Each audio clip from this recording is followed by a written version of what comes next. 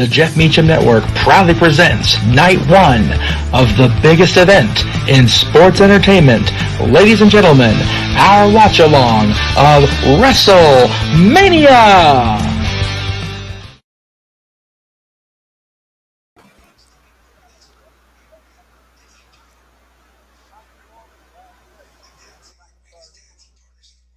Wonder if Jeffrey like I'm muted because I suck.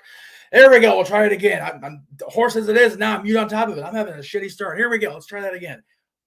Good afternoon or evening, wherever you may be in the greater part of the wrestling world. I am, of course, the West Coast Professor Jeff Meacham. I thank you all for tuning in today for what is sure to be a wonderful experience, hopefully for all of you guys, definitely for us here at the Jeff Meacham Network, because we love what we do here. You can hear me. I sound like shit. So it's going to be one of those days. But thankfully, by the grace of God, I have a wonderful team in place that is going to help me get through this nonsense because, like I said, I woke up feeling exactly like I do right now. And Big G, I see your comment. The link is coming your way, my friend. Just stand by 1 second. In any event, I sound like Austin, which is appropriate. Right? I guess we're in Texas. As soon as we get Big G in, we'll go ahead and unveil everybody. But I want to thank Noah Foster for doing our play-by-play today. I want to thank James Hebert for doing our commentary / alternate play-by-play today. I want to thank the Renegade JJ Williams for coming in after what has been a crazy 5-year-old's birthday party. I'm sure he's tired as hell. I'm sure he's had a long night behind him and ahead of him. So thank you, JJ. And I thank you, Big G, for volunteering to pop in as well. As soon as everybody's here, we'll go ahead and get this party underway. You're going to see me disappear briefly once I get through this hell that is talking right now, and then I'll be back in the control room on headset. So as soon as Big G pops in, which she says, doesn't see he has a link, which is always an adventure, but we'll hopefully he got it. Okay. Anyway, I'm gonna go ahead and bring everybody in because I don't want to wait any longer because I'm impatient. So with that being said, let's welcome the team in. Hello, everybody. Welcome officially to WrestleMania, guys. Good to see everybody. Noah, let me start with you. Play-by-play man himself, and you have a guest with you, so we'll do intros here momentarily. But Noah, we talked about it last night before we went off the air. I feel very badly for the WWE superstars, particularly the tag team division, after what we saw last night at Supercard of Honor. But if any athletes can deliver, I think it's going to be the WWE superstars tonight. Well, the WWE superstars, they're going to have that test put in front of them tonight after we had an incredible showcase of professional wrestling greatness galore that left us an ooh and on the edge of our seats. Will we have those same emotions delivered forward on this showcase? We're going to wait and see. But again, when it comes to the WWE, they always try and go all out. No disrespect to the quality of talent here, but when it comes to booking and storytelling, that is where it lacks. They're going to try and make up for that with what we see tonight in that ring. We'll see soon enough. And James, again, always good to see you, especially during a WWE show, because I know this is not your cup of tea. This isn't your shot of brandy, shall we say? But we'll definitely see how it goes. I know you're looking forward to whatever the hell they throw at us against Seth Rollins. We were talking about it off air, who it might be, who it should be, who it probably Am I looking forward to whatever the hell they throw at us at Seth Rollins? I don't know, man. Now, you know what? If nothing else, it'll give you fodder to bitch at him at for the next year, so it's all good. Yeah, you went. Oh, okay. Well, that is probably accurate. That is probably accurate. And by the way, whether I sound like this or not, when we're done tonight, open mic night's a thing, kids. Just throwing it out there for everybody. Yeah! It was the quickest F-bomb drop today. And we've already got one, folks. Dory, Bill James tab already. He's on a roll. 5-minute preview, so we're less than 4 minutes in, James. Jiminy crickets. Anyway. Yeah, sorry about that. At least I waited after the minute. I heard that's the thing. Stat Boy opened the tab because James is already on it. That's it. it. Right. Run that tab, Stat Boy. Dory will bill him later. Oh, Lord. Speaking of, it's ironic that we have. St. Paul!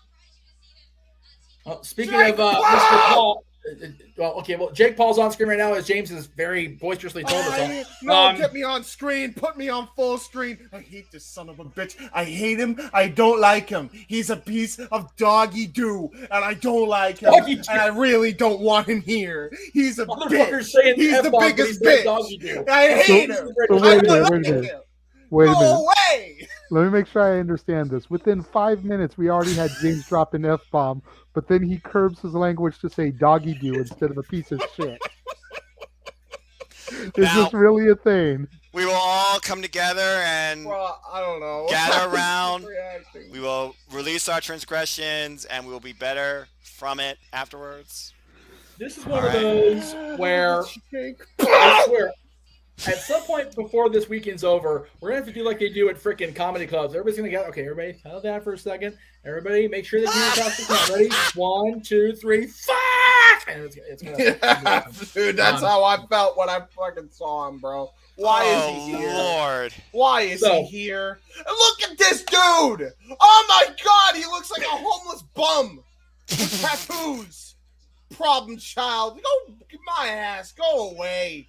Ladies and gentlemen, we have gone off the rails as we are literally just outside 50 minutes away from the WrestleMania main card. The only problem you have is being too freaking privileged, okay? So, Big G, JJ and I have both sent you the link now, so I don't know what's going on, but oh Lord, see Noah's friend right there. I respect him. Yeah. He has that same exact disgusted look that I do. I respect that man. I respect him and everything he works. I'm guessing you don't like Jake Paul either. Never. He said never. That's my guy. That's my guy. Let me Jake invoke. Paul looks like Machine Gun Kelly and Justin Bieber had a kid together. What happened? Yeah. Said Jake Paul looks like Machine Gun Kelly and Justin Bieber had a kid together. Dude looks like he wants to be a wannabe post. By the way, I can hear somebody's feed for what it's worth. I don't know who it is. I can never hear somebody. Yeah, no, I believe that's your feed. You might have to turn it down just slightly, brother, but you should be okay. And Josh, we will send you the link here in just a minute because I do want to bring Josh in because today's Josh's birthday. So, yes. Before we get too deep in the festivities, happy birthday, Josh. Yep. Yes. I think that's fair. That's an accurate point, Vaughn. I agree. A lot of hate, but rightfully so, depending on who you talk to. And also just a lot of discretion, apparently, among this panel. I feel like Jake Paul is just adding more mischief to the fire. Yeah, no kidding. Can we do a quick test real quick? We'll go one by one mute and see what feed we hear. Okay, I'll go first. I can run my channel, but go ahead, James. Go ahead. I just wanted to make sure because sometimes you never know, dude. It's a good point. I understand that. I was getting to that. You just gotta hang on a second. All right, so Big G is now here. Hello, Big G. Big baller. Yo. Alexa, turn off living room light. Yo.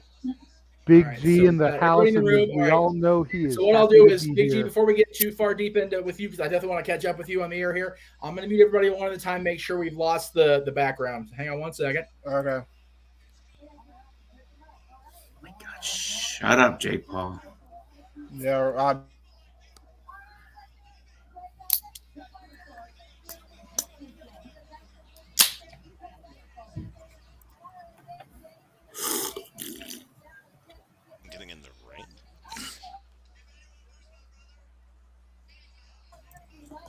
Big G, it is you, my friend. Can we possibly get you on headset to watch the show? I know it's going to be a bitch, and I'm sorry, but yeah. Lord, I apologize. I got you. Hold on. Thank you. Just don't need copyright dings for WrestleMania. This is going to be a big one for me. Right. Yeah. Right. Yeah, all right. I understand. So who was it? It was G. It was G. It was really? It wasn't Noah? I thought it was Noah. I turned it down when y'all were starting to talk about it. Okay, cool. My okay, TV is at 22. All right, cool. Yeah. As long as everybody can hear it, including your friend. Now until I go out, when I get my headset on, I'm gonna put it on headset so I can hear the commentary and still keep it on you guys. God damn, my throat fucking hurts. Anyway. It's good by the way, Josh, hurry up. By the way, G, if you want to be in sync with us, currently, we are at 1 hour, 13 minutes, and 35 seconds.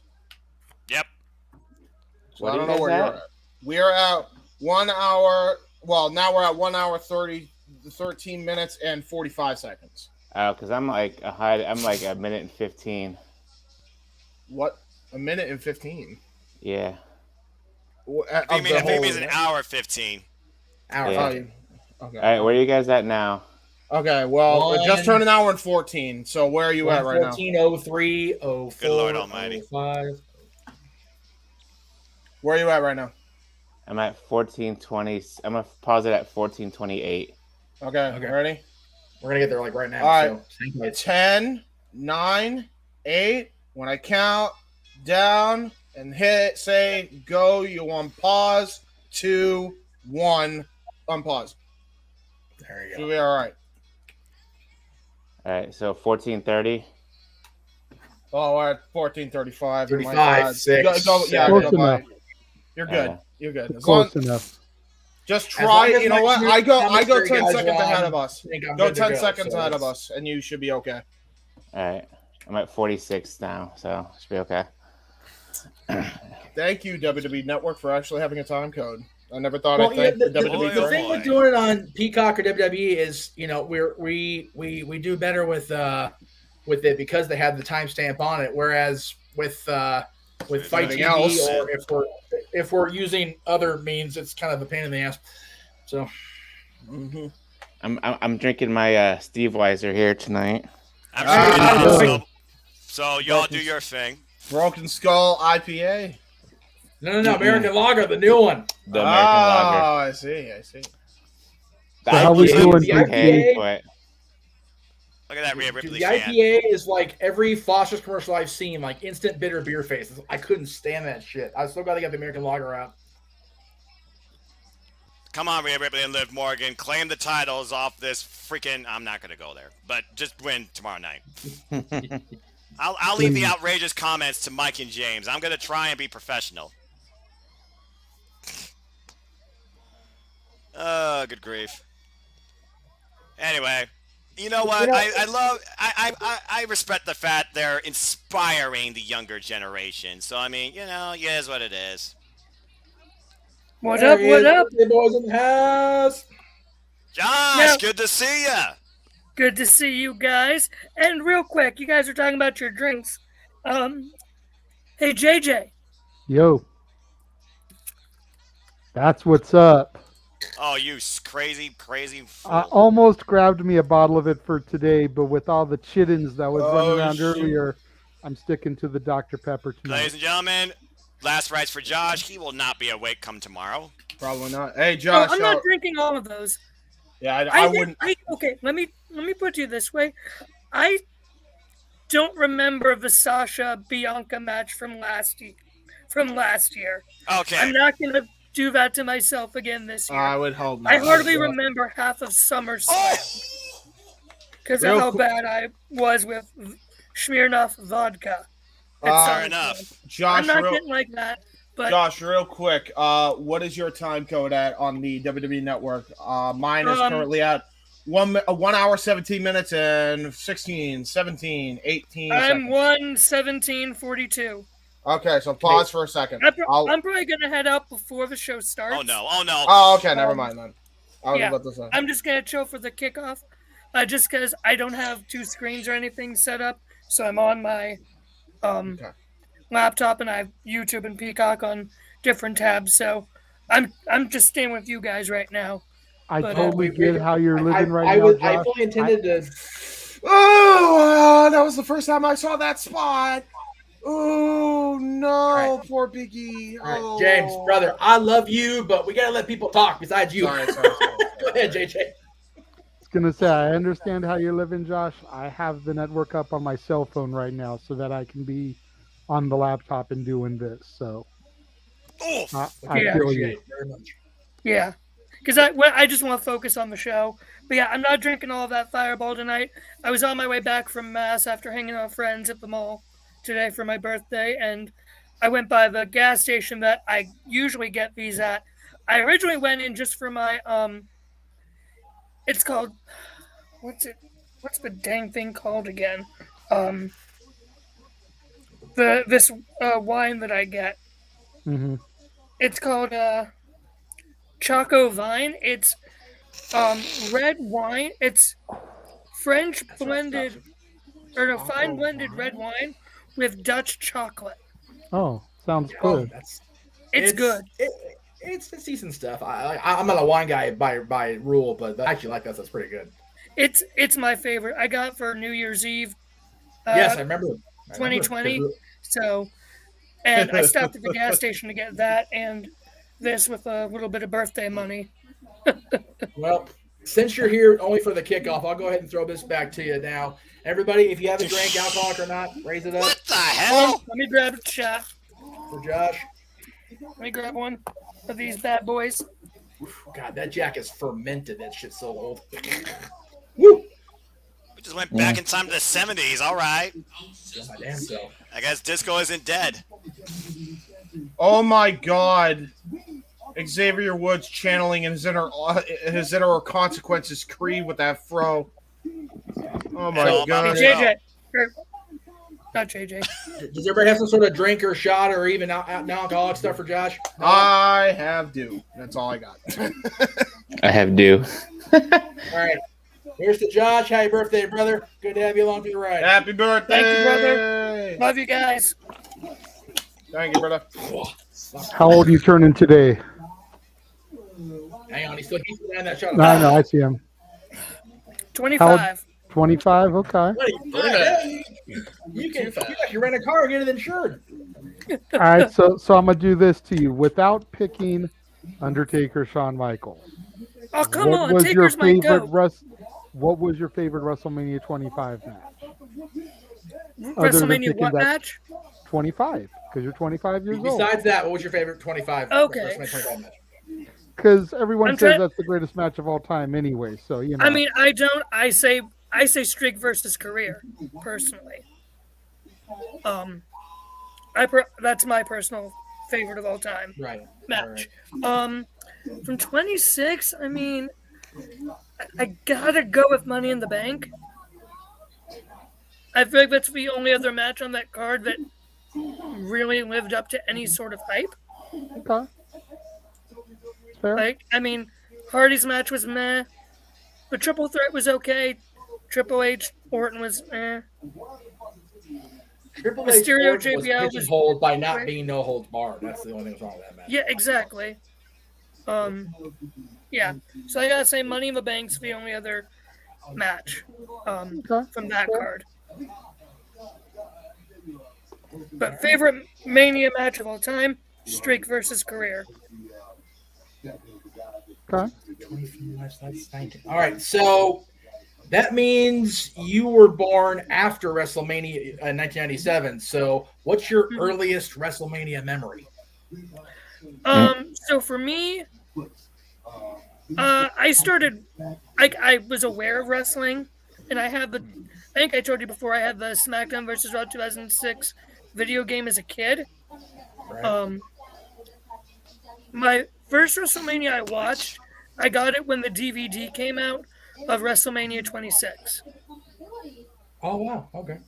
Oh wow. So, by the way, JJ, I found that exact DVD in the stuff that I had in the garage that was untouched, and it's been opened, but it hasn't been touched since 2010. It's in really good shape. That'll be a Renegades giveaway long term. You know, it's funny. Speaking of WrestleMania DVDs, I think I have WrestleMania 21 up until, oh God, what do I have? 26, 27, 26, I think. Right. My earliest WrestleMania memory was 19. Believe it or not. There you go. Yeah, Team ODQ was supposed to be at 19. We just ended up not getting to be able to go to Seattle. Big G. For me, it was tell the missus WrestleMania hi for me. 15. They say hi, Colleen. Say it again, JJ. I said for me, it was 15. She's wearing her wrestling shirt. Hey, at least this time she doesn't want to kick my ass. There's still 38 minutes before the pre-show's over, Josh. That's right. I was saying, you can That cause as was much a chaos as Stat Boys possible. reference. That was a Stat Boys What do you reference, think gonna make a JJ. difference? Got it. I drove Jeff to drink that night. You're crazy. How'd you get with that? Why you do this? Exactly need driving to be drinking. It don't take much to start that engine, I'll tell you that much, especially nowadays. Yeah, no. It was in the middle of football season, and Greg and I, or Big G and I, him being a Steelers boy, being a Browns boy. Of course, I'm wearing my Ms. Cleveland shirt. Oh God. Because both these yahoos are packing the cinnamon drinks when they do drink, and they're both supporting the Miz. You got to love the Cleveland loyalty there. Right. The reason I'm wearing this shirt is because I was going through my shirts, and most of the shirts I have are all people from Night 2. Except this and Ray. And the Ray one wasn't feeling as comfortable. Like I wanted to be comfortable watching it tonight, so I went with this.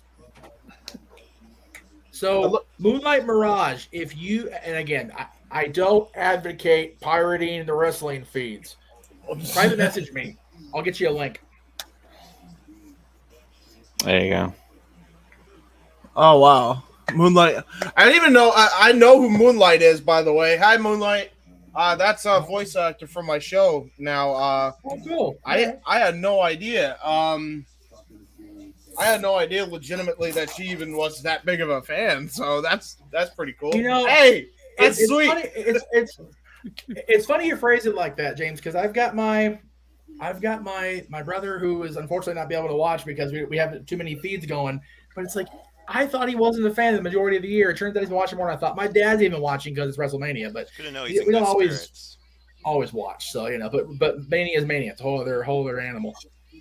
Exactly. It's kind of what we were talking about the other night on the prediction show. It's like whether you're a WWE fan or not, whether you dabble in AEW. I mean, I could just go New Day. I just go New Day intro right now and just talk about Don't You Be Sour about WrestleMania. Noah, brother, I love you, but JJ was talking, man. You talked right over him. Oh, my bad. It's all good. That's now two people I've stolen. But whether you watch WWE or you watch AEW, ROH, Impact, we can all agree that this weekend is the biggest weekend of the year for us. So, yeah, sure. Exactly. I love your slow delivery, but you still prove a valid point, JJ. There's a certain way you sell stuff with your voice and presentation. While me, on the other hand, I could just probably out-talk all of you as fast as possible. Yeah. For me, by the way, I'm looking at Jerry and Booker, and I think I said it last time we saw a stream with these guys at Royal Rumble. I'm still marveled at how they have not aged, with the exception of a few wrinkles here and there. Right. Agreed. It's unbelievable, dude. The power of physical health and Botox, I guess. I don't know. Wow. Well, on Jerry Lawler, I will agree with that. But, whether you ask Booker T or Ron Killings, we all know black don't crack, so he's good to go. I'm glad you said it, by the way. I was about to say it, so I'm glad someone gets that. Respect. Oh, yeah. Hey, Cleveland, we claim the king. WWE World Heavyweight Champion. Like, seriously. So. Big gonna come back. Big gonna come back. All right, Kayla, I get you. I like Cleveland the claims jacket. the king. Man, that is crazy. I'm going to step out real quick here, but I'll be back in with the control room and everything on headset. I need to go get some air, honestly. I'm burning up back here with this damn cold, but I will be back momentarily, y'all. No worries. I'm going to head right now because I got to grab some food in me before tonight really gets going. Yeah, I'm waiting for because I have not eaten since my birthday lunch. No worries, Josh. Thanks for popping in. Happy birthday. Enjoy the show. Thank you, guys. I might pop in intermittently in between matches or whatever. We'll see. All right, but definitely want to be in here tonight at least for just a little bit to see you guys and everything. And, big thanks to... Big match. Big thanks to Jeff, as always. He is the man. You guys rock. Thank you, man. Much we appreciate it. Yeah, I love doing this, And Noah, hope to see you in May, brother. We'll see, man. It all comes down to financing and timing. True that. Big Banga G. Steeler Squealer. Yeah, keep on talking. Do I badly. Oh boy. Oh yeah, All little right, Mitch guys. Trubisky. Ain't about football tonight. Trubisky. Hey, football has been so freaking crazy. Mania basically snuck up on me. Like, I didn't write my predictions till like Wednesday. I didn't even think I set my predictions until Thursday. Either way, you sent them before midnight. They count. No, I meant my Mansfield's matchups column, Gotcha. which I gave a shout out to our buddy Greg Cherry in the thoughts of, Shane could be Seth's opponent. And when I was talking a little bit about, celebrity matches and that, and I was saying, celebrities can do good, especially when they're trained, and want to do it like Bad Bunny, and gave a little message to Virtue in there with, y'all know his thoughts on Bad Bunny. Of course.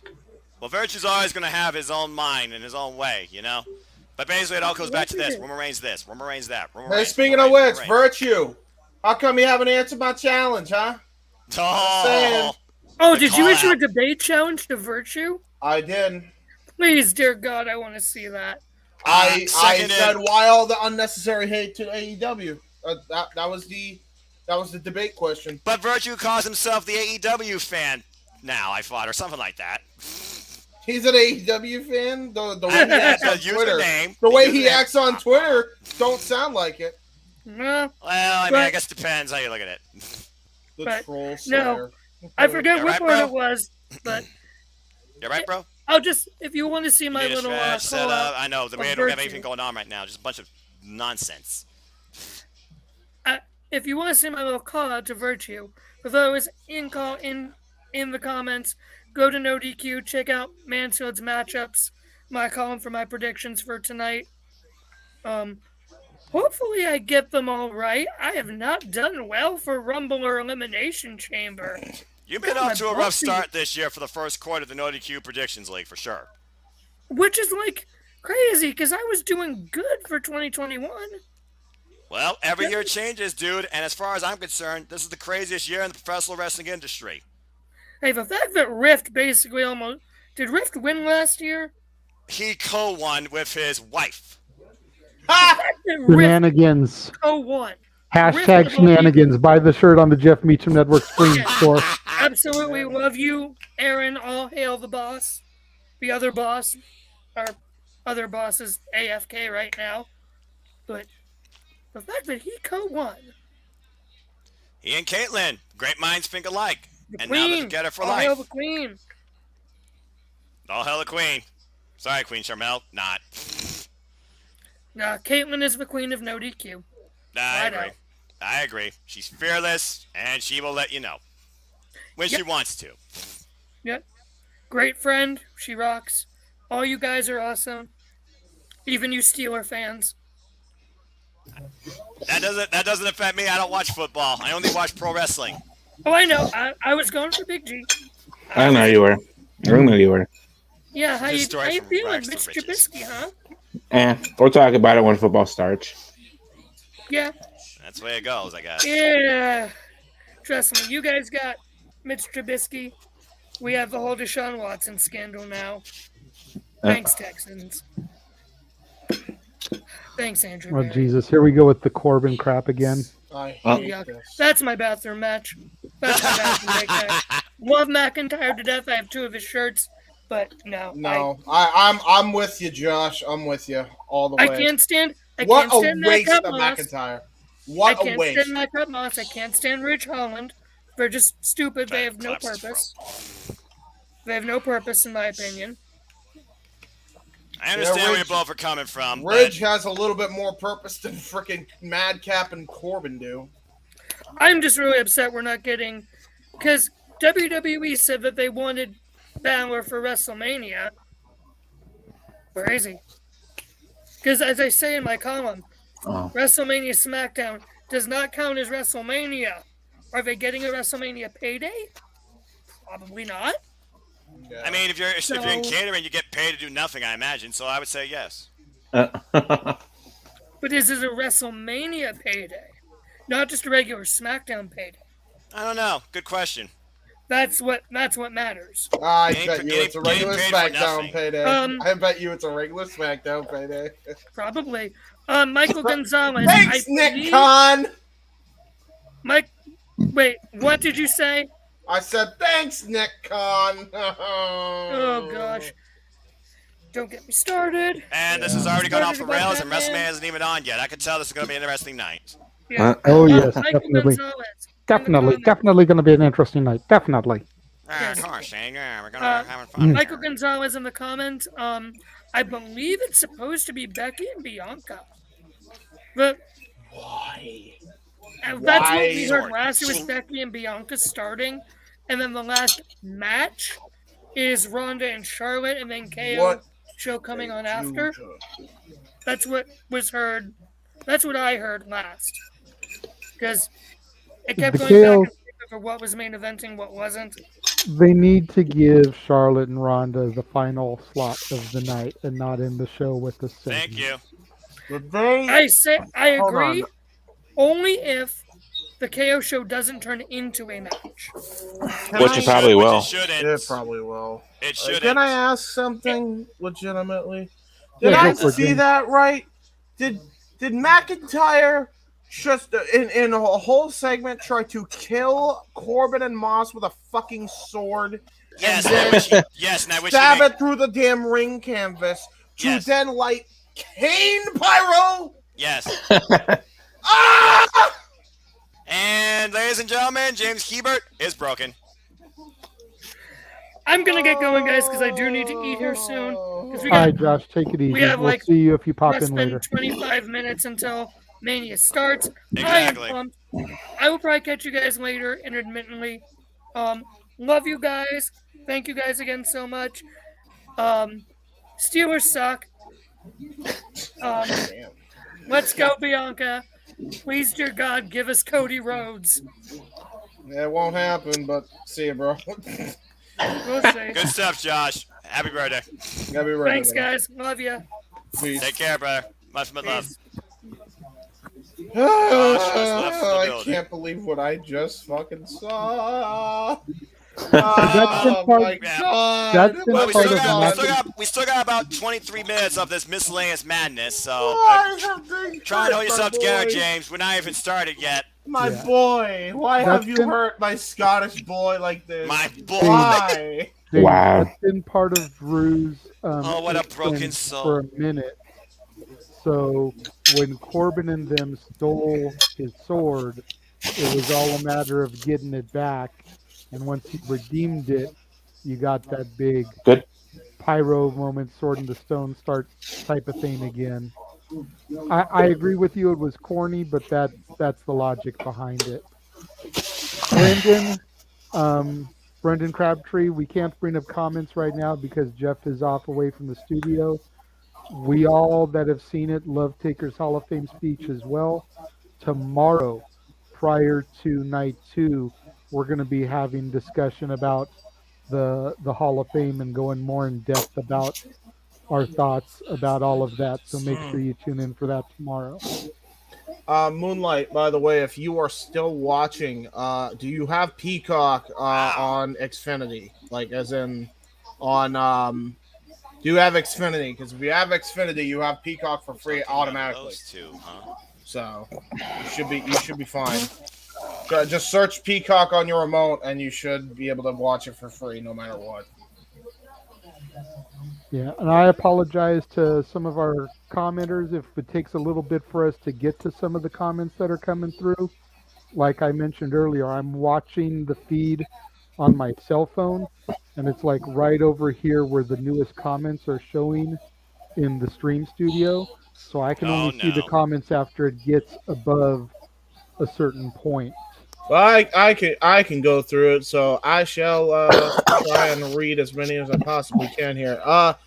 Do I see a big baller G? Says Mike Caldwell. Okay, it's that boy. Yes, you do see a big baller G. That's And as him. we all know, he is happy to be here.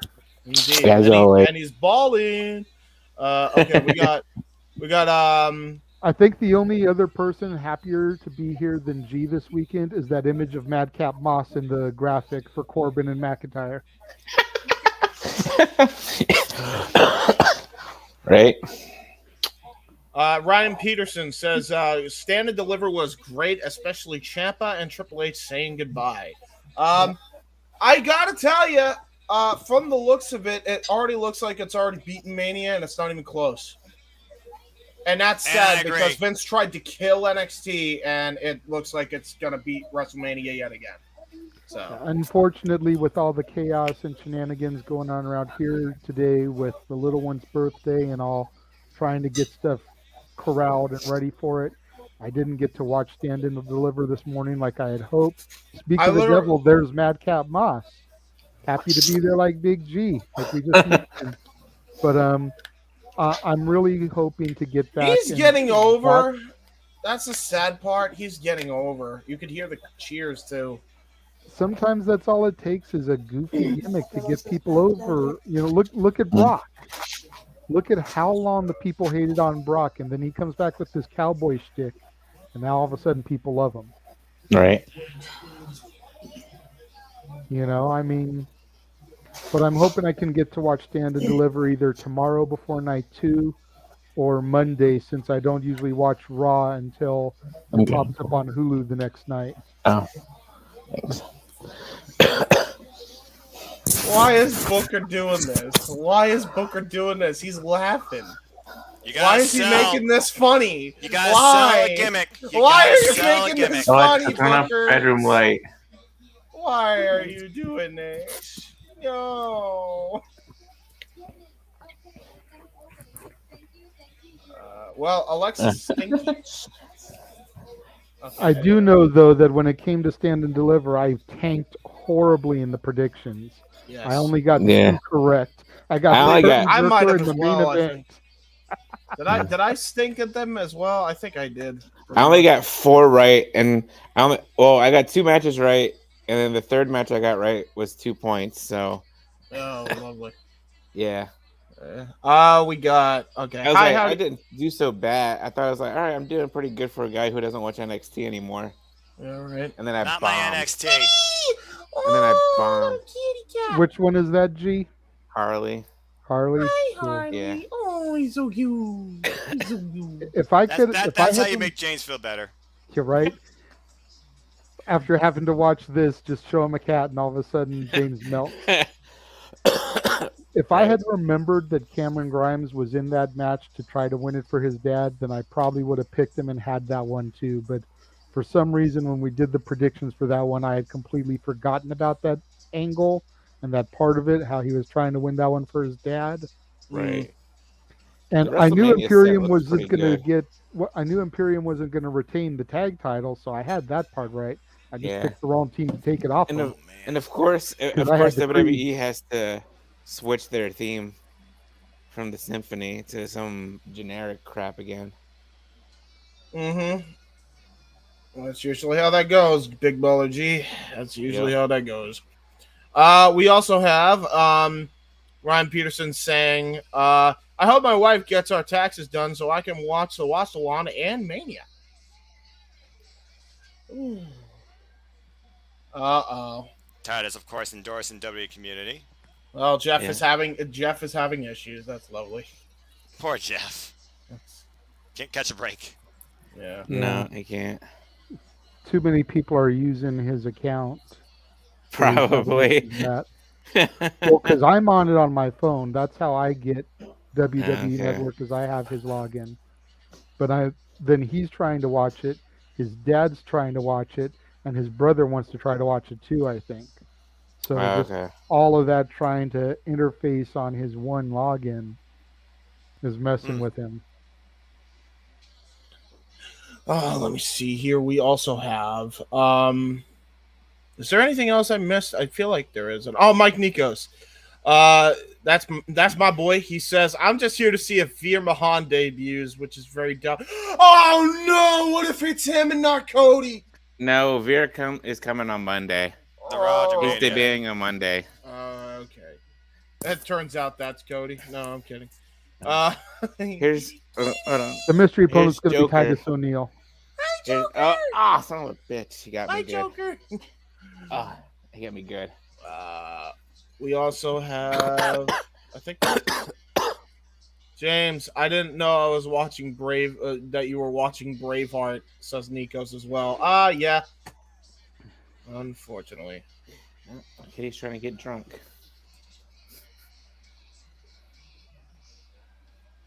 Interesting. Oh, well, Hey, Joe, give it get down. okay. All right. alrighty. What else we got here? We have. I was hoping I could get DirecTV, but apparently you stopped the bait. If you have DirecTV, then you're screwed. Okay, Yeah, that explains that. Okay, Michael Gonzalez. Do we know which match opens the show? No idea. No. Have no clue. No, but the heavy rumor, like Josh was saying, is that it's going to be Bianca and Becky. I'm thinking it's going to be the SmackDown tag titles, to be honest. No. If it were like it's Rey Mysterio's match. That would be the lucky way to go, but everything I've heard and read says the women are going to bookend it. The one title match is going to open, the other one's going to main event. Okay. Ay. This has been the longest countdown I've ever seen. It's I know it's been going for like 2 hours. Yeah, it'll be 2 hours tomorrow night, too. Oh, great. The heck with that. Oh, bye, kitty. Tech issues too. Oh, boy, says Moonlight. Yeah, that's usually how that goes. James, I DM'd you on Discord, BDW. Said something about a link. Yeah, I got you. Let me, We're getting closer. I got you. Now, who will win, Ronda or Charlotte? Ronda. Yeah, it's got to be Ronda. BG, it might not be Shayna Baszler, but come on, man, it's Ronda. Yeah. Oh, I picked Ronda to win tonight. And then hopefully we can get the build to a Ronda Shayna match. That'll be the dream. You know what's funny? They showed Shayna and Ronda training last night. I'd be fine if Shayna and Ronda would be a tag team. And just I guess dominate whatever women's tag division you have. The problem is that there's no team that would be able to contend with them. That's true. You would legit have to bring Natty and Beth back in as a team to even have a viable competition. Mike C. Statboy said Madcap got jokes. Stand and Deliver was an okay show, says Brandon. It's still even okay or good. I think it's gonna be Mania. I don't even think it's gonna be close. I agree. What's sad is a lot of times an okay developmental show is leaps and bounds better than that's the best exactly that what I said. That's exactly what I said, JJ, on if tonight they were, when I was on with Noah. That's exactly what my reaction was. If they were smart, they would open up with Seth versus possibly Cody just to get that. They're not going to get Cody. I mean, I would like to go back. They're not opening with that. Yeah. Because if it's not Cody, oh boy, what a bad open. That'd be true too. They would shit on the rest of the show. Yeah, that show is gonna end like finally the Royal Rumble 2015. Talking about the match that matters the most to me tonight: Ronda Rousey and Charlotte Flair. Yeah. Gonna make you wait. That's gonna be the big money match. That's the Brock Roman in night one. Yeah. Damn well better be too, and that's right appropriate spot. I've been saying for a while now, as long as they have 2 Rumble matches, a men's and a women, Mania needs to be 2 nights so that each winner can headline like they deserve to. Right. And it looks like that's what they're doing. Brandon says, I agree on Ronda and Shayna tag. I agree. Mike Nico says, if Cody returns as Stardust tonight or tomorrow, I'm throwing hands. 1,074 days. My word. Moonlight, what you've got to remember, he's saying there's no way Logan Paul and Miz will win. What you got to remember is that celebrities rarely ever lose at Mania. Yeah, at Mania especially. So, and Miz has been the butt of the divisions for a minute. You know, went from being a great IC champion, beat Otis for the Money in the Bank briefcase, cashed it in, had his run with Morrison, and he's kind of been floundering in mid-card hell ever since. Yeah. And then the flip side of that coin is people have been clamoring for a Dominic Mysterio heel turn on his dad. You know, you brought me into WrestleMania to fight this celebrity. What the hell is wrong with you, Dad? And just drop him like a bad habit. That's true. Yeah. Well, technically, Dominic did accept the match for them, but All part of the setup. Yeah, that's true. Yeah, I see where you're coming from. All part of the setup. I see where you're coming from, JJ. The animosity between father and son. Yeah. I mean, me and Jeff are going to get into this a little bit on Monday, but I'm just going to throw something out there because I still am dumbfounded and in awe that I even saw this on my computer screen. Yeah. Have y'all been keeping up on the action figure releases from WrestleCon? No. They legitimately are about to come out with a Rey Mysterio action figure with the accessory of Dominic Mysterio from when it was the ladder match for the custody of Dominic. What? There is going to be a little kid Dominic Mysterio action figure with the Hawaiian shirt, the blonde hair, the whole nine. Oh my God, what the hell? And the Mysterio is an elite figure, so the Dominic figure is essentially your accessory with Rey Mysterio. Yeah. Wow. Like I said, me and Jeff are going to get into that big time Monday. Dude, Ask the Dads here on the Jeff Meacham Network. That's so bad. But you think about stuff like that, the fact that that just premiered, you know Dom can use that to channel some heel turn rage. Like, do you remember when you did this to me, Dad? I'm going to need another drink in a moment because this is almost putting me to sleep. Yeah, dude, this is such a nothing pre-show now. Like, just don't even do the pre-shows. Do it a half hour at least. Like, it's Mania, so I get it, but yeah, this is going way too long. Hi, Jeff. How you? Okay, JJ, I need you to log off of Peacock until further notice. Okay. I'm sorry. What?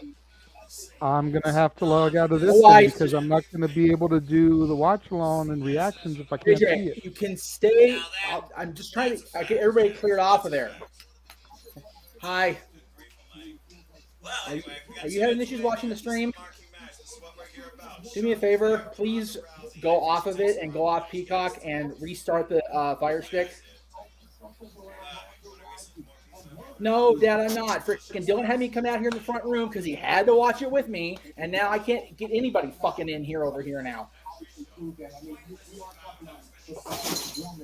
No. All you need to do is hit home on the Fire Stick, the little house button, and scroll down. Actually, go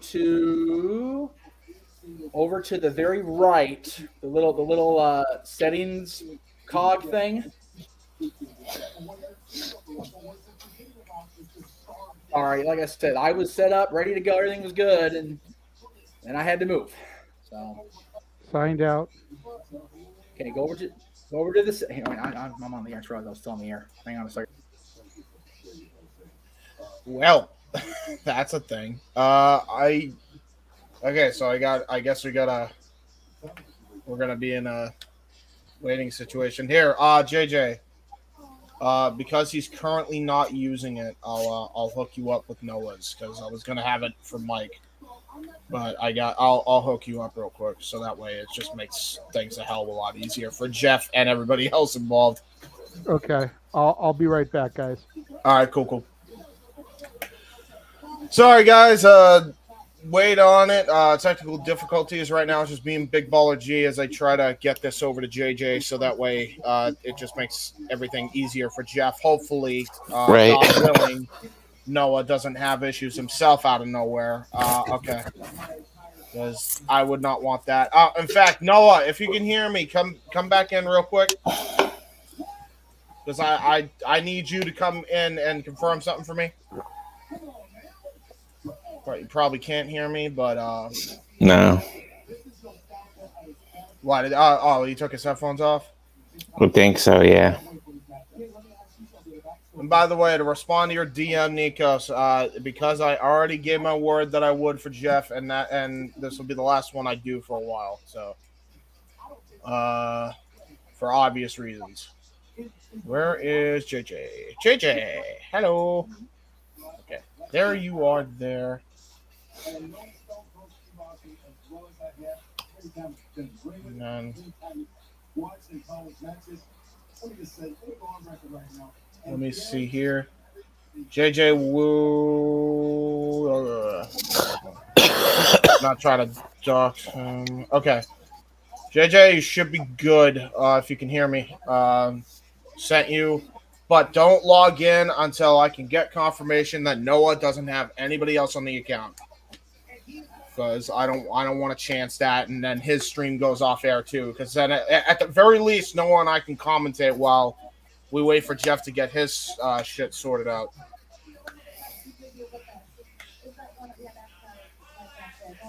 Yeah. By the way, hey.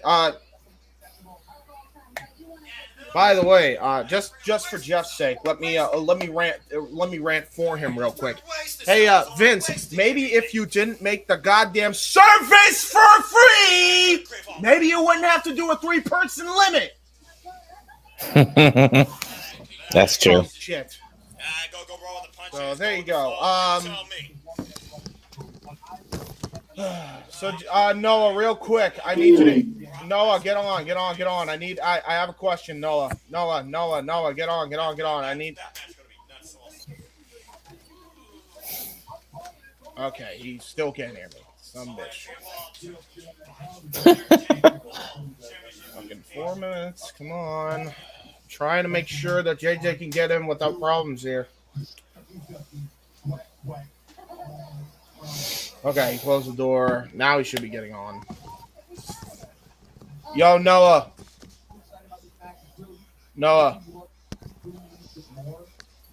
Yo, Noah.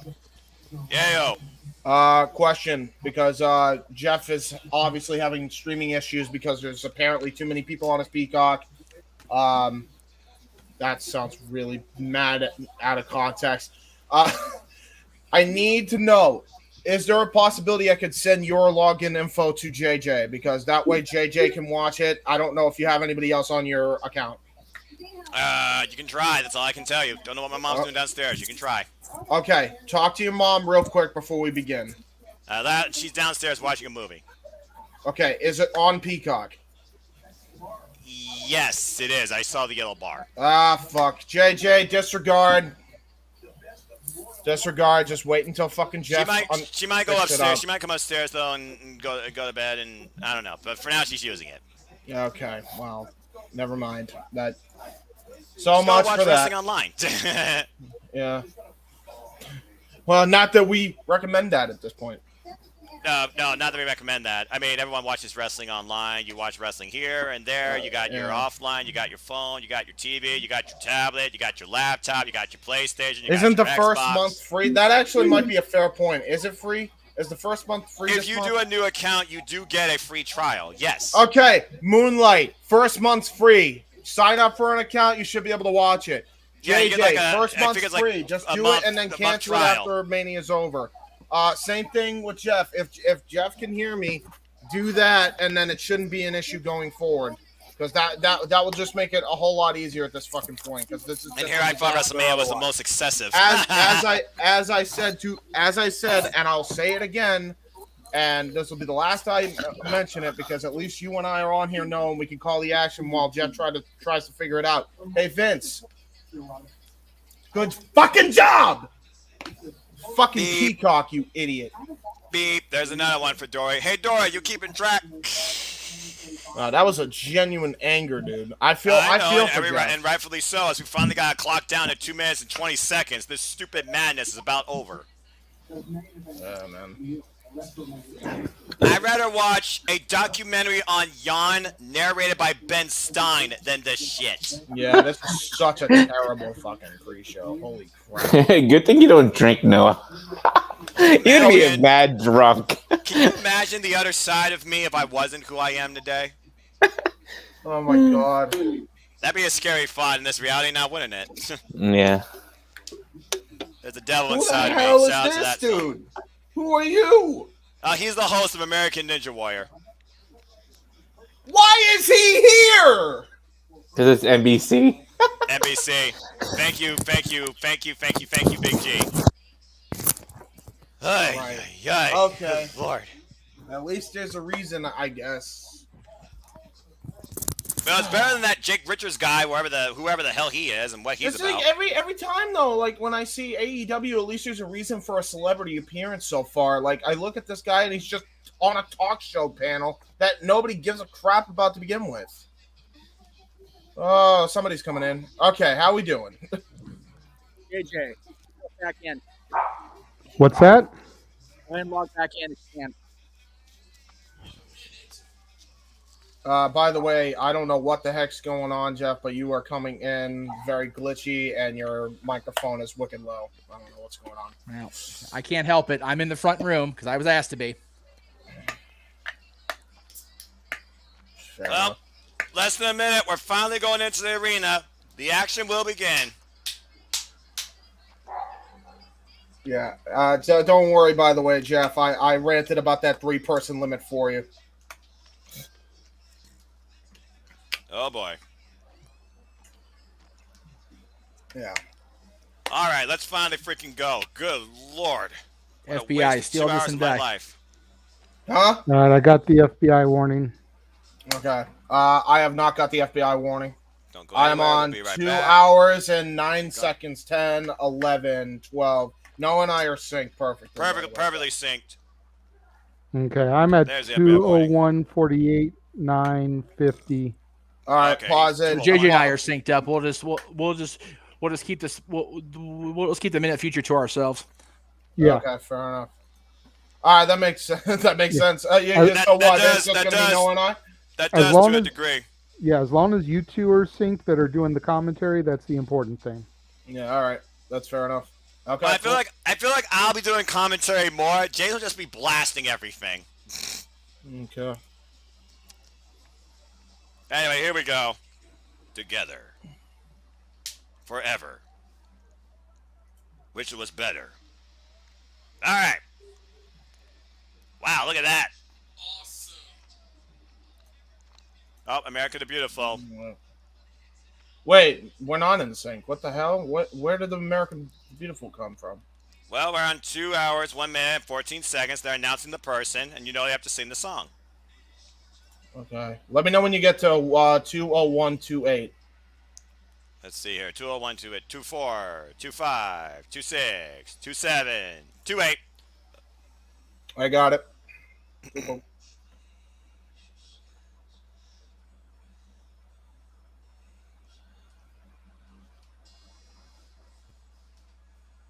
Oh, who are you? Okay, cool.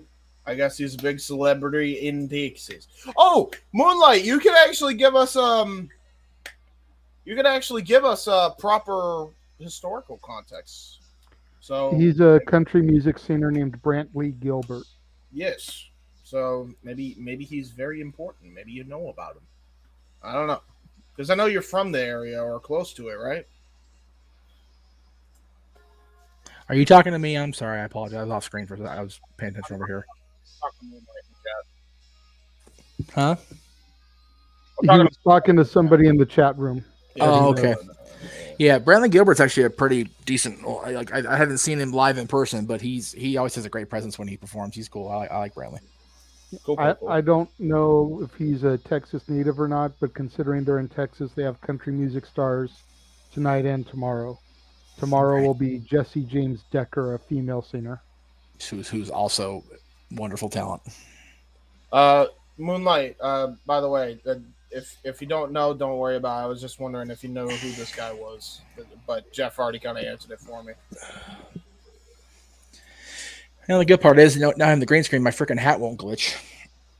It's honestly probably for the best because I feel like that's caused for half of your lagging issues anyway. Well, no, because when I was back there earlier, it was fine. It was just I moved out here to a different room and everything's different. So my system's going, what this shit? Because I've been back in that room doing these streams for 3 months now. So everybody's like, it's like Peter's like, hey. Well done. Loved it. Very nice. Noah, are you ahead of me again?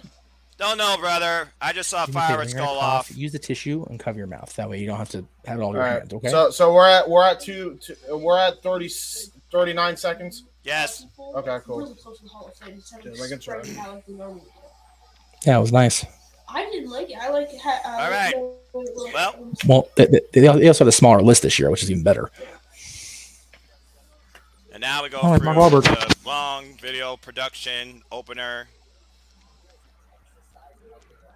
I rewound a little bit. I'm at 204.59 right now. Where are you guys? I'm We at are 0542. 2:04. We're on 14, 15, 16. So 2 minutes and 2 hours and 4 minutes. Let me know when you guys have paused. Again. So 204.30, 31, 32. Yep, 30. you're perfect, JJ. You're perfect. Okay, cool. You are golden, my guy. Cool. The American Nightmare tonight? I don't think so. Pink Punk Rock? I don't think so. It should be good. Anybody hear from Mikey or Dory about actually coming in? I have not, no. Okay, Is there a just reason making why sure. Mark Wahlberg is introducing Mania? Just randomly? They talked about it. I forget what the reasoning was, but there was some sort of Probably underlying NBC related thing. I forget, crap. though. Yeah, probably NBC related promotion. Hey, where did Big G go? I don't know. I think probably Big G just went back to enjoy the event. I think with his Gia or wife. Probably mad at me. Probably mad at me for screaming at everybody because I was so mad. Why would he get mad? Why would he get mad at you for that? You weren't really. Well, screaming you know, at everybody. other people seem to think I tell my kid to shut the f up on the air and get pissed at me for it. So you know. And that's what happens when you manage a network. You have to keep the boat still. Yeah. Well, At this point, I'm just ready to get to action. That's why I'm a little bit on edge. This has been really irking me. Yeah. Also, people should have enough common decency to realize that you have this thing called brain issues because of concussion. So that would be nice, guys. Just saying. In this society that lacks attention and patience. Well, if everybody was nice to everybody on social media, Twitter wouldn't have a reason to exist. Yeah, true. That's fair. That's fair. I guess that is fair. All right. Nothing really fair about it. Finally, all right. And now, Snickers presents, in the collaboration with W2K22, the most stupendous two-night extravaganza in sports entertainment, WrestleMania. Let's go into the arena. How are you ahead of me again? What the fuck is going on with Peacock, dude? Peacock sucks. It's as simple as that. Noah, what's your time code currently in seconds? 45, 46, 47. Okay, so you're a minute ahead of me. You're a minute 48, ahead of me. 49, 206, 50, 51, 52. I'm at that. You're 206? Yes. It says 206. 207 for me. Officially 207 right now. Okay, so you're... That's weird. Okay, no, we're not. We're gonna have to do it the old-fashioned way. There's no way this is synced on our feeds. I'm not convinced. Yeah, right, because I'm at the probably same timestamp you guys are. Yeah, and that's not. The right. timestamp doesn't Right. matter. What matters is what you see on the screen, guys. Unfortunately. Let me know when it says WrestleMania Live. Oh wait, no, that's past. I already went past that, dude. What All right, is what are we it? kicking off with? Optimum. Never. Let me know when it. Let me know when it's when the first entrance starts. Pause it, Noah. Dallas Cowboy cheerleaders kicking us off. Okay, pause it. Okay, I'm okay with this. No, Ratnick. there they are. They're not cowgirls. They are the Dallas Cowboy cheerleaders. Put some If I stank dare on say, it. the most premier cheerleading team in all of sports. Yes. Them and the Lakers girls. Are you unpaused, Noah? Now that they came out, I have no idea. Give me the Cowboy I'm just literally cheerleaders. watching them on the brother. stage. I I love don't give a Lakers damn what else girls, is going on. girls, but these girls are great. Okay. Well, at least. Yeah, nothing else matters right now. I'm looking at Dallas cheerleaders. Everything else is irrelevant. Yeah, that's true. That's a good way to wake up the crowd and wake me up. Hello. Yeah, damn right. You Like, damn right. I would say it once, I will say it again. The most premier cheerleading group in all of sports. Dare someone to challenge it. Yeah, no doubt. Like I said, the only thing that would come close, I think, would be the Laker girls. Give me something with them on live, and then maybe I'll believe you. Oh, good splits. All right, I love this intro. Okay. All right, that pause will be up. Good deal. All right, pause at the splits, or pause after the splits. All right, and now Michael Cole's talking. They're all got their pom-poms. Don't leave. And there's Michael Cole and Pat McAfee. What the heck jacket is that? All right, pause there. Pause there, Noah. Pause there. How long? I don't know. The Cowgirls just came onto our screen. Jesus Christ almighty. This is going to be a freaking car wreck. Yeah, you ain't kidding. All right, unpause there, Noah. That's the best we can do, I think, right now. Yeah, but worry about with a wrestler's entrance, all right? Yeah, true. Again, like WWE knows how to do production. Anyway, Pat it's McAfee, not the production, it's clearly. exciting times. This is the most stupendous WrestleMania of all time. All right, that's my Pat McAfee interpretation of the evening. There we go. I knew it. We're kidding out with Boogs. The SmackDown Tag Team Championships are our opener. All right, Noah. When Shinsuke does that typical thing he does on the ropes, I want you to pause there. And that goes for everybody else in the chat if they want to be in sync on the video feed. All right. Because this is probably the best chance we have to sync for the rest of the night. Jesus Christ almighty. Nakamura. Wait for it. Wait for it. There it is. And Pat McAfee's already on the table. Get your dancing boots on, table or not, because Shinsuke Nakamura has just arrived in the building. Oh, I like the orange and red, or orange and yellow. Pat McAfee. Oh, he just jumped off the table.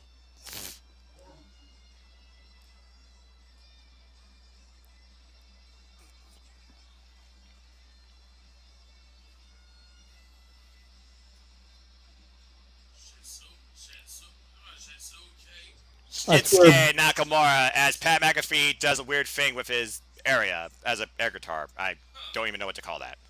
I swear, dude, Boogs looks like Joey Ryan and Freddie Mercury had a kid together. Well, I hope he didn't. I hope he's not the son of Joey Ryan. Currently, you know, I'm pretty sure right Rick Boogs would get the high school on Guitar Hero. If I'm perfectly honest with you, brother. Mm. And Pat McAfee's still dancing on the table like a clown. Again, Noah, you know when to let us know when he does that thing on the ropes. I know. Brought to you by Mike's Harder Lemonade. And honestly, if we have to keep singing, I might actually invest in that because this is getting ridiculous. And I knew this won't be the only time. But okay, we'll give it a shot. So all no, right, let's see here. When you see him do the thing on the ropes, I want you to pause right there, and I'll tell you when to unpause. All right. Let's see here.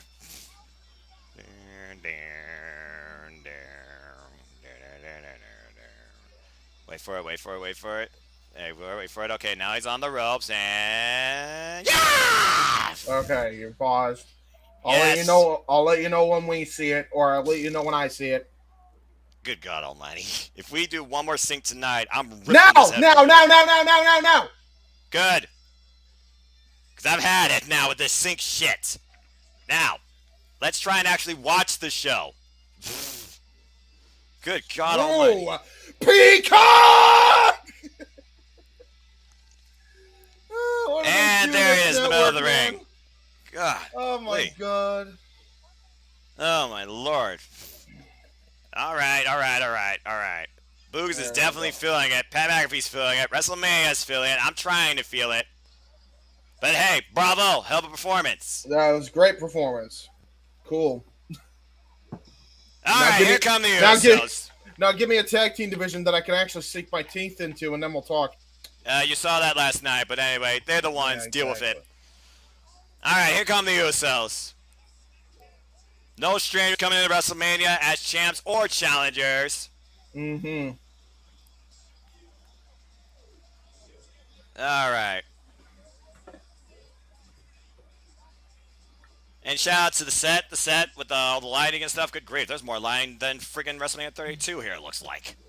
Yeah, because they actually put in effort. I guess when you save money, you could actually afford more lighting. The fake is like, oh, my legs hurt. Fake out. There's that. Oh, and there we go. Uh-oh. Yeah, Boogs is actually a freaking great athlete. Yeah, he at the is. very least. Oh! Big power slam. Got the 3 count. Bam! Dude, holy fuck! That's how you break a guitar, Jeff Jarrett. By the way, did it just get off the replay on your end, Noah? Yeah, of course. Oh, Those are on the ropes. Good stuff. Wow. Okay. Somehow we did it. I don't know how. Jesus. Don't jinx yourself, dude. I'm telling you right now. Next time the glasses are coming off and I'm ranting and I'm speeding off. Yeah. All right. This must be that Savannah Evans lady. All right. Down there, team championship of the world. All right. Just championships, dude. They don't say it world. Yep. Forgot. Yeah. 485 pounds, really. Boogs. I think Boogs is more of that weight, if I'm honest. I mean, at least they're in matching colors, so good on them. Weird, though. Why you pick orange and yellow is my question, but I'm not. Oh, it's freaking Mike's that's right. Hard. The Mike's Hard Eliminator. Yeah, the thing. Mike's Hard sponsorship. It's a sponsorship. Hey, meanwhile, you got the Usos. You know what would be great? You know what would be even better for Rick Boogs and Shinsuke Nakamura if they actually had sponsored tights. Well, you can't ask for, everything. I'm just saying. Yeah, true. Especially with Vince. All right. Referee holds the tag titles. Here we go. First match of the night. For the silver dollars, as you call them, I call them the dimes. I call them pressed pennies. Yeah. Yeah. Well, truth be told, pennies aren't made of copper. Oh! They're made of zinc. And right now, Nakamura starting up strong in the kicking department. Caught him with the right. Nice. 257 days the Usos have held these tag team championships. When Nakamura looks to give some bad vibrations or good vibrations, I don't know anymore. Vibrations of the neutral vibrations. I don't know. I mean, you want the vibrations to have some sort of effect, just like this knee is about to on Usos' chest. Shinsuke Nakamura now. Boom. Knee right to the gut here. And the cover hooks the leg. Barely a 1 count. After all these years, despite the fact that they have different hair, I can't tell which one's Jimmy and which one's Jay. I feel like Jimmy's the one, though, with the more wild beer. Oh! Oh, nice elbow strike. Good tag team maneuver here by the veteran tag team and the Uso brothers. Brothers by birth, might I add, but Nakamura with the first shot and hasn't been able to hit one since. And now the Usos going to look to take control here as he points. He's not pointing. He's asking the arena to acknowledge the bloodline. Right. Sorry, I forgot about the I forgot about the meet the fuckers thing. Right. Snap nair. Point. Snap nair. Take down. Nice uppercut. Jey Uso now tags in Jimmy. See, now you know Jimmy's the one in the red shirt, and Jay's the other one. Make a wish. Ooh, wishbone. Nice wishbone there. That might make Nakamura sing as high as Bugenhagen. Right in the Nakamura's.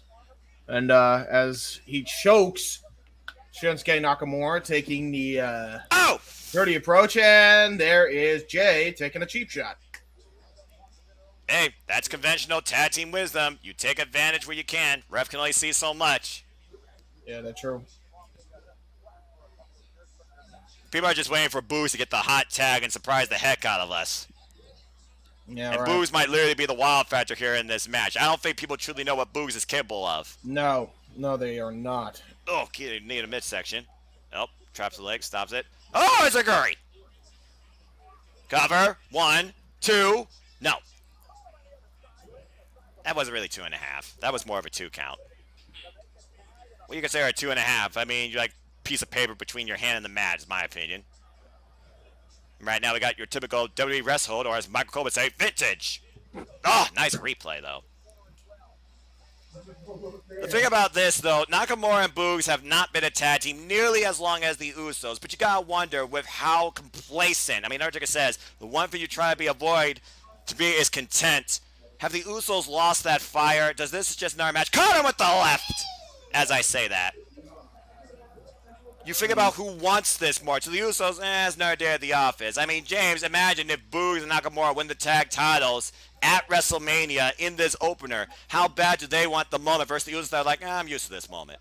Yeah, very true. Absolutely true. Tabs are made on both sides. And again, Jey Uso was the one that really started this thing with Boogs in the first place. I still think Bugenhagen is a better name, but that's just me. R.I.P. NXT. Agreed. Oh, kicks in the midsection. Ooh. Pop-up uppercut. Yep. Oh, wait. What's he thinking here? Whoa! Look at that. Bear hug. And right now, he hooks him. Maybe for a suplex. Oh, look at this. Wow. Okay. Bugenhagen is impressing me. Down to a knee and back up again. Drops him. Oh. There goes the feet. Oh, you're kidding me. You're really kidding me? No. That's hilarious. The feed I got cut out? there we go. It's back. Spinning yellow circle. Bugenhagen with the cover. 1, 2, no. Okay. Kick out of that, 2. All right, it happens. Again, this is streaming. This is Peacock. This is not the WWE Network. Yep. That's not the BR. This is not the Bleacher Report app. This is not YouTube. This is not Sling. This is not insert streaming service here. And they all have their faults, I'm just saying. Oh, up in the shoulders. What's going over here? Samoan drop? Uh-oh. Uh-oh. Oh, no. Are you kidding me? No way. Oh, too much. The knee. Oh, that's the story they're telling, actually. Exactly, the knee. Okay. Is that leg truly 100%? Did Bugenhagen just tweak his knee? Yes, I'm going to keep calling him Bugenhagen because that's a better name. Might as well tag, yeah. Might as well tag. And he just did. But again, watch the way his leg collapses. Watch the way his leg collapses. Watch the right leg. Oh, man. That's a lot of pressure on there. You got to remember, it was a move similar off the apron that caused Bea Priestley to be on the injured list in a match against Michael Satomura. I just saw a... Oh, here we go. Shinsuke Nakamura now taking control. Oh, Jesus. Again, that King of Strong style, those kicks really hurt really bad. Yeah, so in the corner. Nakamura, uh-oh. Oh, look at this. Oh, kick the back of the head and a roll through. What's it? Oh! Slides underneath and suplexes him. The dynamics of Shinsuke Nakamura. He might be calling to. Are we going to see a knee to face? He's looking for it. He's feeling it. He's waiting. Looking for the Kinshasa. Super kick counter. Here comes Jimmy. Or Jay. Is it Jay or Jimmy? Jimmy with a splash. Cover. Hook to the outside leg. There's 1. There's 2. Oh! And Nakamura survives the splash and kicks out at 2. Okay, so we're way off sync again. What the fuck? And right now, Nakamura might be on a 2-on-1 situation. Yeah, right. I mean, Shinsuke Nakamura, he's nobody that's a stranger to challenging the world, but right now in a tag team situation, it's almost a desperate need to win. It's also one of those things, though, where you might get a surprise win in the end because you don't know if the other guy will come back into play. No, that's a fair point. Blind tag at the waist lock. Nakamura in the wrong part of town. Oh! That's a super kick. Double offense. 1D! The 1D! Down since day 1! And the cover! Hooks the leg! And the Usos win. Wow. What an uneventful disappointment. I feel like they had to cause an audible there, James. I think literally Bugenhagen was legitimately hurt, yeah. So unfortunately, this match ended a lot more abrupt than we expected. Yeah. Regardless, the Usos are still your SmackDown Tag Team Champions. Let's go back to the replay here. Go ahead and call it, James. Yeah, he it looks like he popped his knee. His leg just completely gave out on him legitimately. That was not supposed to happen. And a super kick got a follow. The Usos took advantage. And Shinsuke takes an L here at Mania. And they hit the 3D, which apparently is now the down since day one. And they got the 3. So there you go. Called the 1D, actually.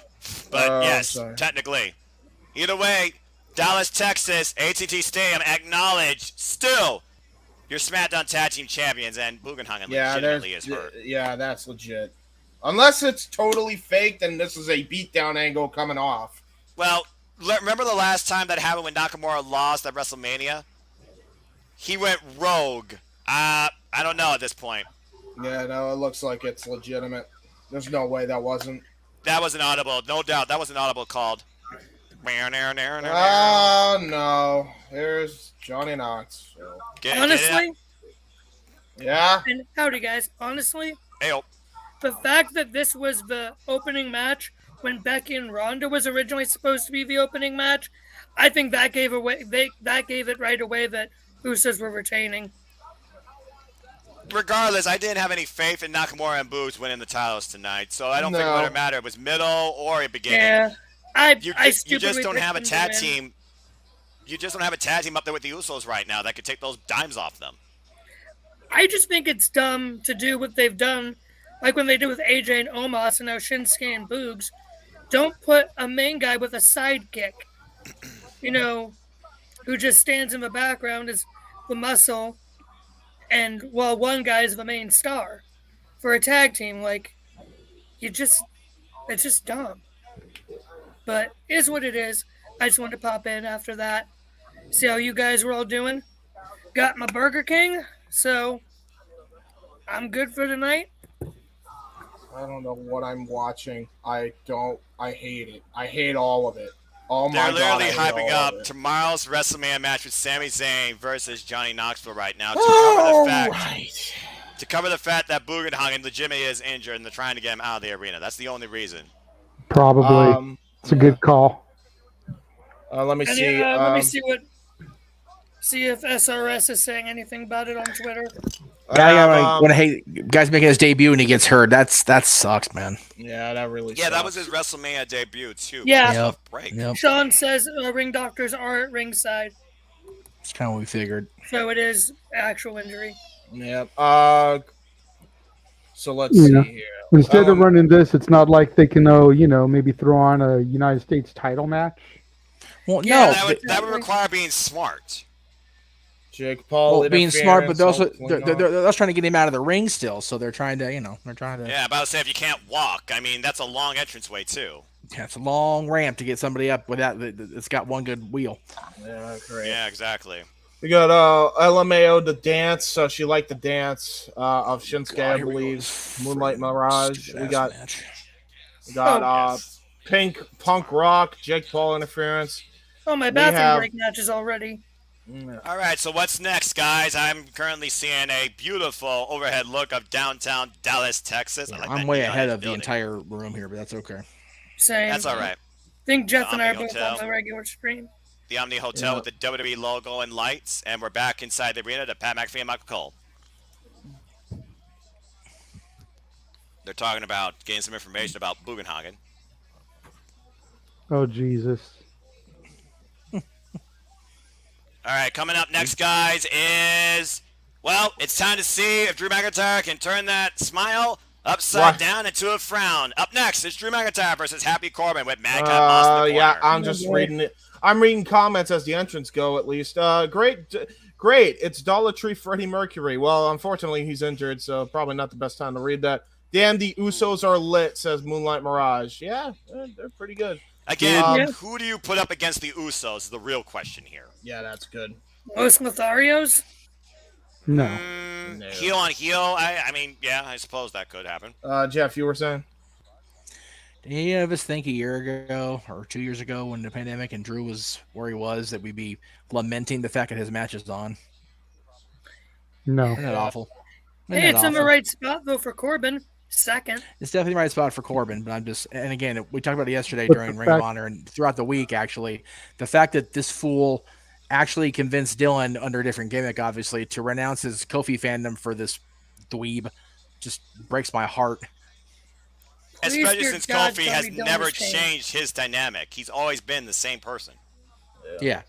Well, to be fair, when Dylan did that, Corbin was hot as he's ever been on NXT, and Kofi was in the midst of trying to find the New Day's identity. So I get it. I get it. Please, dear God, tell me Dylan has now since switched from Corbin. Dylan, I'm not sure who Dylan's favorite is right now. I know it's not this dipshit Corbin anymore, but no, smart. Why? But, your favorite but now right back now, to the point, like, you figure where Drew was 2 years ago, even a year ago. Yeah. And you look at him now, and it's kind of the same thing we were talking about earlier with The Miz. Like, 100%. No, dude, that's seriously accurate, the man. MVP of the pandemic era. Yep. And now you're in the second match of the night against, what is this, the fourth overhaul of the Corbin gimmick? Let me think. There was Lone Wolf, then there was the Constable, then there was Sad, and then there was Happy. Yes, fourth. Don't forget King Corbin also. Oh, I did forget about that. So fifth. Which one was worse, though? Constable. I mean, Constable, at least, it made sense. You had a GM you absolutely hated. Yes, but Constable Corbin is what ultimately ruined him. Agree. Yes. Yeah, you ain't kidding. Even King Corbin was more tolerable than Constable Corbin, because King Corbin, at least you could ha-ha. And even then, he never recovered from Constable Corbin. No. Pretty much Constable is an unrecoverable area at this point. Yeah. The fact that guy was chosen to be the end of Kurt Angle, and it went no freaking where afterwards. Yep. Nope. Yeah. Like zero progress in his character development with the fans or with anybody. It was like, can we just get, dude? To the point where Kurt Angle is already considering coming out of retirement to fight Kenny Omega. What the hell does that tell you, by the way? Dude, Give me seriously, that match and take my money, and that's all that tells me. Meanwhile, the video package is over. Let's get to the action. Let's get to the ring. And here comes Happy Corbin. As you were saying, Jeff, I don't even care about it's just one of those. It's like, even John Cena, where he was when Angle had his match with Corbin, like, both of them were like, we'll do it. That's fine. And Vince, nope. But whatever. But here, as far as Moss Madcap Moss, dude, the Madcap thing is what it is. That dude has got, it's one of those, Randy Orton's prototypical wrestler. So it's like, look at this Rick Moss guy. If anybody was he's a professional wrestler, it's freaking Riddick Madcap Moss. My God, this dude's just ridiculously in shape. He's jacked. He is, and what's great about Moss is he's jacked without having to gas it. Yeah, dude. Yeah, man. I'll give you that. Amen to that guy. Real quick, just to read through the comics, because fuck this match.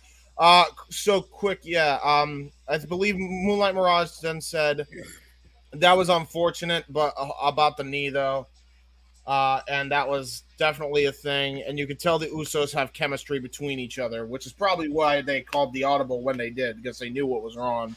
The thing about wrestling is you have to be aware if your opponent is in need, because out there you trust one another. You're not out there necessarily to cause injury, but things happen. Dwayne said Mania has arrived. What a beautiful set this year. Just dropped by to say enjoy the show. Hey guys, I got a joke for you. What do you call a Happy Corbin match? Bathroom break? That is correct. Well, it's a good thing you mentioned that. I'm gonna go pee now. I was gonna go get my snack and go take a leak. So as soon as this, I like your entrance, but as soon as he's done walking, I'm gonna go take a leak. And I feel bad for Drew, but yeah. Yeah, because here comes Drew. I'll watch the entrance. Let me guess. It's gonna be Kane Pyro with sword, right? I would guess so, because we got CGI swords right now for McIntyre's entrance. I'm gonna go get Scottish some of my... warrior. I'm gonna go get some of my ice cream birthday cake. There you go. Birthday cake sounds awesome. Boo, Corbin, says Moonlight Mirage. Yeah. Boo, Corbin. More like have absolute apathy for Corbin. Boo this man. Am I the only one that wishes Drew would come out to Golden Dreams again? He's going to do that not for the in a bit. Honestly, I miss his TNA theme when it was like broken away because literally the first line was "fuck." I miss his NXT theme. Yeah, at least it had more like a spirit to it, in my opinion. Like there is somebody fierce coming down the ring, but you build up the entrance. Oh, that was. Okay, I need to get up anyway. So okay, Drew. Right now, Drew McIntyre. Okay, there's a high five to somebody wearing the man shirt. I still own that shirt somewhere. But I will bet money that Drew gets Broken Dreams for the UK pay-per-view. Oh, excuse me, premium live event. Botch. And premium. You know what? Maybe. What's premium about it? It's on Peacock. And if you pay $10, you Dwayne get Dwayne said, did you all catch the botch on the pre-show? No, I did not. Which botch was that be? There was more botches probably than I could count or listen to. Lawler, maybe? Wouldn't surprise me. There was a botch by Lawler? I don't know. I just know people were not enjoying Boog suffered a knee injury. Usos retained the title. Says Moonlight. And there's the Pyro Kane-like as he raises Angela. The Andrew the Giant Battle Royal winner, LMAO. Oh, Andrew. Oh, wow, man. That's disrespectful. Well, I mean, it wasn't. I'm sure it was an accident. Chill. I mean, Jerry the King Lawler, his years, I mean, you know, he's been going for a while. All right, I saw the entrance. I'm going to piss. Well, bell hasn't even rung yet, and Jessica Carr is in the ring. So, well, here's hoping that bell rings, Claymore, we're done. Because, again, folks, we're in for a long night, and the real matches haven't even begun yet. Bell rings, we are underway. I will try and give you all commentary as much as possible. And Drew McIntyre right now going to Happy Corbin. Happy Corbin with a stiff shot to the throat. I will say this about Happy Corbin, Baron Corbin, excuse me, botch. He has a mean right, being an amateur golden glove boxer. Oh, out of the corner. But so does Drew McIntyre, and Drew McIntyre definitely, I feel like, has more of a power game to him than Baron Corbin. Yeah, I definitely agree. Big chop in the corner. I haven't even taken his shirt off yet. It looks like he's going to the Bahamas. Right. Oh! Right to the leg, and Drew McIntyre falls in and sends Corbin over the top rope. And right now, McIntyre is taking this to the outside of the ring. He might involve the steel steps again. And no, just face first into the apron. And right now, back first into the barricade. McIntyre driving Corbin hard. Lower spine. Meanwhile, Madcap Moss is lurking. Oh! Catches Drew inside the ropes. I figured right now Madcap Moss is writing new material for his jokes that aren't even good enough for a room full of crickets. What did I not miss? Drew McIntyre on the outside of the ring after being pushed. Shoulder first into the ring post. Okay, so not much. So they're making this go on. Great. If anyone has some good jokes, now is the time to say them, because this is your time for open mic night or stand, whatever. Okay, let's see. Meanwhile, I mean, I got an anti-joke, and anti-jokes work in this context, so fuck it. A horse walked into a bar. Everyone leaves because of the potential danger of the situation. All right, that probably got somebody. Maybe somebody. Oh, hard Irish whip. Maybe somebody in the chat will acknowledge that joke for what's worth. Cover and barely a one. The joke is it's not a joke. I'll tell you what is a joke though. This match. Why is it on Mania? Because it has to be stupendous. Oh, it's fucking stupendous, all right. Just put stupid in front of that. Irish. Yeah, excuse me. Suplex. Thank you, Vaughn. And Botchamania 38 says Nico's. And Botchamania 38 will have a field day with this, I'm sure. Yeah, I'm sure.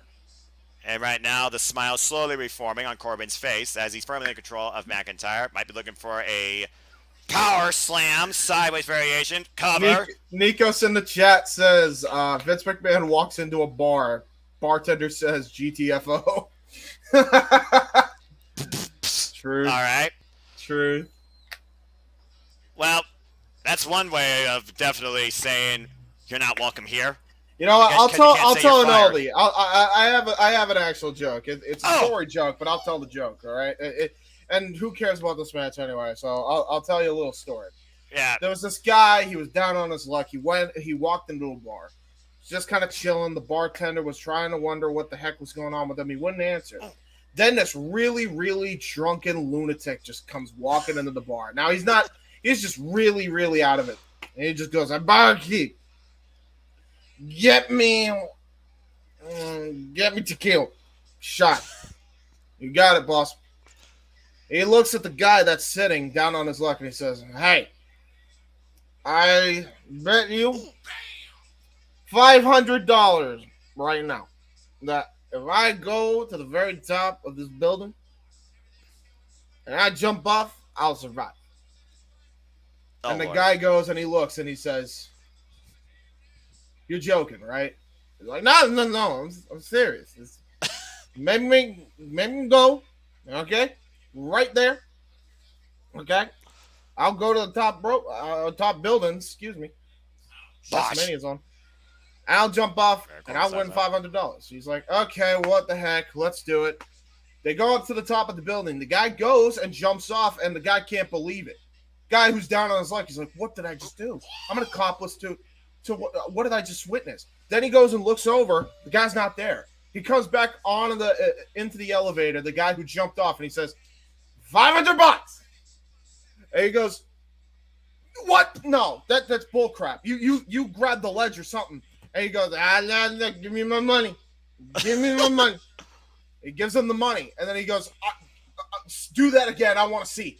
And so he goes and looks over, and this time he's keeping a close eye on this guy who just jumped off the building. He just jumps off the building, he splatters onto the ground, and then gets up like nothing happened, and he can't believe what he's seeing. What the hell? He comes back onto the elevator, and he's like, $500 more. And he goes, "Okay, if you could do that, then I could do that too." And he's like, "Hey, you can make all your money back plus double if you could do it and survive." And he's like, "Okay, do it." He jumps off. He has perished. He goes back down to the bar and he goes back to the bartender, and the bartender goes, "Clark Kent, you could be a real dickhead when you're drunk."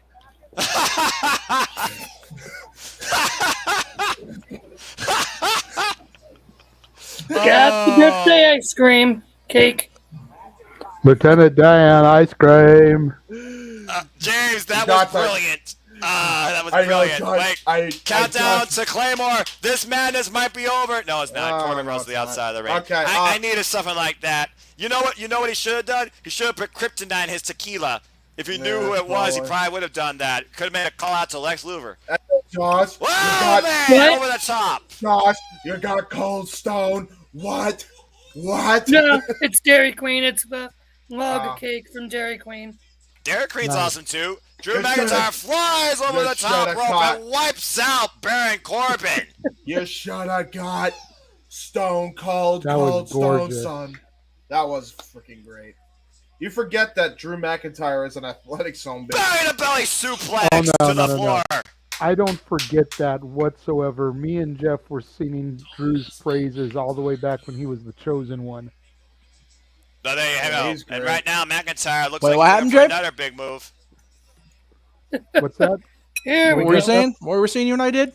Oh, when Drew jumped over the top rope and did that flip, they were saying how we forget that Drew's an athletic SOB, and I was like, oh, no. I don't forget. Me and Jeff supported Drew when he was still the chosen one. Oh, yeah. That's how far back we go with Drew McIntyre. End of days! The cover! Hooks the leg! And no! Oh, my God. He kicked out at End of Days. Whoa! I'm going to mute myself because I'm a little bit ahead of you guys. That's fine. McIntyre survives the End of Days. It is not the end of his WrestleMania. Wow. Yeah, Corbin is going ape. Hey, Corbin's question. luck just ran out. Hey, question. Why wasn't the match built on this premise? Anyway, because that would require smart creative or good creative. You be the judge. Yeah. That being said, right now. That being said, right now, it looks like Corbin's JJ, smile. I'm telling you right now, you will never catch me dead working for Stanford. I'm good. Fair enough. Case of midsection. And the Future Shock DDT. Yay. Please get this over with. And a kip up by McIntyre. Which means there's only one thing left. Yep. Countdown in 3, 2, 1. The Claymore! And the cover hooks the leg too. McIntyre wins. Good. Hey, at least Drew got to kick out of End of Days. And the match wasn't half bad. Yeah, it'd only be great if they actually build up to the fact that nobody kicked out of the End of Days. Talk about a way to end the streak too. Drew McIntyre hands Happy Corbin his first singles loss. So the fact that they've been doing the storyline since January. But it won't be his last. So I asked Dylan off mic who his favorites are. He first said Johnny Knoxville, and I almost committed murder on the air. At least he didn't say Steve-O. No, at least it wasn't Steve-O. That's a good point. However, in order from third to first. Oh, gee, you broke the ring, Drew. Damn. Oh, he actually broke the ring. Oh my god. You'll get there. Sorry. Yeah, sorry for. I'm still on the replay, so I'll see what y'all said in a moment. Okay, he's got the story in hand. McIntyre's extremely happy. AT&T Stamps extremely happy. Happy Corbin probably went bankrupt. Madcap Moss, value your life unless you want to get slit in the throat. Get out of the damn ring. No. Just end the segment. Jeff, just please, what were you going to say? I don't care. All right, I'll wait. Oh, boy. We're good. What's going on? He's got the sword. Madcap Moss is looking down at Angela and an angry squat. Oh, jeez. Oh! Why? Slice the ropes! Why? Mm-hmm. Damn! Why? Now they got to put Humpty Dumpty together again so they can have the next match. So to review, we've now had a match that had to be delayed afterwards because of an injury, and now we have a match delayed because of an injury to the ring itself. Cool. All right. Yeah, that actually sums it up. So in order and yet, with all that, Dylan, we still can't get an first, IC or US title match. He likes Rollins third best. He likes Roman second best, and his first favorite is Happy Corbin. There you go. Are you serious? Hand to God, he said it right now, dude. Yep. But he still likes Corbin. Okay, you cannot tell me that every gimmick he's taken and run with it. Yes, bullshit. I will stop that running this track. Yes, he has. No kidding. Okay, who is his favorite? Rollins, Reigns, Corbin. This is better. Sad, homeless Corbin was stupid. No, it didn't work. It was god awful. It was horrid. Constable Corgan. Wow, should you wear my NWA there? Billy Corgan. Yay. Constable Corbin. Well, he's got the bald head, those little thin mutt, whatever. Anyway, Constable Corbin is what ruined it. Was sent him on a tailspin because before that he was a lone wolf and he was doing the thing and he was okay. As soon as he graduated to the main roster, gee, what a shock there. It's been a continual downhill spiral. Excuse me. You won the Battle Royal. After that, what did he do? Shot a fireball. All right, well, as far as your son's contender. perspective on Contender. And then Superstars. he had the worst Money in the Bank cash-in in the history of Money in the Bank cash-ins ever. Yes, that's right. He lost to Jinder Mahal thanks to John Cena. Hey, Jeff. He lost to Jinder Mahal because John Cena he allowed John Cena to distract him. He lost, what was that, 4 seconds, 5 seconds? 5 seconds, give or take. It was the worst Money in the Bank cash-in in the 20, wow, in the 17-year history of that gimmick. Where are we at here? Oh, hey, the Jeff. Studios. Okay. One Tell second. Dylan. Tell Dylan what? Go ahead. Tell Dylan I dare him to try and write a pro Corbin article for No DQ. Well, number one, Aaron won't pass that through because I asked that in the past. Number two, I don't want to subject my son to ridicule for defending Baron Corbin in front of the No DQ Galaxy. Yeah. That is valid. See, people, some people in the No DQ Galaxy are great, but some are kind of toxic.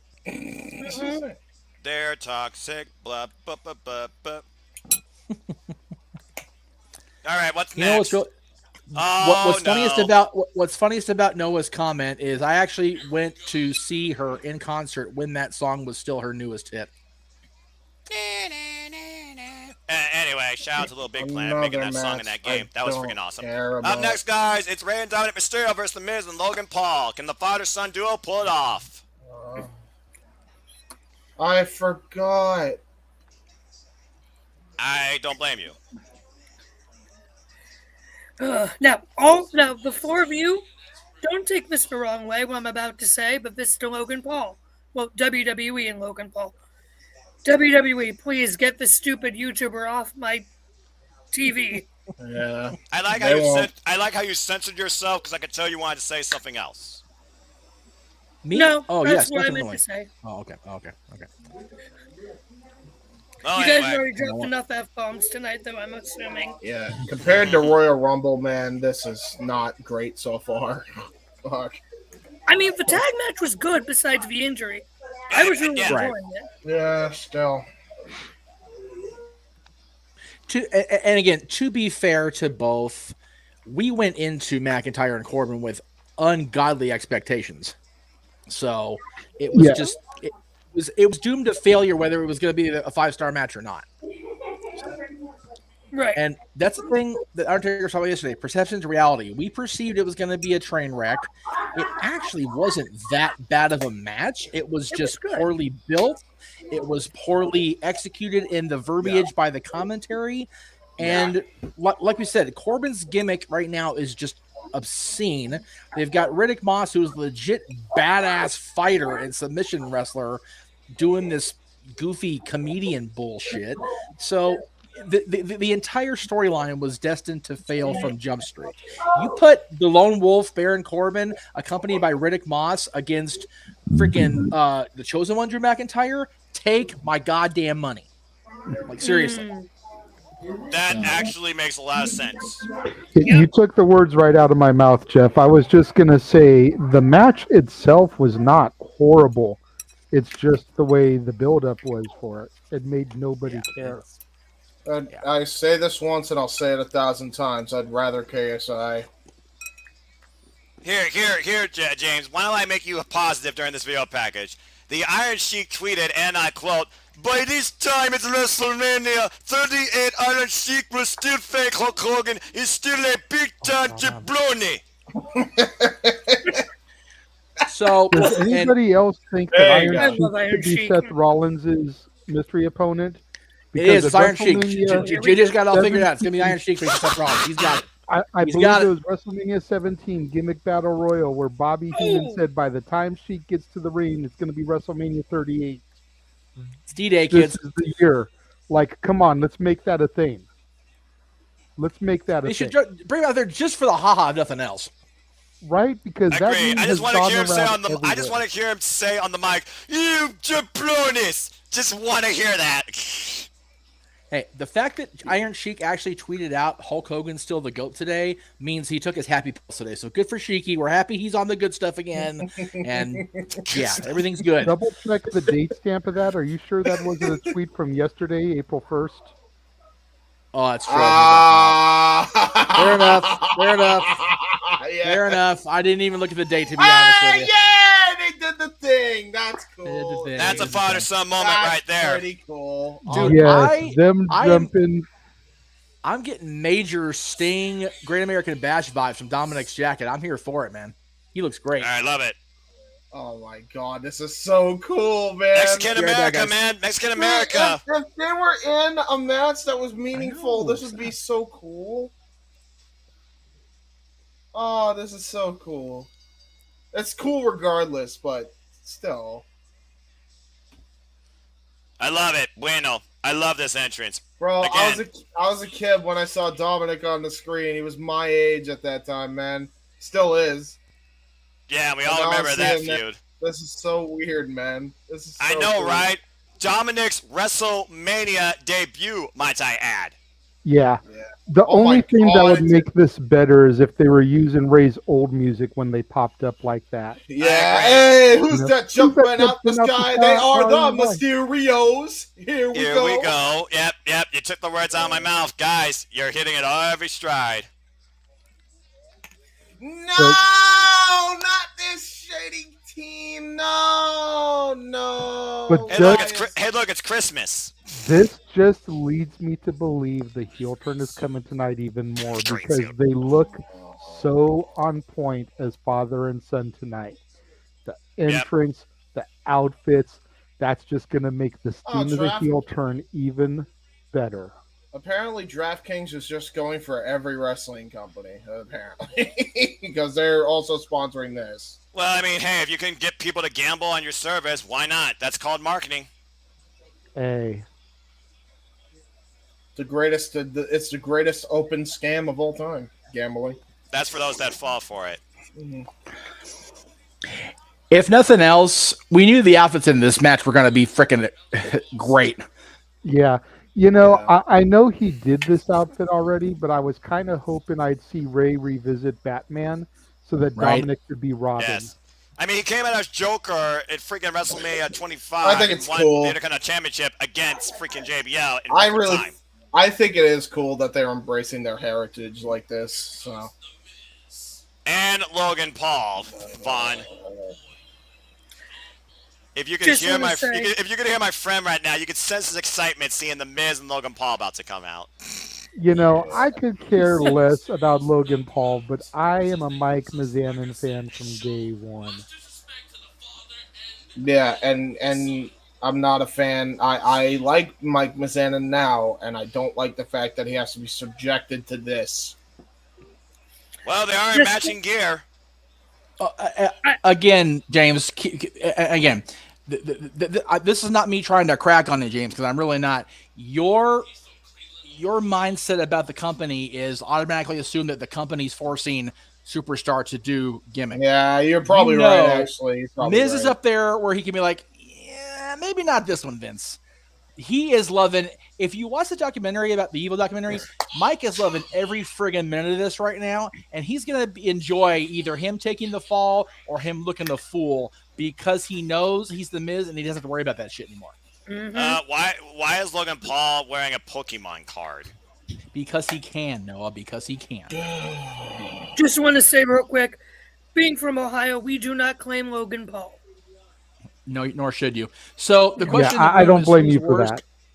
Who's worse, Logan Paul or Johnny Knoxville? I only say Logan Paul because Logan Paul actually thinks people like him. Johnny Knoxville knows either people love him or hate him. There is no in between because either people love Jackass or they can't stand that stupid shit. So that's fair. I will say I disagree with that. I think Logan knows that people don't want him. I don't. I think Logan knows that. I think he knows that people don't like him. However, Jake is the one that's deluded. Let's not freaking kid ourselves. I'm glad it's Logan at the very least. Yeah. And I'm glad it's Logan and not Jake. And yes, I know what Bell rings. We are underway, and in my opinion, Dominic's the one that made this match possible.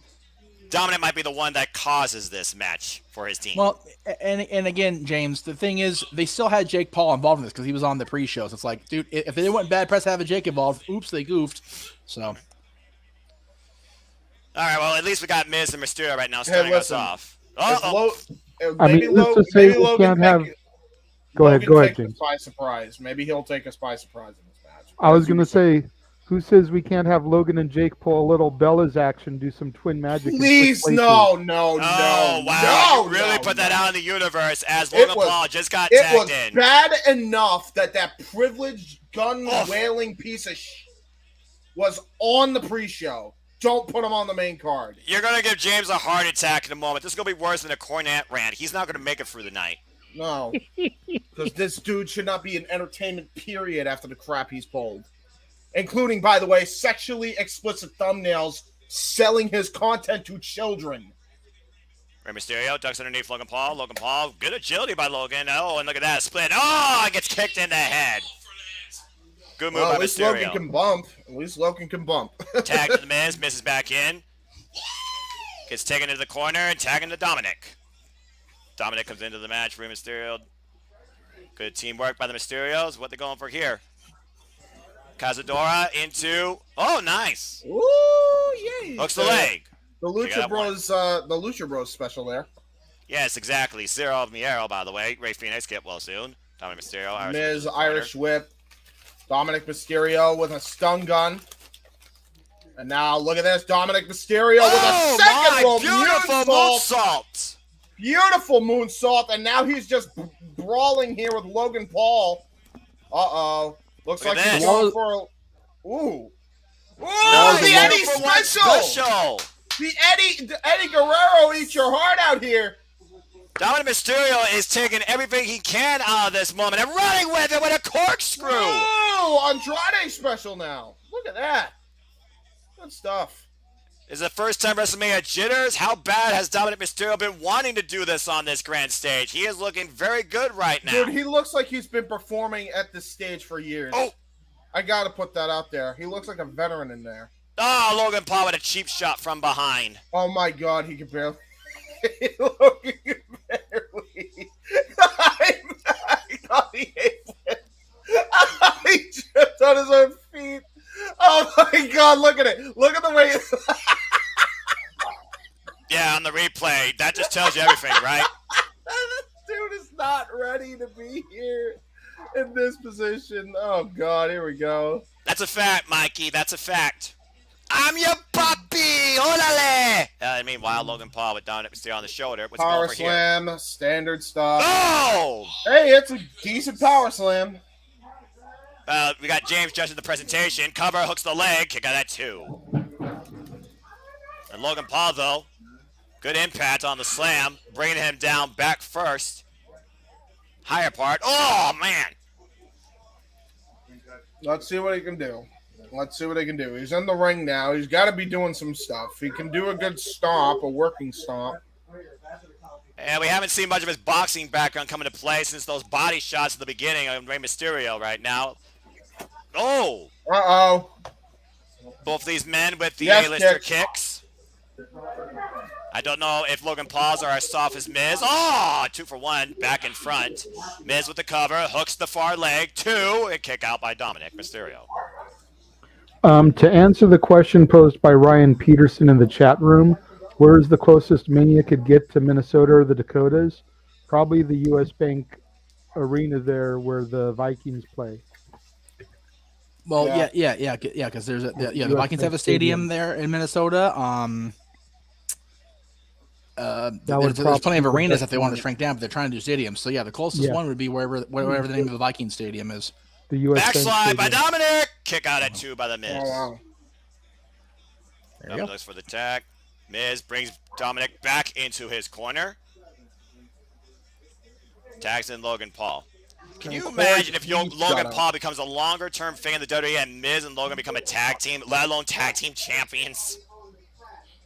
It depends on how Logan performs here. Well, I mean, Miz always performs, and he's been a multi-time tag team champion. Oh! Oh, a blockbuster! Okay. That was actually a pretty good blockbuster out of the corner off the second rope. Cover. 1, 2, no. I'll give you credit, Logan. You're actually fucking trying. At this point, what are you more looking at here? Are you judging Logan's performance, or are you just seeing what Dominic Mysterio can bring on the grandest stage in the mall? Yes. Little column A, little column B. Yep. Because when it comes to the celebrities, you always want to kind of look at them and see how much they've been working to make their statement here. Bad Bunny's a prime example last year. Yeah. That's a heavy bar to try to follow for Logan Paul and Johnny Knoxville tomorrow night. And by the way, Johnny Knoxville has to follow this. At least the match gimmick actually makes sense based on his career. But as far as actual wrestling, we'll see if we actually get that tomorrow during that craziness. And right now, Miz taking it all in, getting the crowd worked up, as he always does. Is there any comment? Cocky A-lister, Irish Whip, Dominic Mysterio. Actually, I'll wait. Good shot to Logan Paul. Good shot to the Miz. Dominic trying to fight out of the corner. He's got Miz up. There's the side. Takes Logan Paul out. And a DDT! There we go. This is the moment. This is the tag that Dominic Mysterio needs to make to his father. Rey Mysterio is ready. All right. The Universe is waiting for it. The crowd wants it. Are we going to get it? Miz grabs Dominic's foot. Gets kicked off. And there's the tag to Rey Mysterio. Beautiful. Tijeras takes over. Again, you got the veteran here, Rey Mysterio, in the ring now with The Miz. And we've seen these two collide many a times. Drops him from the top. Rey Mysterio ducks underneath, brings Miz into the ropes. Sunset flip, roll through. Oh! Kick to the face! Cover full body, 2! No. Wow. Okay. Mysterio's rolling with the hot tag, and he's not slowing down. Mysterio out of the corner. Oof. Never mind. I mean, on the rope, excuse me. Now he's rolling up to the top rope. Looking for a moonsault. Gets it. A little bit messy. 1, 2. Logan breaks it up. That was a great moonsault press. Just Miz didn't take it right. I feel like he was a little high on that moonsault press. Either way, Logan Paul broke it up. Oh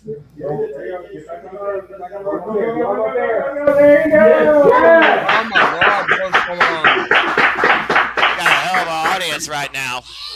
Look at that! Cover! 1, 2! No! Miz barely escaping out of that. I was about to say, I'm hearing like a lot of background noise. We probably got an audience watching this somewhere. That's Rey Mysterio, uh-oh. DDT! DDT!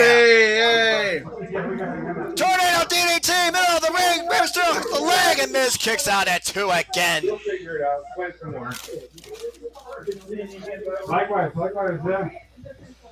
All right. As we keep going right now. Rey Mysterio, he might be wanting to channel stuff in. Maybe shades of Eddie Guerrero. How fitting would that be?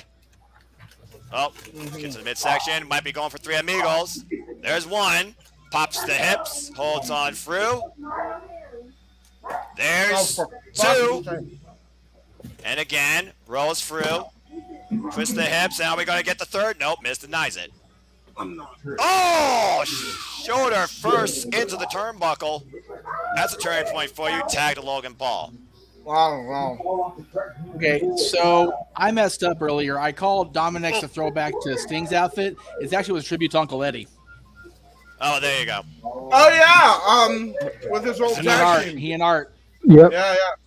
Los Gringos Locos. Thank you to No DQ for pointing that out to me, Aaron. Aaron, good call on the Twitter. I appreciate you clarifying that for me so I could tell the audience here. My bad, This y'all. is why Aaron's the boss of that franchise. Oh, wow, look at this. Virgo suplex and drops Rey Mysterio. Holds on to it. No way. You are wow. No way. No way. There's 2. Logan Paul just fueling the hatred from the audience. Is he either going to hit the 3rd? He just hit the 3 amigos. No, he let it go. But boy, oh boy, and a kip up. And Logan Paul right now firmly in the driver's seat. I'll give Logan credit, man. He's soaking up this heat, man. He's got great facials. He got great facials. I'll give him that. He knows. One of my friends said at this point. One of my friends at this point, shout out to ATW, says that it should be Ray vs. Logan at this point.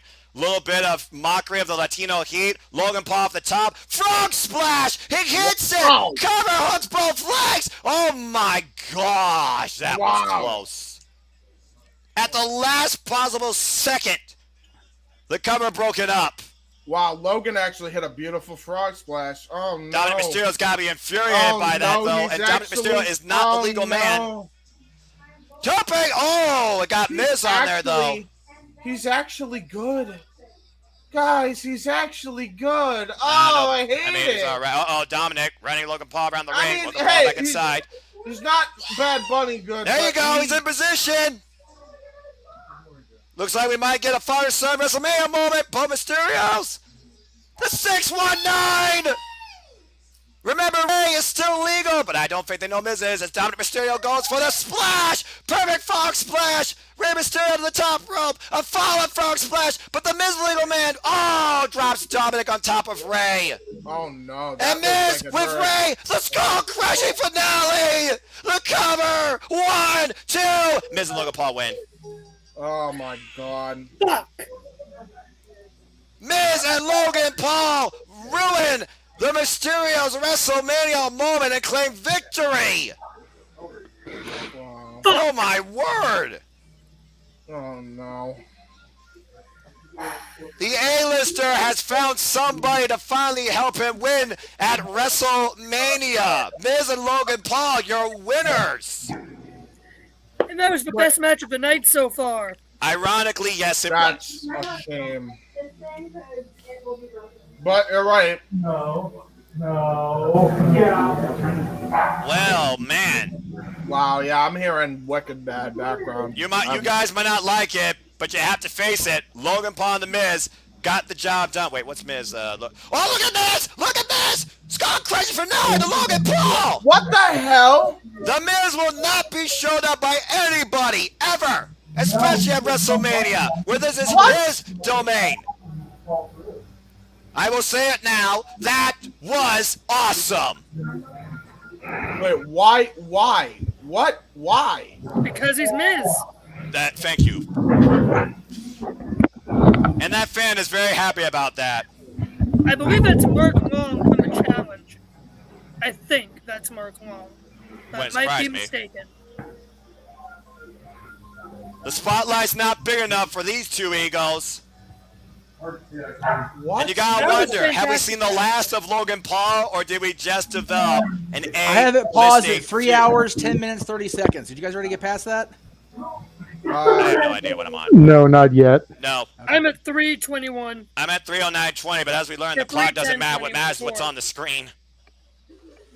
Okay. But again, The Miz shares the spotlight with nobody. Ask R-Truth. Ask John Morrissey. Ask Chris Jericho. Ask The Big Show. Oh, wait, sorry. No more BS. Paul White. So that's the deal, right? Pretty much. Hey, guys. Just wanted to talk. When you guys get to 3:10.5, let me know so I can get synced up with you guys, because I was way ahead of y'all the whole time. You said 30 seconds? 3 hours, 10 minutes, 30 seconds. Okay. I'm at 3:10 right now. 10, 9, 8, 7, 6, 5, 4, 3, 2, 1. There you go. And yes, Sam Pibbon did confirm God he damn is it. Mark Long, Mother the trucker. challenge legend that Miz was with. Yeah, it At was. the end, that fan. Yeah. I love the challenge on MTV, so. I'm about to sync up again because I actually hit home on the Fire Stick instead of play, y'all. So just give me a second. Gosh darn it. I mean, all we're looking at is Edge and AJ Styles. You got plenty of time right now. Yeah. All right, now I'm at 3:12, 35, 36, 37. Man, when is AJ Styles going to learn to wear the cup? He has been on the receiving end of more dreaded low blows than anybody else in WWE in a long time. Is the screen still dark from last night, or is it me? It's you. Are you sure? Yeah. Because Okay, it seems so- darker. I turned it up actually, the brightness up. Okay. Did you turn the backlight back up? Jeff, Yeah. what is your Okay, second counter? Well, I'm at 3:13:07. Dylan's butt. Not there. We go. Hi, Dylan. Thanks. 3:13:12, 13, 14. Oh, that concerto. All right, we're on 3:11:43. So pause Geez, I'm wherever way ahead you're of at. you. Okay. All right. I'm on at 3:13:20 now with an Edge. Oh, my gosh. Edge looking melancholy with mic in his hand. So 3:13:20. You said? Okay. 3:13:20. Yes, sir. And you said what is the shot again? Edge looking melancholy at the microphone, or looking down with the microphone in his hand, looking very melancholy.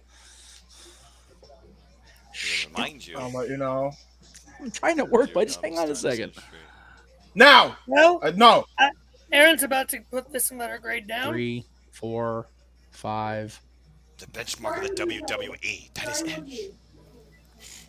Crowd shot. Oh, Stephanie. There we go. Always good to see Stephanie. right. I don't care what anybody else says. I like Stephanie. Yeah, Stephanie's solid tolerable, I guess. All right, what we got now? All right. So, Dylan, to answer your question, melancholy is very, very sad. Oh, here comes Stephanie McMahon. What the hell? Jeff, is it did it just get out of the promo? Oh, you said you were at Stephanie. Okay. Never mind. What the hell is Stephanie McMahon doing here? There she is. Find out. Okay, she just walked out to the ramp, Jeff, so Okay. I'll pause once she's done talking. Okay, when she's done talking. Okay, when she's done talking. I'll do my best. What's Stephanie doing here? Well, you're not finishing 8. Oh, okay. Thank you. You're welcome.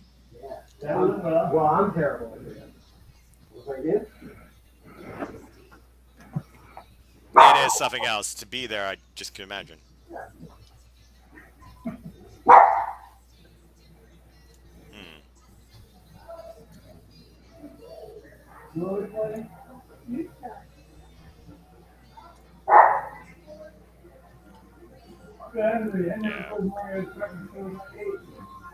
What? Oh, she's hyping up nil, probably. Probably home to go Meadow in Tokyo.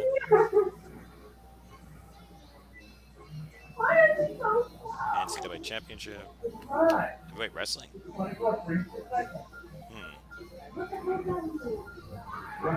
Metamis. Gable Stevenson? Now, Jeff, now. What the hell? What's this about? Introducing him, bringing him to the WWE. Seth's got that Triple H point. She's got the finger point. If I'm Stephanie McMahon, I'm the chief brand officer. You're probably hyping up that enhancement program they're doing called NIL or whatever the hell it is. Looking for collegiate athletes to be the future of WWE superstars. Good for Gable. Good for him. This is random, to say the least. I feel bad for Aaron because now he has to automatically put this show letter grade down because he heard Stephanie's music. Oh, that's a shame. What the hell? I have no idea. Are we gonna turn into like game mode or What's this? All right, I'm going to go put this in. So, where? Okay, I have it. And where should I be, guys? Somebody, Noah or James, give me a key here. Out of commercial. Let me guess, you didn't pause. We're on a commercial where a dude's talking to his father, I guess. I'm way further behind, then. It's a promo for Young Rock. Young Rock commercial. Damn it. Oh, this is Young Rock? I didn't know that. Okay, now I'm at Becky and Bianca intro here. 3:17, 23, 24, etc. Oh, you're ahead of me, Jeff, even. Jeff, let me tell you something. I already tested it with so. with Noah. That isn't gonna matter. I'm telling you, the time really zone's all fucked. So right, like Noah and I are synced at a movement. So you need to tell me what. AT&T Stadium. AT&T Stadium just showed for us. So let me know when the. Okay. You said you're on a promo, right, Jeff? The Becky Lynch and Bianca Belair promo. I'm on the Becky Bianca hype video. Okay, the minute it ends, you need to pause. You need to be on standby. The minute it's done, I'm gonna say now immediately. You have to unpause the minute I say now, like in a pan. Okay. Okay. I'm going to Raw head out Women's for this Championship match is next. to focus on it. So Yeah, you enjoy. I will catch you guys in a little bit. Enjoy, Josh. I'll probably check back in at the end of the night after the last match. Go ahead. This should be our first title change of the night. Hopefully. No, not necessarily. So.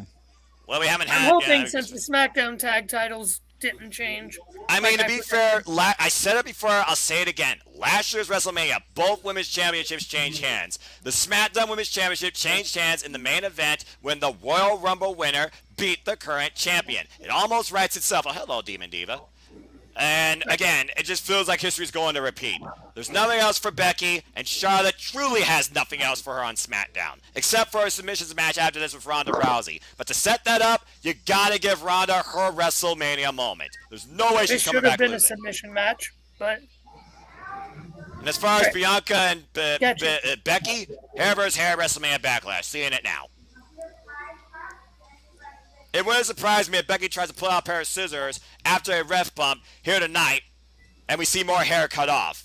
Either way, Bianca's about to crack that whip, and I feel become the new Raw Women's Champion. Are they going to enhance the microphone for this? I have no idea. Oof! Planted! Although that big man slam might be the difference maker.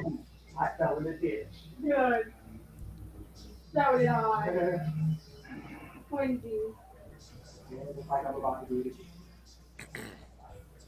Still can't believe that freaking happened. 26 seconds at SummerSlam, where Jeff Meacham was live, by the way. 26 seconds. Bianca's world turned upside down. And Becky went from the man to the heel. 26 seconds. A number that will be infamous with Bianca Belair.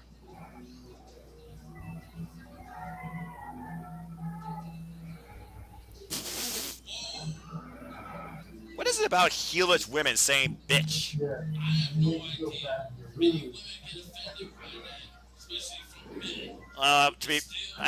Women on women. I guess you can call yourself a bitch and even. Yes, call JJ, go ahead. Friend, so I don't know.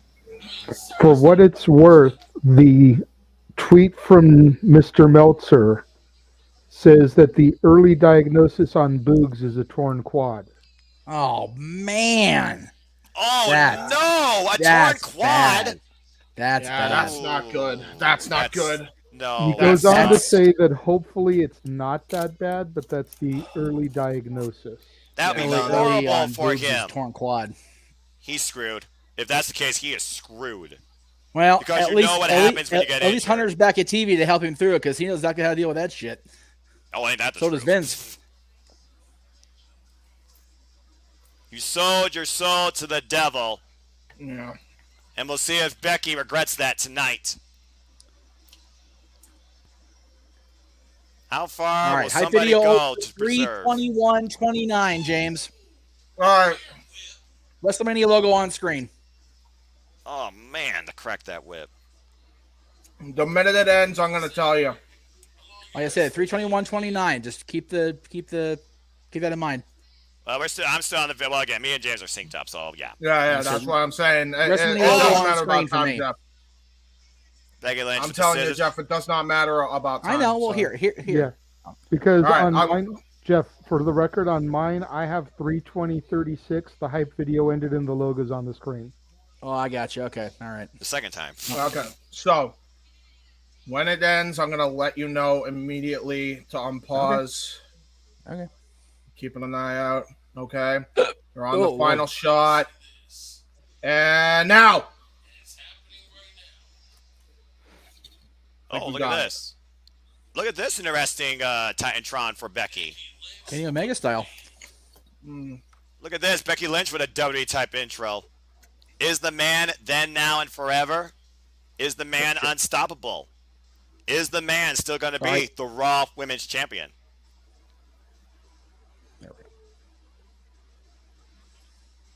Michael Nikos says, it's the weave match. Jeez. Yeah. I don't That's think my so, guy. Tim. That's my guy right there. No, I this don't match. think so, Tim. There you go. That's my guy. That's Nikos, by the way. Yes. Here comes Big Time Bex.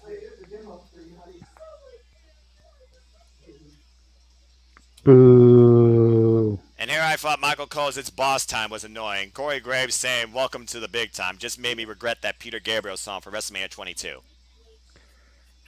You know, none of their little catchphrases for the wrestlers will ever be as good as Taz's.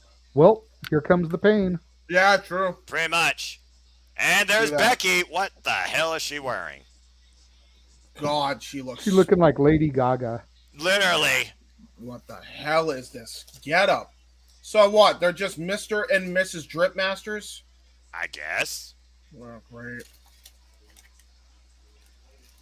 With a new haircut. Well, she said she didn't want to look like a Karen. So, there you go. Instead, she looks like a carrot. Yeah, I was about to say, too. Are you sure about that? Because from the looks of it, she looks like a raging Karen to me. For real, she looks like she's about ready to go talk to Bianca's manager right now. Yeah, exactly. I thought you were going to say Copyright. Human Resources. Copy strike Bianca Belair right now. Right now. James, please, no. Of all the imitations you can do tonight, do not try and be a Karen. I'm not doing a Karen. I'm doing an what's her freaking name? Alinity? Whatever her name is. I have no idea.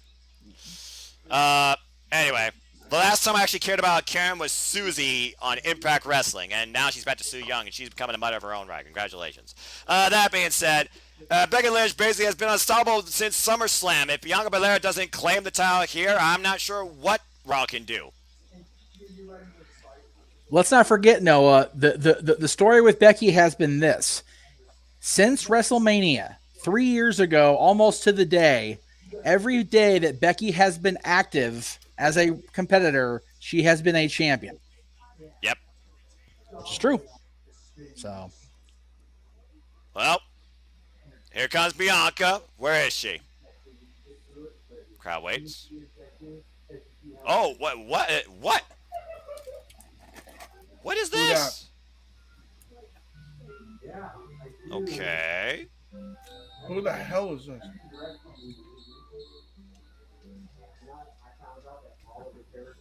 What is going on? Oh, it's a marching. It's a band. The drum line. I was so confused, dude. It's a drum line. Yeah. It looks like we're going to the big game. Here comes the marching band.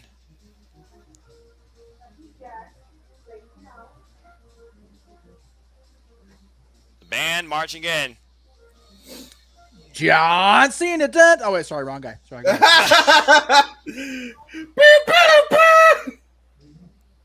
Wrong person, folks. Is it though? Is it really? I mean, you know. Oh, they're doing her theme. They are doing her theme. You know, I didn't like it when they did Cena's at WrestleMania. Not a fan of this either, honestly. Yeah. Texas Southern University. Oh, that explains everything. Aha! Okay. At least it makes sense why they're there. Yeah, because we all know she went through there. Yes, exactly. Yes. It's all connected together. Unlike John's, which had no freaking reason other than, hey, you're a local band, do this for him. I mean, usually when someone has a big, when someone has a big WrestleMania entrance, you almost would call them the proverbial winner to be. But we'll see. Well, like I said, John got the major drumline at 24, and he's Randy Orton still walked out the champion. So I don't know. That's true. Yeah, and Punk having Living Color play him to the ring, he lost. Hunter having Motorhead twice, lost both matches. To be fair, Randy Triple Orton, H has Randy lost Orton a having lot Rev of Theory. WrestleManias. Ronda Rousey having Joan Jett, lost. Yep. And botched the finish at that. Yeah. There she is. The EST has arrived on the grandest stage in WWE for the second time. Contending for a championship, Bianca Belair. The woman who put the EST in WrestleMania. Very well said. She good.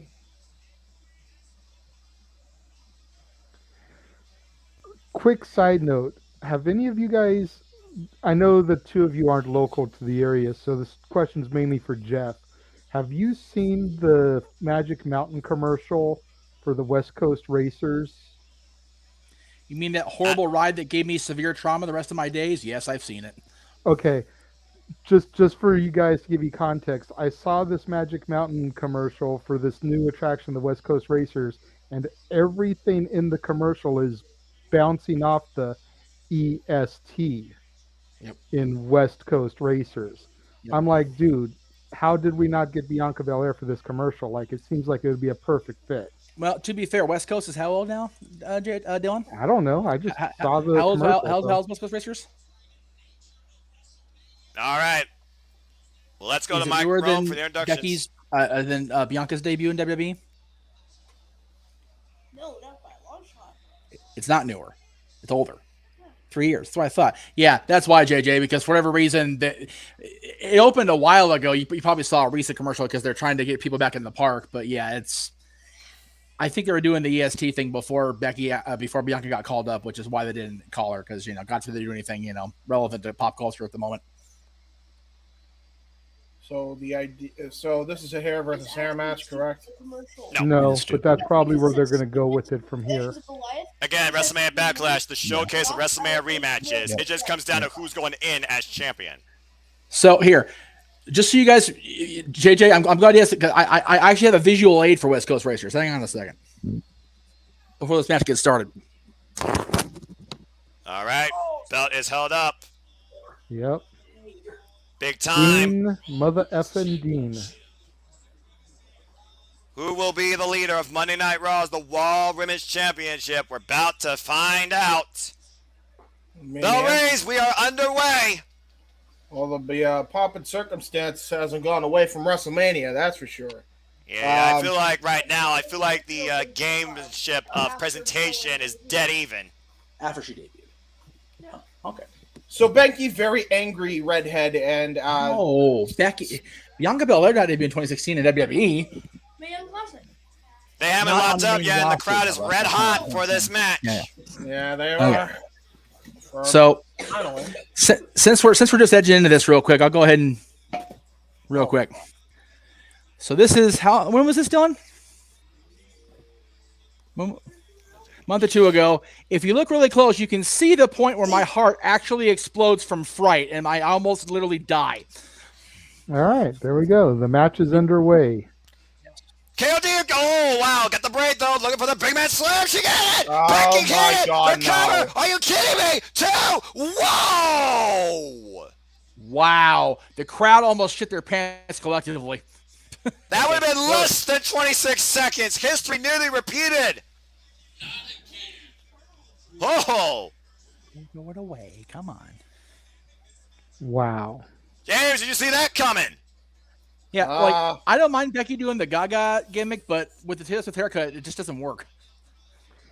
Oh wow! Telling you, Becky is laser focused. Unless she makes a mistake, she has got this. Again, emotion can make you do dangerous things. It also can lead to very bad mistakes. And right now, I would say that Becky Lynch is definitely the more emotionally driven. Quick cover, 2 count again. The amount of camera cuts is ridiculous. I'm sorry. I'm trying to call the action, but I'm like, dude, there's like a camera cut every 10 seconds. Yeah, James, if you criticize every factor about this presentation, knowing what you're dealing with from Kevin Dunn and Vince McMahon, you are not going to survive this WrestleMania. Dude. And you still have a whole other night. Anything else is whatever. The camera cuts are throwing me off because I'm trying to see what the hell Becky's doing, and it's camera cut. This is why James doesn't actively watch WWE reviews on the regular, let alone with us. Because it's a cradle 1, 2 by Bianca, kick out, reversal by Becky Lynch, full body 1. This is mainly why I thought I'd be able to call at least one match straight. I'll try my best here. I'm sure you'll be better in Ronda Rousey with Charlotte Flair. You're good, brother. It's just the thing is, you're saying all the things we all wish we could say on the regular.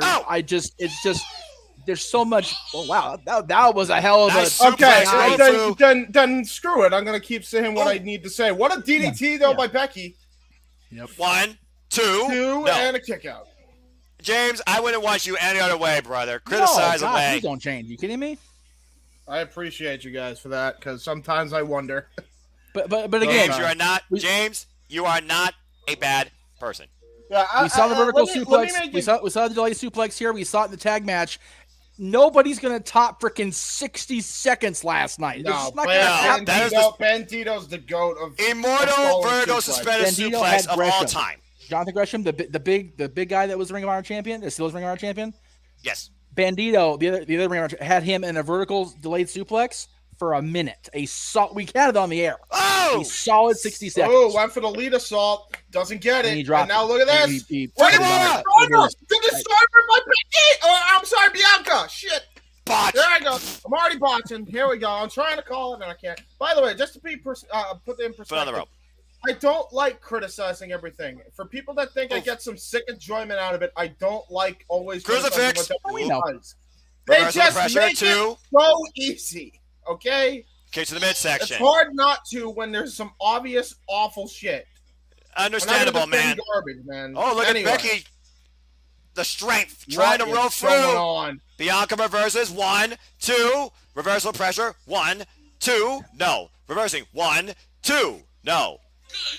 I have no idea what they were trying to go for, but yeah. Sounds like and again, roll-ups Joey. to me. Again, Joey, Kevin Dunn liking Michael Bay. This is just because you like Michael Bay doesn't mean you need to treat shooting wrestling like shooting an action-packed freaking Transformers movie. It's not the same product. It's not. Oh, and now we see Becky going after the braid. we go. You knew this had to come into play. Here we go, Hear the folks. yanking on her hair. Bianca brings her in, though. Reversal. Oh, the man! steps. There goes Becky Lynch into the steps. Botch Bianca Belair. Also, another problem. I'm sorry. I can't help but criticize. Well, actually, let's take a look at the replay. Becky Lynch able to reverse out of it, sends her into the steps. There, I made a call. Now, back to criticizing. Why do you need so many LED boards? Because they're Vince likes lights, apparently. Anyway, Becky back in control. Looking for it. Oh! Backsplex by Becky Lynch. Good send me an orange doing a suplex without me having to hate on him. It's not bad. She's getting she's over, apparently. The cover. I genuinely two, think no. There is more casual fans in the audience than hardcore fans that are cheering. I Becky. agree with that 110%. That's the reason why that place ain't sold Bianca's out. the clear baby face if you look at the storyline, but the crowd is not doing it that way. No. So, I don't know. That goes to show you how many people are not tuning into the product. They got more faithful in Becky because they believe Becky deserves the moment. Last time Becky was involved in this building at WrestleMania was WrestleMania 32 in a triple threat for the inaugural Women's Championship brought in by Lita. And, of course, Becky lost because Sasha Banks was in clutch victory until the daddy came into play and Charlotte Flair won that match. Ironically, Becky Lynch successfully defended her Raw Women's Championship last at Country Redacted against Lita. Hey, let's just put this in perspective, though. I mean, even if Becky lost, we know the winner should have been Sasha. So Becky wasn't winning either way. Nice thrust kick. I do agree with that, James. And right now, Becky. She's pulling a Nyla Rose here. Hung up. Going to the top rope. Look at the top rope. Back leg drop. Oh my God. That might be it. 1, 2, no. Hey, her hair was under the bottom rope. That should have counted as a rope break. Part of her body, it counts. I don't think they count the hair as far as you want to try and do that, James. Becky got some nice hair on that. Yeah. Yes, she did. Yeah, right. Yeah, that's true. Hair, air, aware, you know. And right now, Becky back in control, but just a mean stomp. And once again, going after the braid. Oh, no, wait. Now she's going for, looks like a submission. Or just trying to add more punishment. Well, Becky's definitely more vicious in this role. Well, again, when you mess with a woman's hair, I guess that could cause you to do very mean things. She is choking the life out of Bianca here with this Davey Boy Smith-like chin lock. This is WrestleMania, the Raw Women's Championship on the line. Bianca Belair looking to take it off Shout Becky out Lynch. to Chinlock Master. Ooh, snap there though. Whoop. Oh! Taking her leg and sending her right to the freaking Butterfly canvas. suplex! Butterfly suplex by Becky, and now trying to go for the cross arm breaker. She's got it fully locked in. The disarmer, if we're really going to call it that, the reverse variation. Look at that. Bianca was able to get the fingers clamped here. She doesn't have it all the way in anymore. Watch the shoulders. Watch the shoulders. Oh, almost got a near fall there, did Bianca Belair. Oh, my God. Look at the way that Becky was able to transition that. And she's using the braid. She's using the braid. And now she's got her in a triangle choke here. But Bianca, though, looking for a deadlift. She's got that. She's got those fingers clamped, and now, oh my God! Oh my gosh! Are you kidding me? The raw power on Bianca Belair. Look at that! Oh my God! What the in hell the are you ropes! trying to do? My! Oh my God! Ooh, that could have been a whole lot worse than what it looked like. Both women to the outside. The referee starting his 10 count. What the heck was Bianca trying to do there? I think she was trying to use the ropes and maybe go for a rebound, like power bomb with the one-arm deadlift, but I just think Becky had more momentum. Look. Okay. Yeah, Becky definitely had more of the control on that move as they were rolled to the outside because of the momentum. Meanwhile, Becky Lynch bringing Bianca back to the outside. And right now, Becky, look at this, handstand, reversal. Silly string variation there into a stalling suplex. Oh! There it is on the floor. No give on that floor, man. I'm not sure who got the worst of that, but I think Becky did. But again, if the champ gets counted out, the champion retains. Look at this. Man, Becky felt all of that in her posterior. It looked like Becky took most of that in her feet, though. Her feet hit before her back did. Yeah, and I'm not sure that necessarily is a softer landing. Right now, Bianca turning up on Becky Lynch in the corner with the shoulder blocks. Shivers, and now into the shoulder thrust, vicious shoulder thrust. Word. And now she's just wailing on Becky Lynch. The referee trying to get Bianca under control. Kick right to the gut here. Becky looking for another kick. Bianca denies it. Trying to go Van Daminator style with that spin kick, but Bianca counters it into a tilt-a-whirl gutbuster, and now into the hook to the front leg. There's two, and a kick out by Becky Lynch. Nearly got the champion there with that Fury offense. Look at this. Boom. Right into the gut, the solar plexus, whatever you want to call it. Becky Lynch felt every bit of that knee right into her sternum. The wind's got to be knocked out of her sails. Yeah, but at the same time, how much energy did Bianca exhaust in doing that? Irish whip, reversal, handstand. Oh, wow, nice. Handspring, elbow into a backflip, pop up, trying to go for a power roll. Becky counters into a counter roll. There's one, there's two, and a kick out. Man. Look at this. Double underhook. Grand slam by Bianca Belair. Why is she not going for the cover? Handstand, springboard, standing moonsault. Moonsault by Bianca Belair. She might have it. No, a kick out. No, dear.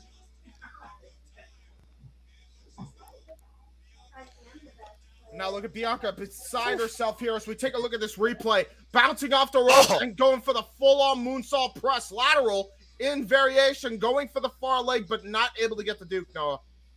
So far, Bianca Belair, she seems like she might be a little bit more emotionally stirred, but she has to stay on the attack. She has to keep applying what brought her to the dance. Yeah, you ain't kidding. And speaking of what brought her to the dance, looks like she's going to do the very first maneuver that got her noticed here in the WWE. No, she's not.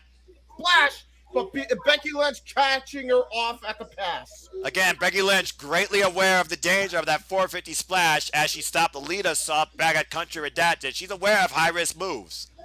She's also pulled off a Molly go-round, of course, against Piper Niven back in the Royal Rumble. So Becky's no stranger dealing with top rope variations.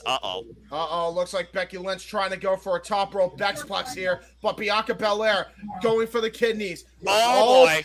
And now she's going for a fireman carry. Oh, shoot. Here it goes.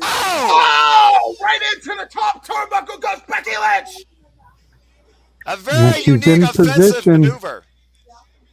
Very unique offensive maneuver. And now look at this. Bianca knows She's in position. She's in position for it. And now Bianca Belair scaling to the top rope, making sure she keeps her eyes on Becky Lynch. Getting ready for the 450 splash. Looks like from Brett's rope here. Can she pull it off? She hit it! They got it! They got it! One, two, three! No, it's not over. I thought that was it. Bianca Belair beside herself. Nobody can believe it.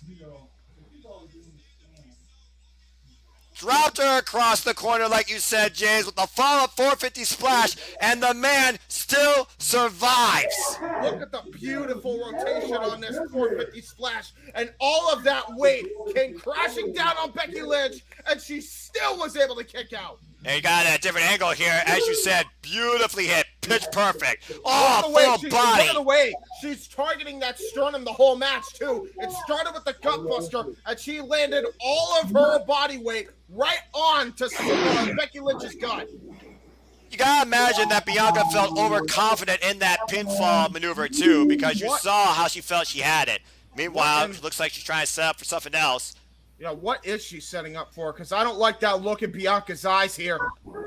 Oh, what right the now she hell? just bumped her. Elbow Becky shot. Lynch still on the apron. Uh-oh, wait a minute. Oh, shoot. Oh! There's a stun gun by Becky Lynch. Veteran instincts taking over there. And Bianca tries to follow it. Oh! Oh, what a spot kick. And an insecurity kick by Becky Lynch. And now she's going to sail the top rope here. She might be going for her own big move here. Oh, the big man. Merry-go-round! Merry-go-round! And it was somersault kick right into the eye of Bianca Belair. And she kicked out. She kicked out. She kicked out. Oh, my goodness. Look at this. How's this for rotation? Watch her face. Watch her face when her foot lands in her eye. Oh, man! Right into her eye. I am shocked. She does not have a broken orbital bone. Well, we have seen wrestlers, for example, like Eddie Kingston, suffer from a fractured orbital bone. You only can hope that Becky Lynch didn't just do that Bianca Belair, intentional or not. That was a brutal somersault kick.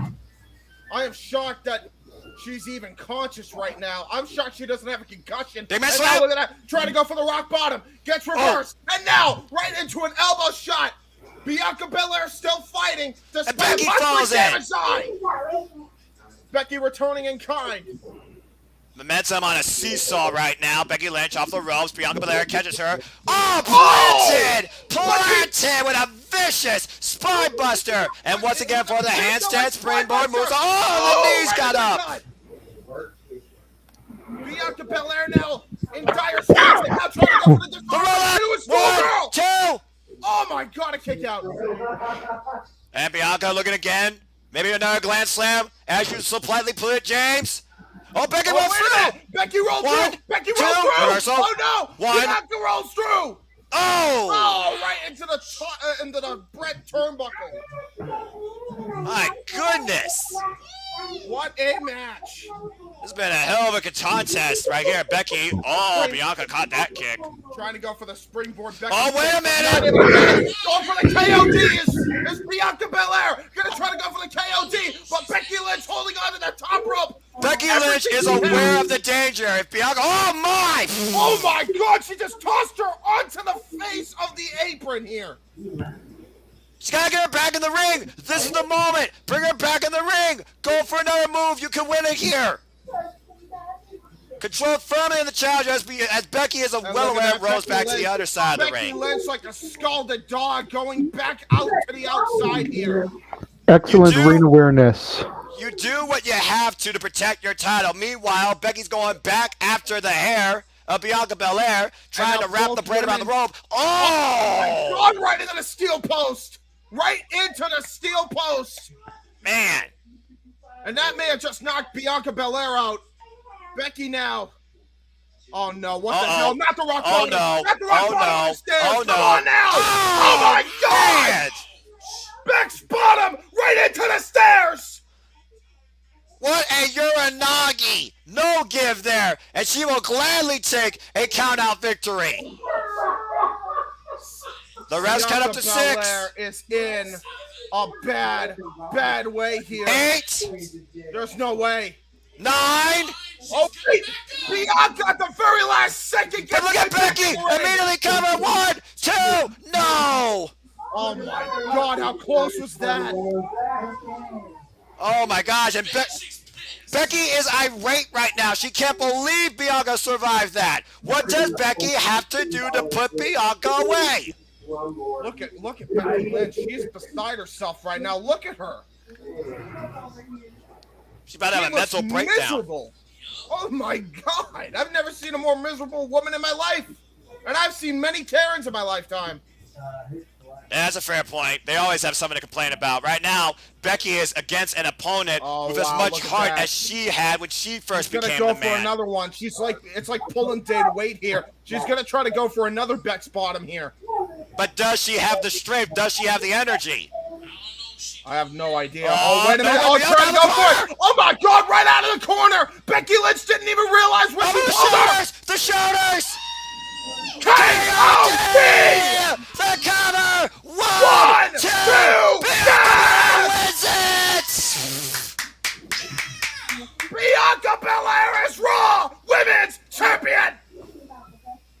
for the second year in a row, Bianca Belair claims championship gold. I have never been happier to be wrong. What an amazing match. What an effort. The EST once again on top in the WWE. Congratulations, Bianca Belair, your new Raw Women's Champion. I don't know if Ronda and Charlotte are ever going to be able to top what these two women did here tonight. No way. That was an outstanding match. Yeah. A little lucky in the beginning, but they got there, man. Holy shit, what a match. Tremendous performance. They all left everything possible out there. Let's go ahead and take a look at some of the highlights. We fought right here. Becky had it. God! What a slam. I honestly thought she had it after that somersault kick. But somehow Bianca had enough awareness to flip out of the corner, catch Becky on the shoulders, and finally hit the KOD, the kiss of death.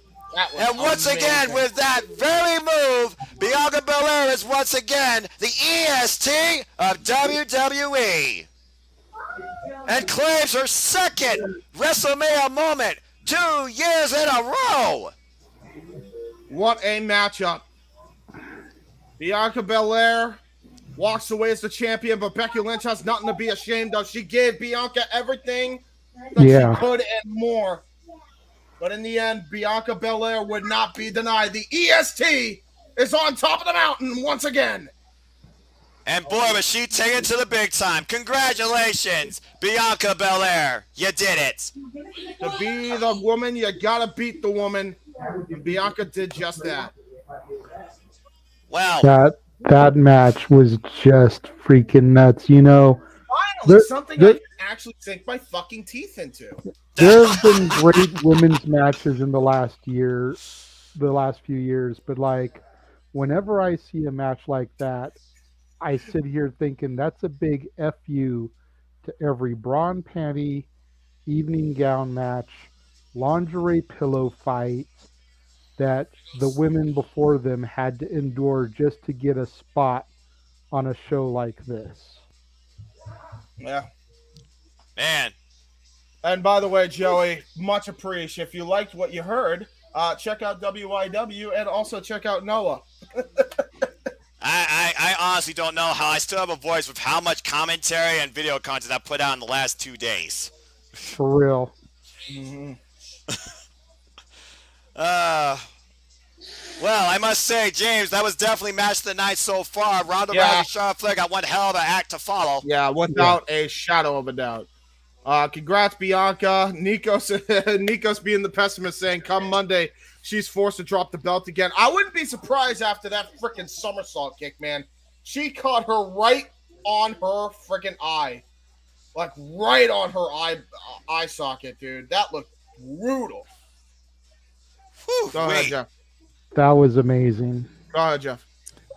It was wonderful to see that kind of a women's championship match after all the talk over the last maybe year, maybe two, as far as the downgrading of the product on the women's side of things being claimed by a lot of the fans, the galaxy, the universe, whatever you want to call it. So that was cool. Congrats to both women. That was just extraordinary. I was happy to sit back and watch you guys call that and watch it on screen here as it unfolded. Just wonderful, wonderful on all points.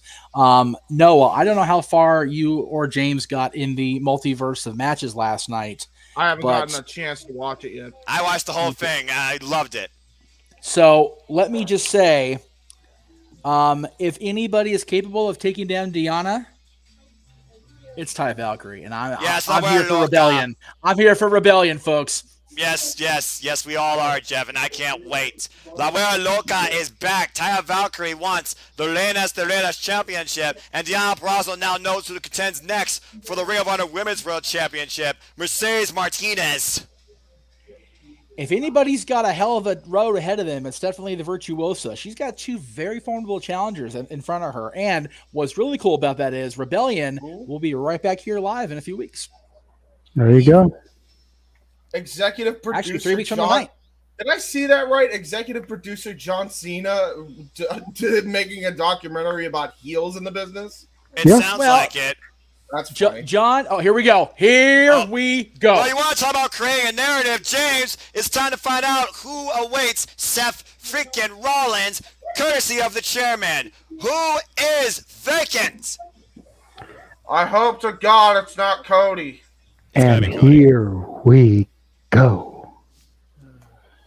It took a month of absolute desperation and last chances where the architect saw his WrestleMania moment fading away before him. And yet all he had to do, according to Vince, was just ask. Yeah, right?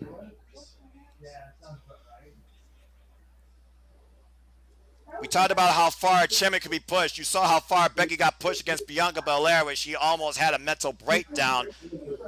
Will Seth Rollins have the same thing tonight? Did he get more than he bargained for? They say be careful what you ask for. We're about to find out if that statement truly holds up and tonight becomes Seth Rollins' nightmare. Seth freaking Rollins. Desperate man do desperate things. Yeah, I like the character that Seth has been playing as of late. I don't. To be honest, I don't. I understand why some people might, but to me, he's literally just ripped off the current day Joker. Like, well, that's probably why I get a kick out of it, because I'm a huge Batman fanatic. Can he be trusted? Gotham. Sorry. Can Vince be trusted? The answer is no. Yeah, we all know that. Yeah, well, I mean, doesn't take a rocket scientist to know that. That's why I don't trust that the opponent here is Cody. Well, I guess we're all about to find out. Again, names thrown out, included at Limited 2. Shane McMahon, Veer, The American Nightmare, Cody Rhodes, Elias. That's a heck of a lot of screen. What a terrible, terrible fucking animation job. Here's something else to think about as far as it potentially being Cody. When they first started promoting WrestleMania and they started running through all the adjectives that could be used to describe WrestleMania before they went with stupendous as their main one, one of the words that flashed on the screen in the commercial was dynamite. I know this is going to be interesting. I've heard memes, of course, about, and his name is John Cena! It's not going to be John Cena. After last night, again, it could always be the Undertaker. Never say never. Never say never. Aaron Rips says that all the time. The Hall of Fame in his gear. All you had to do was just come to me and ask. Why you had to go for all these hoops? Pretty good impression there, Noah. You have to have your own main event moment. You will learn your opponent when you're in the ring, and it'll be at my choosing. But you're going to WrestleMania. Now get the hell out of my office. I'm busy. All I know is if we're gonna call Rollins the modern day Joker, we need to have Rick Ellis face him so Rick Ellis can do his Batman impression. There we go. Swear to me. I understand that reference. I know you do. I'm sure a few people in the Jeff Meacham Network will. And thank you, everybody, for supporting the Jeff Meacham Network, as always, for all your fans, wrestling commentary, reacting, and bantering. We hope you're having a great time, and we hope you continue to support the Jeff Meacham Network. Yes. If you guys have been enjoying what's been going on so far today, I know we're not really doing a Q&A, but super chats would be appreciated for all the hard work that Jeff is putting in to putting these things on. And for Noah and James, putting their talents out here, their voices on the line after, calling ROH last night for the network. Yeah, anything y'all could do to support the network would be greatly appreciated over these next couple evenings. Yeah, for sure. Joey, what was the King's score today? I'm glad they won at least. Looks like Seth Rollins like a choir. I dig it though. I like it. And it's green and purple. Yeah, he's just a Joker. But again, like I said, I'm a Batman fanatic. I grew up, my first exposure was the '89 Batman with Nicholson. Then I got into the old school Adam West show. I've always been a Batman fanatic. Every incarnation. I even don't mind the Robert Pattinson version that just came out. Seth freaking Rollins with the most ridiculous drip and robe I've ever seen in pro wrestling. Dude, he is all up in this. He's conducting the choir. He's got this ridiculous feather robe on. God bless him, man. I love it. I don't care. I know James isn't a fan of the gimmick. I think it's freaking wonderful that he's totally. Hey, it's one of those things where you just gotta own what you're given. Seth freaking Rollins owns this gimmick. Well, he owns something. Maybe a few screws loose, but. That's the key, is being able to turn the chicken shit into chicken salad. It's something we touched on the other night when we were talking about Corbin. I have no doubt about it. I know for a fact he'd probably turn it into chicken salad. I'm confident enough in Rollins' ability to do that. It's just, and he has so far for my money. Yeah, my point is, why should he have to? Because he's done everything else. He's got the greatest Money in the Bank cashed in the history of the business. He's a multiple-time world champion, both brands. He doesn't need to be at the top of the card running through everybody. He's done that. He beat Brock Lesnar at WrestleMania. He more than once. Right. He's done whereas it. His Shield buddy has yet to do it. What's that? I said, whereas his Shield brethren has yet to do it. 24 more hours. That'll be a different thing with any luck. Yeah, well, more than likely, that's what I predicted too. But as of this moment, Roman beat Rollins. Keep in mind, so I'm pretty sure. Matter of fact, Rollins is the only guy the Shield to beat Brock Lesnar. Period at WrestleMania, because Moxley couldn't do it either. That's right. Back at WrestleMania 32 in that street fight. Yep. Yeah, another. Well, whatever. I don't want to get into the bill because the bill for that was so underwhelming. It delivered even less.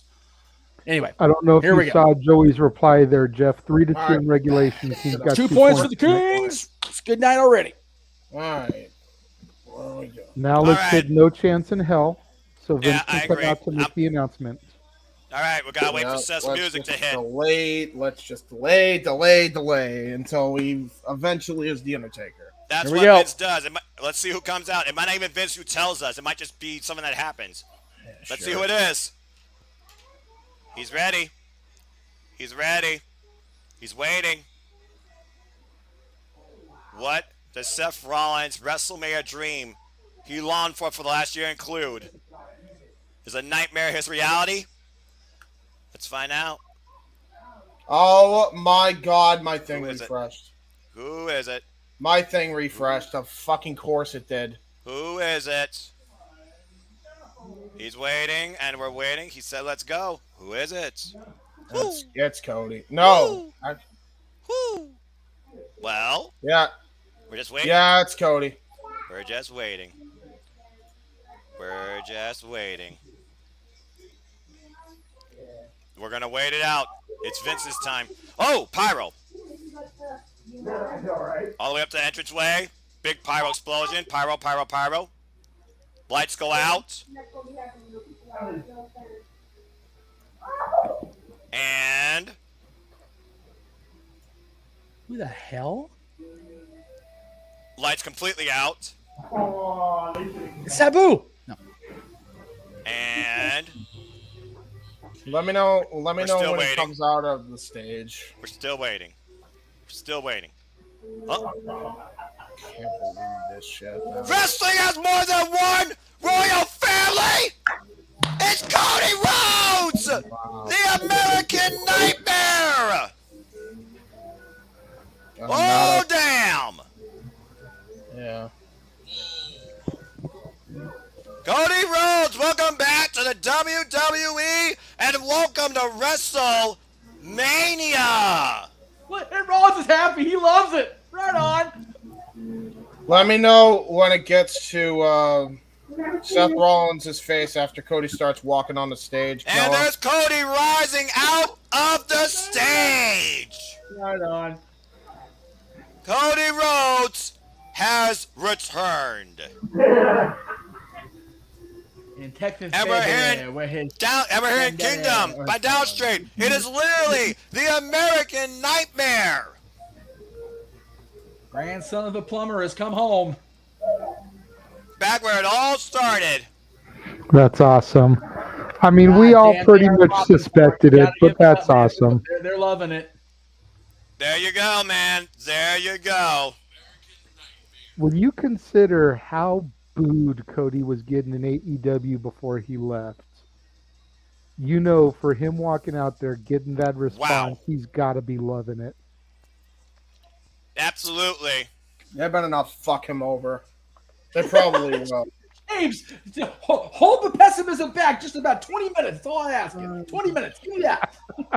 I just feel bad, man. I hope this works out for him. Don't feel bad yet. Wait for it to fuck up. Then go for it.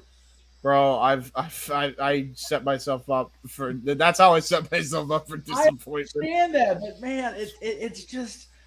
God, wow. That's you just. It's one thing about Cody. Just that it's so ugly. Anyway, is he on the turnbuckle? From undesirable to undeniable. Whoa, that kid's gonna have a moment for the rest of his life. That's awesome.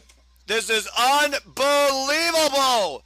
The American Nightmare, Cody Rhodes. And he's on the turnbuckles, man. And hyping the crowd. Hyping the crowd. The American Nightmare is back in the WWE.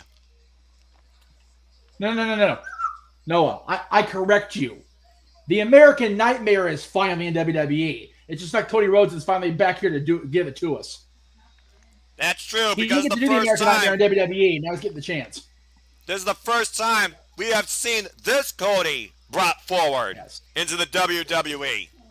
Think, JJ, where were we 11 years ago? Outside our home arena when this dude didn't even have a match on the card at SummerSlam. I will never forget the fact that I broke Cody Rhodes. Did the music stop just now or no? Nope, still going. Not yet. So I gotta wait until. All right. I'm out of sync again because of fucking course. The music stopped. The WrestleMania overlook. Cody tosses the robe. Let me know when they're ringing the bell. Galore. Okay, we will.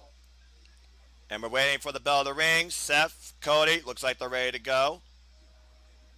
I'm sure Seth can't believe it. The bell rings are underway. Okay, cool. I'm back on. All right.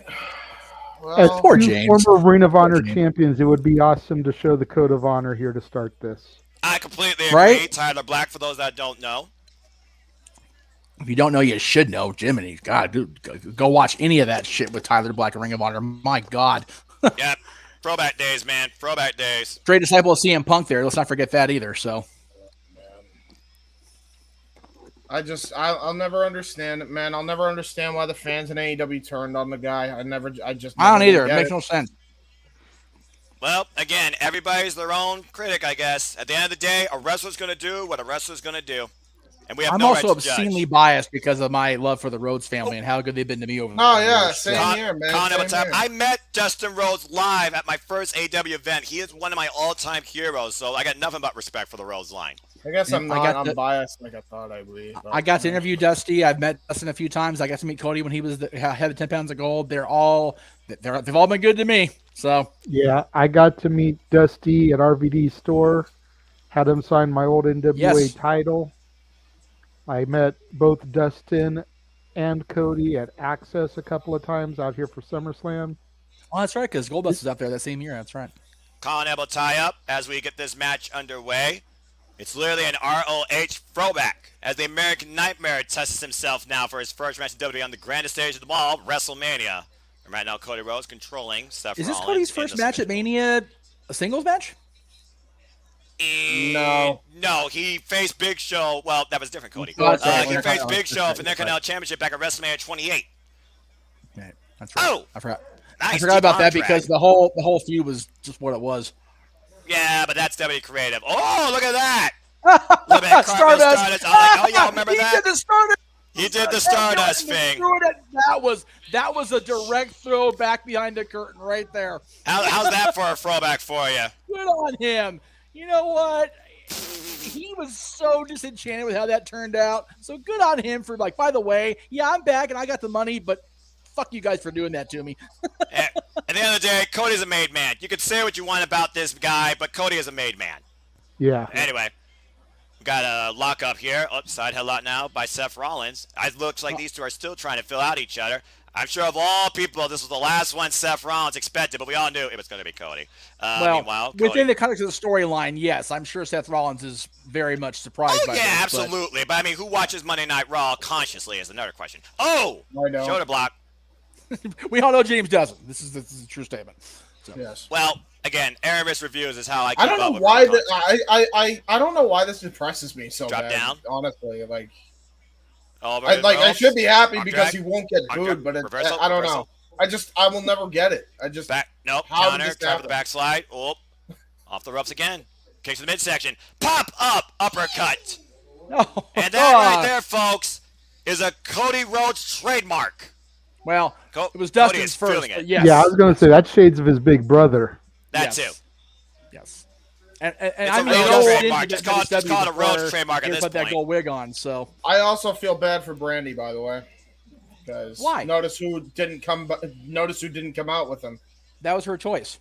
Again, they will do what they choose to do. Oh! Yes, it is. Yes, it is her choice, Jeff. Why do you think? Because people, for some reason, hate her, and I'll never understand it. Get to the midsection. Threw him out of the building. Oh, double pedigree! Ooh. Cody looking for crossroads! And Seth reverses. Looking for curve stomp! Miss. And right now, Cody kicks to the midsection again. What's he looking for here? Maybe a snap suplex? Oh, nope. Seth reverses. Oh, and we know Seth does a Falcon Arrow from that position. Both men jogging for position. Cody, Seth, Cody. Neither man and Seth over the top. Oh, my word! Oh, fuck. Both of them hurt. Jesus almighty. That could have been disastrous. Now, you can tell Seth right now is feeling out his fingers. Could have been a stinger. Oh, man. Deadlift, German suplex. When they're doing the replay, somebody at BT Sport decided to make this graphic up. Oh, Good grief. God. Mocking the All Elite photos. And right now, go screw Savage. off. Screw off. Savage. That's pretty funny. Hey. Cindy G tweet. Noah. Cindy G tweet a minute ago. Cody Rhodes is wrestling. To quote my friend Noah Foster, simple as that. That's it. That's the tweet. Cody Rhodes is wrestling. There you go. Cindy knows. Cindy understands. It's not a bad call, Kevin, in the chat room. Cody to win Money in the Bank this summer? It's a little premature to be calling that, but you never know. Could be. I mean, if remember Roman wins tomorrow, who he's working for. If Roman wins tomorrow, you know he's going to be still the guy on SmackDown. Raw will need a champion. They said they're going to give one of the brands. They can't have one of the brands without a championship. Whatever brand needs a new championship. Cody, not a bad guy. Well, what about the, I don't know, Intercontinental U.S. Championships? Oh, but those don't matter anymore. Clearly Oh, not on WrestleMania. Yeah, that's sad to say. Goes without saying. 2 nights. Can't fit one of them on the show. Oh, don't worry. I'm sure we'll rant about that more during Open Mic Night. Stay tuned, folks, because the party does not end when WrestleMania is over. Throw it up there now. Yeah. Hang on. Wait a minute. Hold it. Meanwhile, I have promotional material for that. There you go. Meanwhile, Seth Rollins right now being controlled by Cody in a submission hold with the arm trapped between the leg.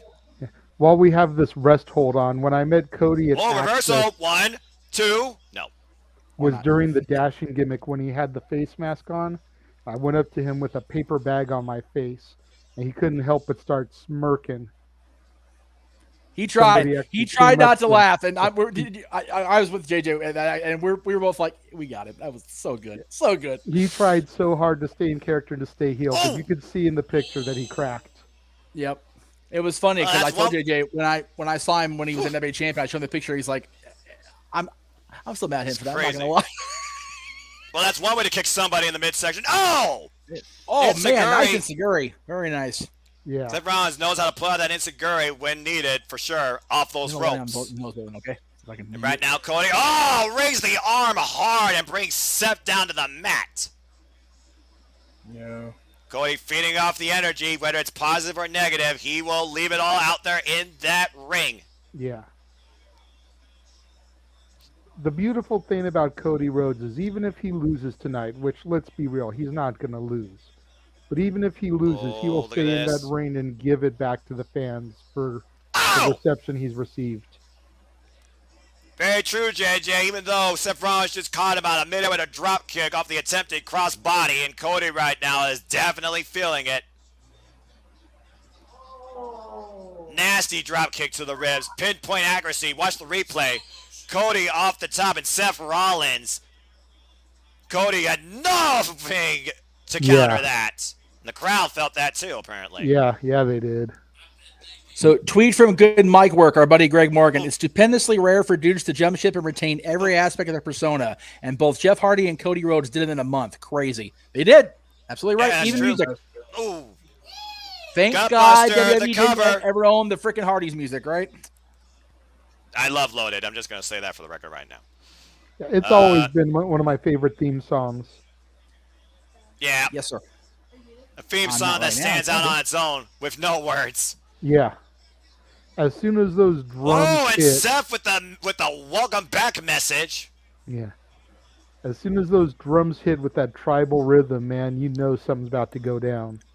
So, JJ, you might know better than anybody being the Hardys fan amongst us. Does Jeff own his own, like the No More Words? I would think he does since he wrote it. Oh, Irish Whip. That was a different band that did that. That wasn't his band that did that. Yeah, I'm about to say, that wasn't a Jeff Hardy original. That wasn't Jeff Hardy has done his own music. That wasn't No, he just did a cover. He did a cover. I want to say it was Endeavor After something. Oh, that's right, Endeavor After. You're right. Okay. I'm going to say, because I that always Reckless like Intent Jeff album. when they keep them separate, so. No, Cody right now fighting out of the waist lock. Oh, the pain crushing the midsection. Seth Rollins is. And Cody fights out and works and goes right back to that arm. As far as the question in the chat room from Kevin, you have to remember they distanced Odie and Karn. Wow, I need a nap. Botch. They distanced Karn and Cody a while ago, and Dustin's been doing his own thing, fighting the battles he's been fighting on Dark. So they're both good. They're fine. Oh, and out of the corner, and Seth and Cody with the scoop slam. Beautiful snap power slam, scoop variation. Cody right now. Getting up momentum off the ropes. Sends Seth over the top to the floor. And right now, Cody's feeling it. But what's Cody going to do here? Man, look at the scars of his back, the wars he's waged his body on. Cody, top page to a seat. Oh, my goodness. Good grief. Seth Rollins over the announce table and nearly into that Jimmy Ball guy's lap. Oh, my God. They nearly killed Jimmy. You bastards. Well, there's enough pop culture references between this two stupendous extravaganza that definitely WWE fits. Shop already put the freaking Cody Rhodes section up. They didn't waste no time. Oh, no. Why would they? I love Walter's observation about how Corey Graves looks like the Riddler, and then we got freaking Seth Rollins, the modern-day Joker, in there. We just need a Catwoman and a Penguin. Comment on that one. Anyway, Cody Rhodes right now. Looks like he's going up to the top rope. Might be looking to make a WrestleMania moment up. Oh, man! What the hell? Corkscrew moonsault didn't get all of it. Kick out at 2. I almost thought Seth reversed it into an impromptu Falcon arrow. Look at the replay. Look at this. I definitely dig the shirt designs on Cody's section here. Yeah, that is a corkscrew right there. That was Terry Funk style moonsault. Yes. Very claustrophobic. Yeah, messy but effective, but not enough to claim victory. And Seth Rollins right now rolling to the outside of the ring, and Cody's going to follow suit. Yeah, man. So it's not the exact same shirt because it's got the American Nightmare written in the middle, but that didn't take very long. Oh, my God. He almost Rollins countered. There's a deadlift. He's got Cody up, and Cody. Oh, my goodness. Why would you do that first night? Do that. Maria Menounos is having a spaz. What did you, Cody Rhodes, just thrown buckle bomb variation into the barricade? Why? That is the move, by the way, that do that fucking move. That was the move, by the way, for those that don't know, that popped Finn Balor's shoulder out of its socket. He legitimately Springboard. almost concussed Cody. Oh my God. Got him with the knee with a follow-up first kick. Seth Rollins looking for the kill. Are you serious? He's got him up. And Seth Rollins. Oh! Falcon Arrow, has he done the deal? Hooks the leg. Kick out at 2. That buckle bomb was so hard on that barricade. Sam Roberts got uglier just watching it. Anyway. My goodness. I am glad that Maria Menounos managed to brush and dry her hair between last night and tonight. Thank you. Who cares? Go wild. I love Maria. She's one of my favorite people ever. Like in real life, but God, her hairstyle was atrocious last night. Kick out. Dare you to tell that to her face, but I digress. Well, no, because the thing is, I would, because she did not look good. Her hair looked terrible last night. She had a beautiful dress on. She was happy to be there, and she had a great enthusiasm. But she looked like she literally rolled out of bed, stuck her head under the faucet, and went out on stage. It's like, come on, man, have a little more respect for yourself and your appearance in front of a global audience. In case you want to check with your mother right now, it's 10. We're gonna go ahead and call me out and do my. I would do it to her face. So my blood pressure. Well, meanwhile, Seth Rollins looks to burn it down with a curb stomp. Cody denies it. Roll through, and Seth goes again for the curb stomp. Misses. Cody looks to lock him up. Crossroads, no deny. Seth Rollins roll through. 1, 2, no. Please end this. Near fall. Cody got Seth up again. Looks for it. The Crossroads hits. Middle of the ring. Cody hooks the leg. 2. They are married. No. Seth freaking Rollins kicks out of the Crossroads.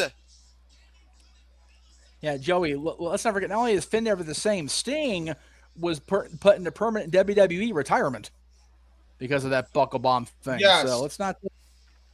Why do you think I was just so pissed when it freaking happened? No, right. And yet, stop there is no doing the move! Exist. Oh, Lord. God damn! James, are you okay, brother? No, I'm not. Because first fucking night back for Cody, and he almost gets fucking injured because apparently Vince doesn't like anybody training to freaking protect your opponent. I guess throw caution to the wind. I guess so, especially at WrestleMania. Meanwhile, Cody to the top rope, and Seth, drops him. Again, midsection first, across the top turnbuckle pad. How did Seth kick out of that crossroads? I'll never know. I don't like the fact that Cody's back in WWE. I don't like the fact that Cody Rhodes is back in WWE for circumstances that I've already gone over. Fuck the IWC. I've mentioned that 100,000 times. But I can accept it. I can learn to live with it. Just for the love of God, don't injure him before he can get his career started. Please. Please. Fair point. And also keep in mind a couple things as we lament that buckle bomb. Number 1, that doesn't happen without both wrestlers approving it. Number 2, Vince isn't a producer of the matches. Oh, no. Oh, Lord. Oh, my Lord. Seth Rollins got Cody hooked. Oh, my God. Oh, my God. Into a Falcon Arrow. The Dragon Sleeper locked in. Big side slam. 1, 2, no. Jesus Christ almighty. To answer Ryan Peterson's question in the chat room, I don't think anybody has that knowledge just yet, but it's got to be at least a year deal right now to start with, then probably a reassessment and a re-sign after a year. You got to figure. I hope so. Again, it might just be appearance based. We have no idea. I don't know why it didn't move us up. Let me see if I can fix that. My God, though, what an inverted super select side power slam follow-up combination as Cody survives that offense by Seth freaking Rollins. I wish I was into this match, man. I don't know why I can't get myself into it. I don't know what is going on, but James, you kind of already explained your case, and it's a very conscious case. There's a lot of things going on your end, James, and no one's going to hold it against you, especially here, brother. No, man. No, I just hate that. I wanted to try and not get offended if it was Cody, but I'm just worried, dude. I've gone through that way too many times as a fan with this company. I understand that. I understand. It's hard to go beyond what already has betrayed you. What a Phoenix Splash. Roll through. Well, and get to the midsection. Seth Rollins might finally be looking to hit the pedigree. Oh, nope. Cody reverses. Kick to the midsection. He's going to hit the pedigree. And Cody Rhodes Hooks Seth Rollins. Are you kidding me? Looks for the pedigree. No, Seth Rollins denies it. Goes for the legs. Double leg. Roll through. Jackknife. 1, 2. No. Cody still locks Seth Rollins. So 1, 2. Cody tries to bridge up but can't. Exhaustion starting to play. Fatigue becoming a factor. Cody looking again. Oh my God. Locks Seth. Tiger Drive. Oh! Oh my God. Trust me, James. Powerbomb! You will have more than an opportunity to vent it out after we're done here, because Open Mic Night's going to go as long as we want to tonight, folks. Cody right now in the driver's seat, looking to end this thing. Seth Rollins feeling the effects after that powerbomb. Cody out of the corner. Cody cutter! The cutter! 1, 2, no! There's not. This is a great match, by the way. I'm sorry if I'm not into it. There's really no other. There's really nothing else I have to say, really. Like, okay, fair enough. I've stated what I said, man. Like, tremendous offense out of the corner with the Cody cutter, but it still didn't get the job done. It's WrestleMania. Seth Rollins will not be denied with how long he worked for this WrestleMania moment. And then you have Cody, the American Nightmare, this incarnation of a Rhodes trying to build his kingdom on day one in his WrestleMania moment. It's going to come down to who wants it more. But what more can you do? Meanwhile, Seth Rollins kicked to the midsection. A pedigree might do it. Hooks Cody up. Pedigree in the middle of the ring. Full body too. And Seth has not. Are you kidding me? Seth has still not done it yet. Holy hell. Unreal. You know, I'm going to say something right here. And these matches that we are witnessing tonight may not be on the level of ROH last night. I'm not even going to try and argue that. But after the first couple matches, every match has fired on all cylinders. The emotion's there, man. The emotion's there. I gotta agree. From The Miz, Logan Paul versus the Mysterios, to Bianca and Becky, to this. Everything has been firing on all cylinders, and I feel bad for the New Day versus Sheamus and Ridge Holland that have to come in between this and the women's match, Charlotte and Ronda. And the KO show. Let's not forget that's tonight, too. Yeah. Oh, man. Big shot. Oh, this is definitely the hottest the crowd has been all night, too. This is a hell of a fight. What a match. As we knew they would be. Everybody was anticipating Cody. Yeah. And Cody with the set. Oh, look at that. That kick to the side of the head from the downward position. Cody's feeling it. Oh, and Seth just cuts Cody down in the midsection. Seth right now infuriated. Says it's his company. There's those Kawada kicks to the side of Cody's head. Straight into the face. Oh, man. And Seth has had enough with the discus forearm. Looking for the net breaker. Oh, not. Oh, clubbing shot to the back of the head. Seth is feeling it. He might be looking for the kill shot. And right now, is it? Oh, wait. Seth made it took too long. Cody hooks him. Crossroads! Crossroads! And he hangs on. And he hangs on, as Jeff alluded to. Going through for Rolls another through one. it. Might be looking for a second one. Second crossroads. Oh, and he my still holds God. on. Might be looking for the trifecta. Going for He the lifts hat Seth up. Right? 3 amigos of freaking crossroads. That's hit that pedigree. Hit that damn pedigree. Hit that damn pedigree. Oh, the jab. Oh, the jab. Oh, the my jab. God. Into this. elbow. The son of a plumber with the flip-flop Grandson and of a flying plumber. the bionic elbow. Oh, yes. Cody is on another level right now. Pure adrenaline as he hooks Seth up for a final and third emphatic crossroads. Cover in the middle of the ring. Welcome the American Nightmare to the WWE. Cody wins. And he's got a knot above his right eye that's going to hurt like a mucker feather tomorrow, though. What an emphatic debut. When they get a close-up of Cody again on the face, he's got a knot right above that right eyebrow. That's going to hurt like a bitch. Oh, my gosh. What emotions right now. He's going to fall. He's going to be like, ow. What emotions right now are going through this son of a plumber as he takes in the WrestleMania moment? The American Nightmare has arrived in WWE and has taken his first step in building a new kingdom. What a match. Yeah, that was insane. BTW, Mr. Meacham, your birthday girl niece says hello. Oh! Hello, Miss Alana. I'm glad to hear from you, love. Let her know I'm thinking of her. And I'm sorry I wasn't there, but with both being the boy being sick, probably the best. Yeah. Oh, man. And indeed, like I alluded to, Seth freaking Rollins' WrestleMania moment became a nightmare tonight as Cody Rhodes arrived. But again, Rollins, number one, match-wise, nothing to be ashamed of. No. Point two, for having to carry this thing the entire way without officially acknowledging what it was going to be, good on him. Yeah.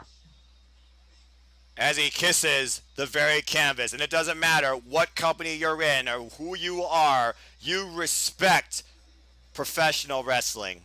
Yeah. Congratulations, Cody Rhodes, the American Nightmare. Welcome to the WWE. And it was nice that he was able to get in a little nod to both his brother and his father within the match.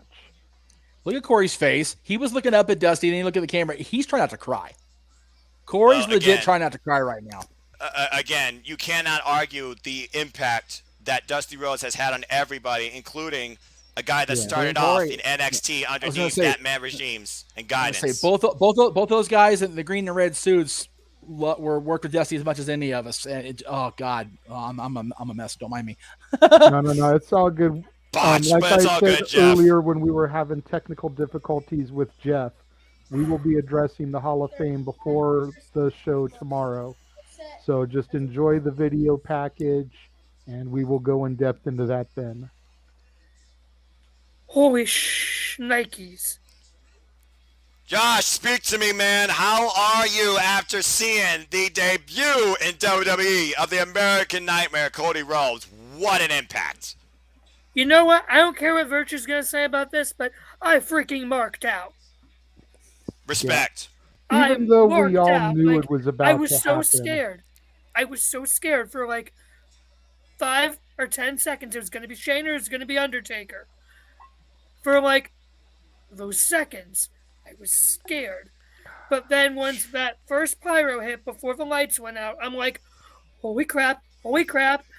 And then just the lights out and the first bit of the words of that theme. Holy crap. And I'll be honest, I haven't listened to Cody Rhodes' theme that much except in the past few weeks, just so I knew what it would be like for when this happened.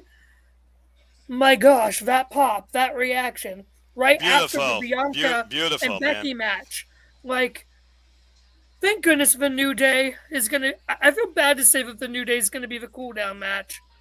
I know, we right? need a cooldown. Hall of Fame and New Day. Before we get to Ronda and Charlotte, is there going to be anything left for Stone Cold? Those last 2 matches wiped me out. So I just wanted to come in and say that real quick. I want to ask the chat, and you all can be generally honest with me. If my voice is too much for you, let me know if I need to tone it down. Nah, dude, your excitement is what sells it. Well, I think Jeff's put it best. If you're going to do commentary, you got to do it to somebody who doesn't see what's happening but can feel it. I hope I'm doing that proudly. You have to. I have learned if you're going to do commentary for any sport, but especially professional wrestling, sports, whatever you want to call it, you have to have a passion for the product you're watching. Now, again, it's one of those where not every match is going to be everybody's cup of tea. Not everybody's going to be my favorite cup of tea, which is why I try to do at least 1 or 2. I try to alternate between the different companies because I know not everybody likes WWE and not everybody wants to watch WWE, which is why I only do the big 5 for that company. That's why I only do the major shows for Impact, like we're going to do Rebellion in a few weeks, and for AEW, their quarterlies, and for the NWA, their quarterlies-ish, whatever they do, because everybody's got different tastes. And again, no, you've talked about it on social media, as has Cindy, as has everybody else. That's why wrestling WWE, AEW, NWA, whatever. That's why professional wrestling sports entertainment is the greatest art form, the greatest form of entertainment on this planet. End of sentence. Yeah. In all seriousness, Noah, and I'm not trying to inflate your ego or nothing. I don't know if this is going to be a compliment to you or what, but your commentary reminds me of Joey Styles. Like Jeff said, you think about how passionate he was about the ECW product. You think about how excitable he got, his oh my gods, how wrapped up in the moment he got. That's what your commentary reminds me of. Yeah. So Honestly, you like I love Joey these or two you guys. don't like Joey, that's what I think of. I love having these two guys on my commentary because Noah's got the passion and he gets worked up quite a bit. He gets into it. And then when there's those moments like on ECW TV where Joey was getting ready to punch Paul in his face and get all so bad out of shape, yeah, that's this guy right here. I am a little sad they're doing this on Saturday instead of Sunday. They might doing this on Sunday. Maybe they have something else going on Sunday that they needed to, or God, who knows what's going to happen in these matches tomorrow. No. I am going to be here Sunday. Mike won't be. No, Mike won't be here tonight. He's going to be here tomorrow, I believe. No. As far as we don't know why we're doing Hall of Fame is what JJ was saying. Why Hall of Fame tonight? Yeah.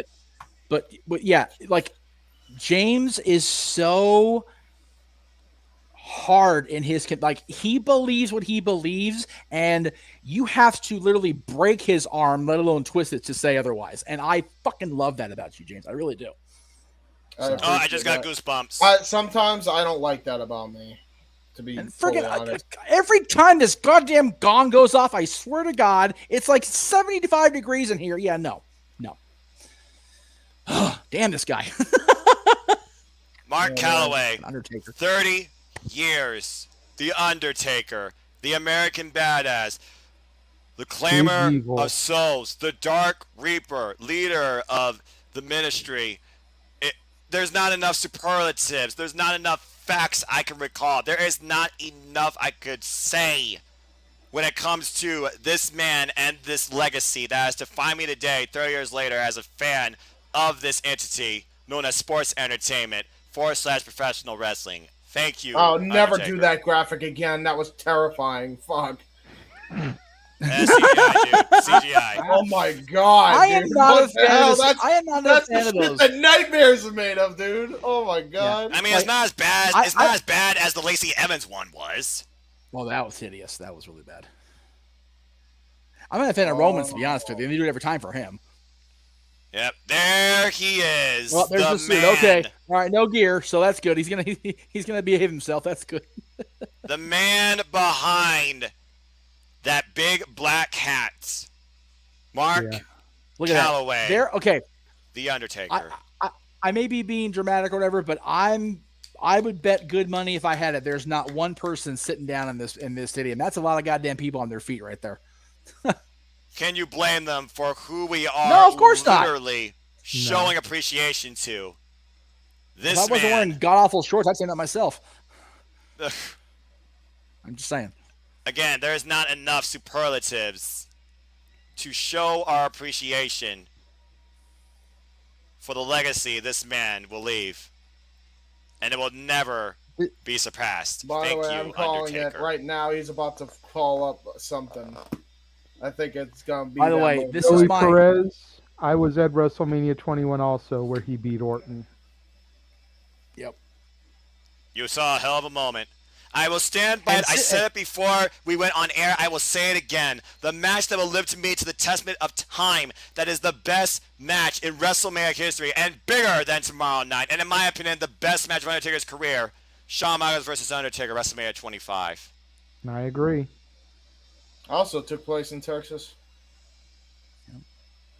Texas is there a bigger name from Texas when it comes to this business than The Undertaker? I dare you to find one. Well, okay. Again, that's a multi-layered onion to peel of that answer. But gimmick-wise, based on where he was built from, yes. But when you look at the big picture, there is no greater representative of the wrestling business, the sports entertainment business that has originated from the state of Texas than Mark Calloway. Without a doubt in my mind, I say that. And that's me being a Dusty guy. That's me being a Steve Austin guy. Mark Calloway's the man. However, gimmick-wise, there is no bigger Texas person in wrestling history than Stone Cold Steve Austin. I mean, it's just that's why he's probably going to be in the main event, which just piss I know these two guys off having this segment close the show, but it's, Oh, okay. Stop, Taker. My waterworks are done. Yeah, right. Row the arm up. Hold on, Taker. You know he will. Oh, wait, no, we're going. He didn't give us that turn of that fist. He just walked away back to stage. Whew, well, maybe that's the sign that he really is done, because usually he would look over the shoulder and like, I'll be back, and he didn't. Oh, that's tomorrow. I'm like, I've been doing this now. Okay, get it.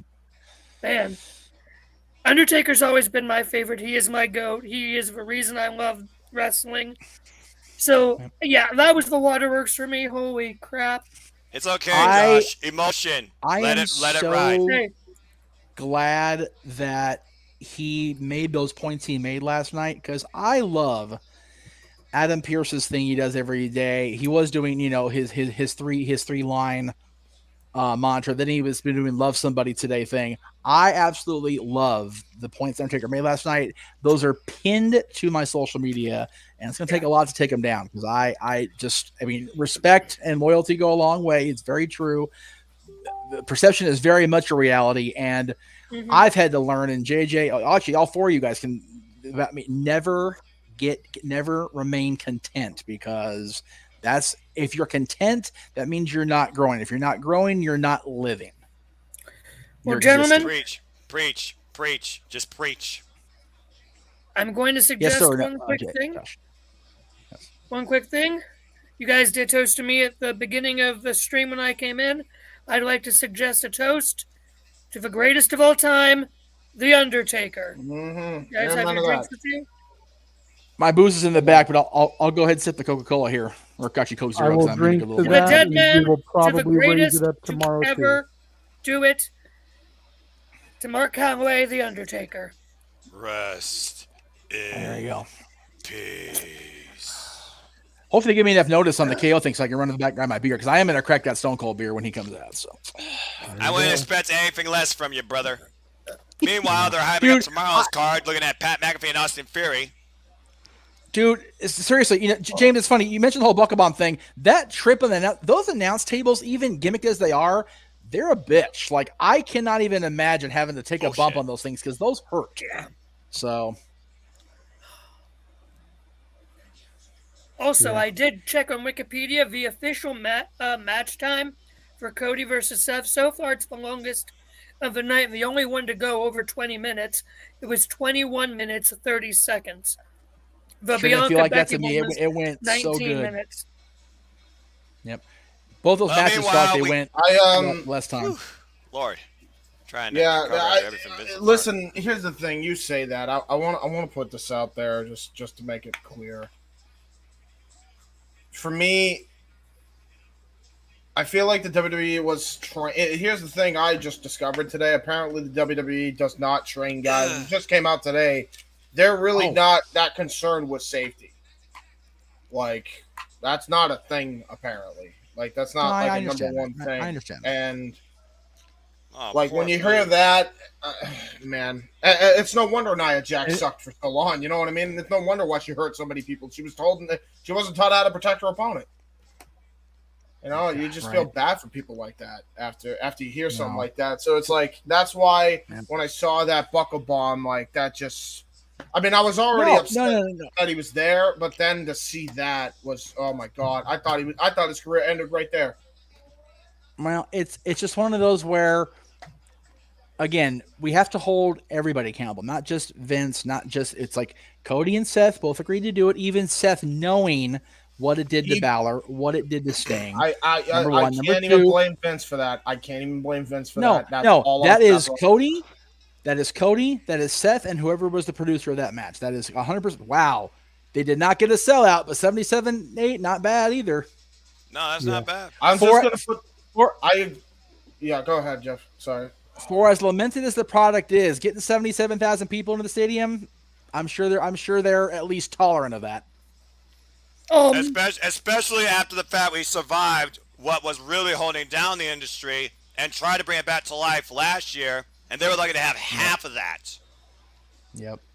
And it's funny. Somebody in there said, that they're when we were talking about Minnesota earlier. Apparently, Minnesota was supposed to. I had not heard that. All I know is they had things booked up through Las Vegas, which is now going to be next year's WrestleMania. 2 years allegedly. Next year's LA. They're coming home for me. So and it looks like KO is going to close the show. What? After all, They still have the New Day match. We still have New Day. Women's Championship is next. And we still have That's New Day versus bold. Sheamus. And that Ridge is cool, Holland. Jay. I agree with JJ. That is ridiculous. Wow.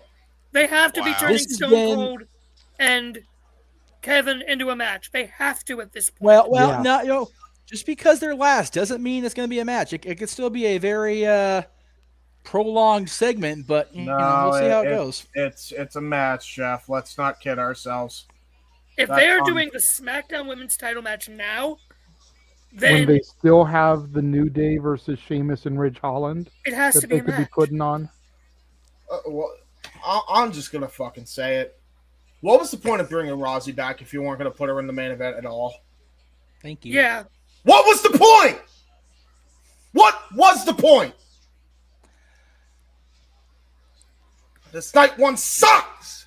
I'm just gonna watch the match because I still am here for Ronda Rousey to take Charlotte Flair's arm in the SmackDown Women's Championship, and I will save all my bias like James is, Dude. which is also fact. I'm sorry. I'm sorry. I'm trying, guys. I know you are. But there's And been I agree, one I thing. agree, There's I legitimately agree been with one you here. thing. The Royal Rumble fucking winner is supposed to be your fucking main event of WrestleMania. Not some damn bullshit segment where you got a hometown fucking hero after they fall up to a New Day, Oliver Twist, Europe versus America clash that I could give two shits less about.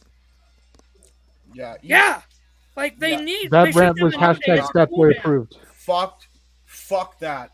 Fuck that. Sorry, Shame on not all sorry. of you. Okay. Easy on this, so many of them at once, because then I'm gonna get thrown off for sure. Please, guys. Sorry. I'm trying. Like I don't mind you swearing, that's fine, but not saying the F word 4 times in a row. That's gonna get me killed. I'm so angry, man. There's literally been one thing. I understand that. One thing I've been invested in this entire freaking night. I know. This entire night one, it's been one thing. I know. One thing. I was invested in the maybe two. I'll give Logan Paul credit. Maybe that too. Right. So 2 things out of the entire night one, I've been invested in. I understand. I get it, man. I do. Sorry, this is why I was so hesitant to do this because I have know, such I disdain know. for this damn company for doing stuff like this. Seriously, it's unbelievable. Like they can't even give this match the main event. I know. And you know what aggravates me? Like I look at this now, and in hindsight, Bianca and Becky should have went on last. One of those matches should have been evented tonight. One of them. Neither one of them are. Ryan has a good point. Unbelievable. Ironically, though, if it isn't a match, the Wikipedia record will show that the main event match, because Wikipedia doesn't report segments in their match lineup. It doesn't matter. It will report New Day versus Sheamus and Ridge Holland. That's it. That was the main event of night one. Was New Day versus Ridge Holland and Sheamus. Fight Club. One super chat from Walter Cruz. I'm working on it. I'm trying. A match should always end a WrestleMania, not a damn segment. I don't care who's in the segment. I don't care if it was Jesus. You make a match last no matter what. Well, you know what? And I agree with you. But at the very least, they could have given them the final match of the night. They didn't even give that to them. What a complete disgrace. So try to rein it in here because I do want to give these girls the respect they deserve. Yeah, because right now the match is about to begin. The entrances are coming. And here comes first the baddest bitch on the planet, Rowdy Ronda Josh, thank you. Rousey. Yeah. I'll be back once this match is done. You I guys agree. do your Sounds awesome thing. And James, just out of I spite, really want to see you debate. You know what? Just out of spite, I'm gonna do my effing job. Let's go. Ronda Rousey came back to the WWE after 3 years of maternity leave, some would say, after becoming a mother, won her spot here, winning the Women's Royal Rumble, and now seeks to take an arm and a title against someone that is seemingly unstoppable in Charlotte Flair. We have seen over the last few weeks how these two have pushed each other more so physically rather than verbally, and it looks like each one is out to prove a point. They are not one-trick ponies, but they can also beat each other at the mat game. We've seen Ronda Rousey now train with Shayna Baszler, focusing more on catch wrestling, submission holds. She's looking to make her idol, Kurt Angle, proud and also live forever in the name of Roddy Piper. Then you got Charlotte Flair, who's out to prove why she is the absolute best and will do anything possible to make sure she leaves tonight still the SmackDown Women's Champion. It doesn't get more tense than this. Yeah. Before this match gets rolling, I do have a legitimate question for our viewers, because I did see that prior to this, they were addressing the Rick Boogs situation. Yes. Did anybody hear an update officially from WWE as far as what has happened to Boogs? Because I was just we're pretty much all muted so that the audio from the show doesn't leak over to the stream and get us shut down. Yeah. So if somebody in the chat room can let us know if WWE gave an official update on Boogs during that, I would greatly appreciate it. James, talk about the current SmackDown Women's Champion entering the AT&T stand for the second time, not as a challenger, but as the champion herself, Charlotte Flair, and what this means to her and what she may need to do to stop Ronda Rousey from taking her crown.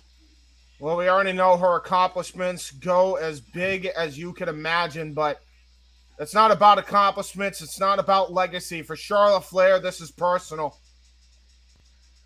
Charlotte Flair has gone through a long, hard, tumultuous road to get to this point here in what should be the main event of WrestleMania Night 1. She got here under a lot of grief. I do mean a lot of grief. Ronda Rousey, no stranger to that herself. Ronda Rousey with her own share of grief. Definitely not fan favorites in most fans' eyes if you're a hardcore viewer, but I think that's what's going to make them have the best match of the night here. They're definitely determined. You can see the determination in both of their eyes here. That's no without smile. A shadow of a doubt. There's no smile from either woman. There are two women in here with chips on their shoulders looking to prove a hell of a lot of people wrong. Yes, Jeff, I see your hand up for your own show. No. In that case, it's fine because they're doing their job. Rick Boogs has a torn quadricep patella and will require surgery. Damn. All the best to Bugenhagen.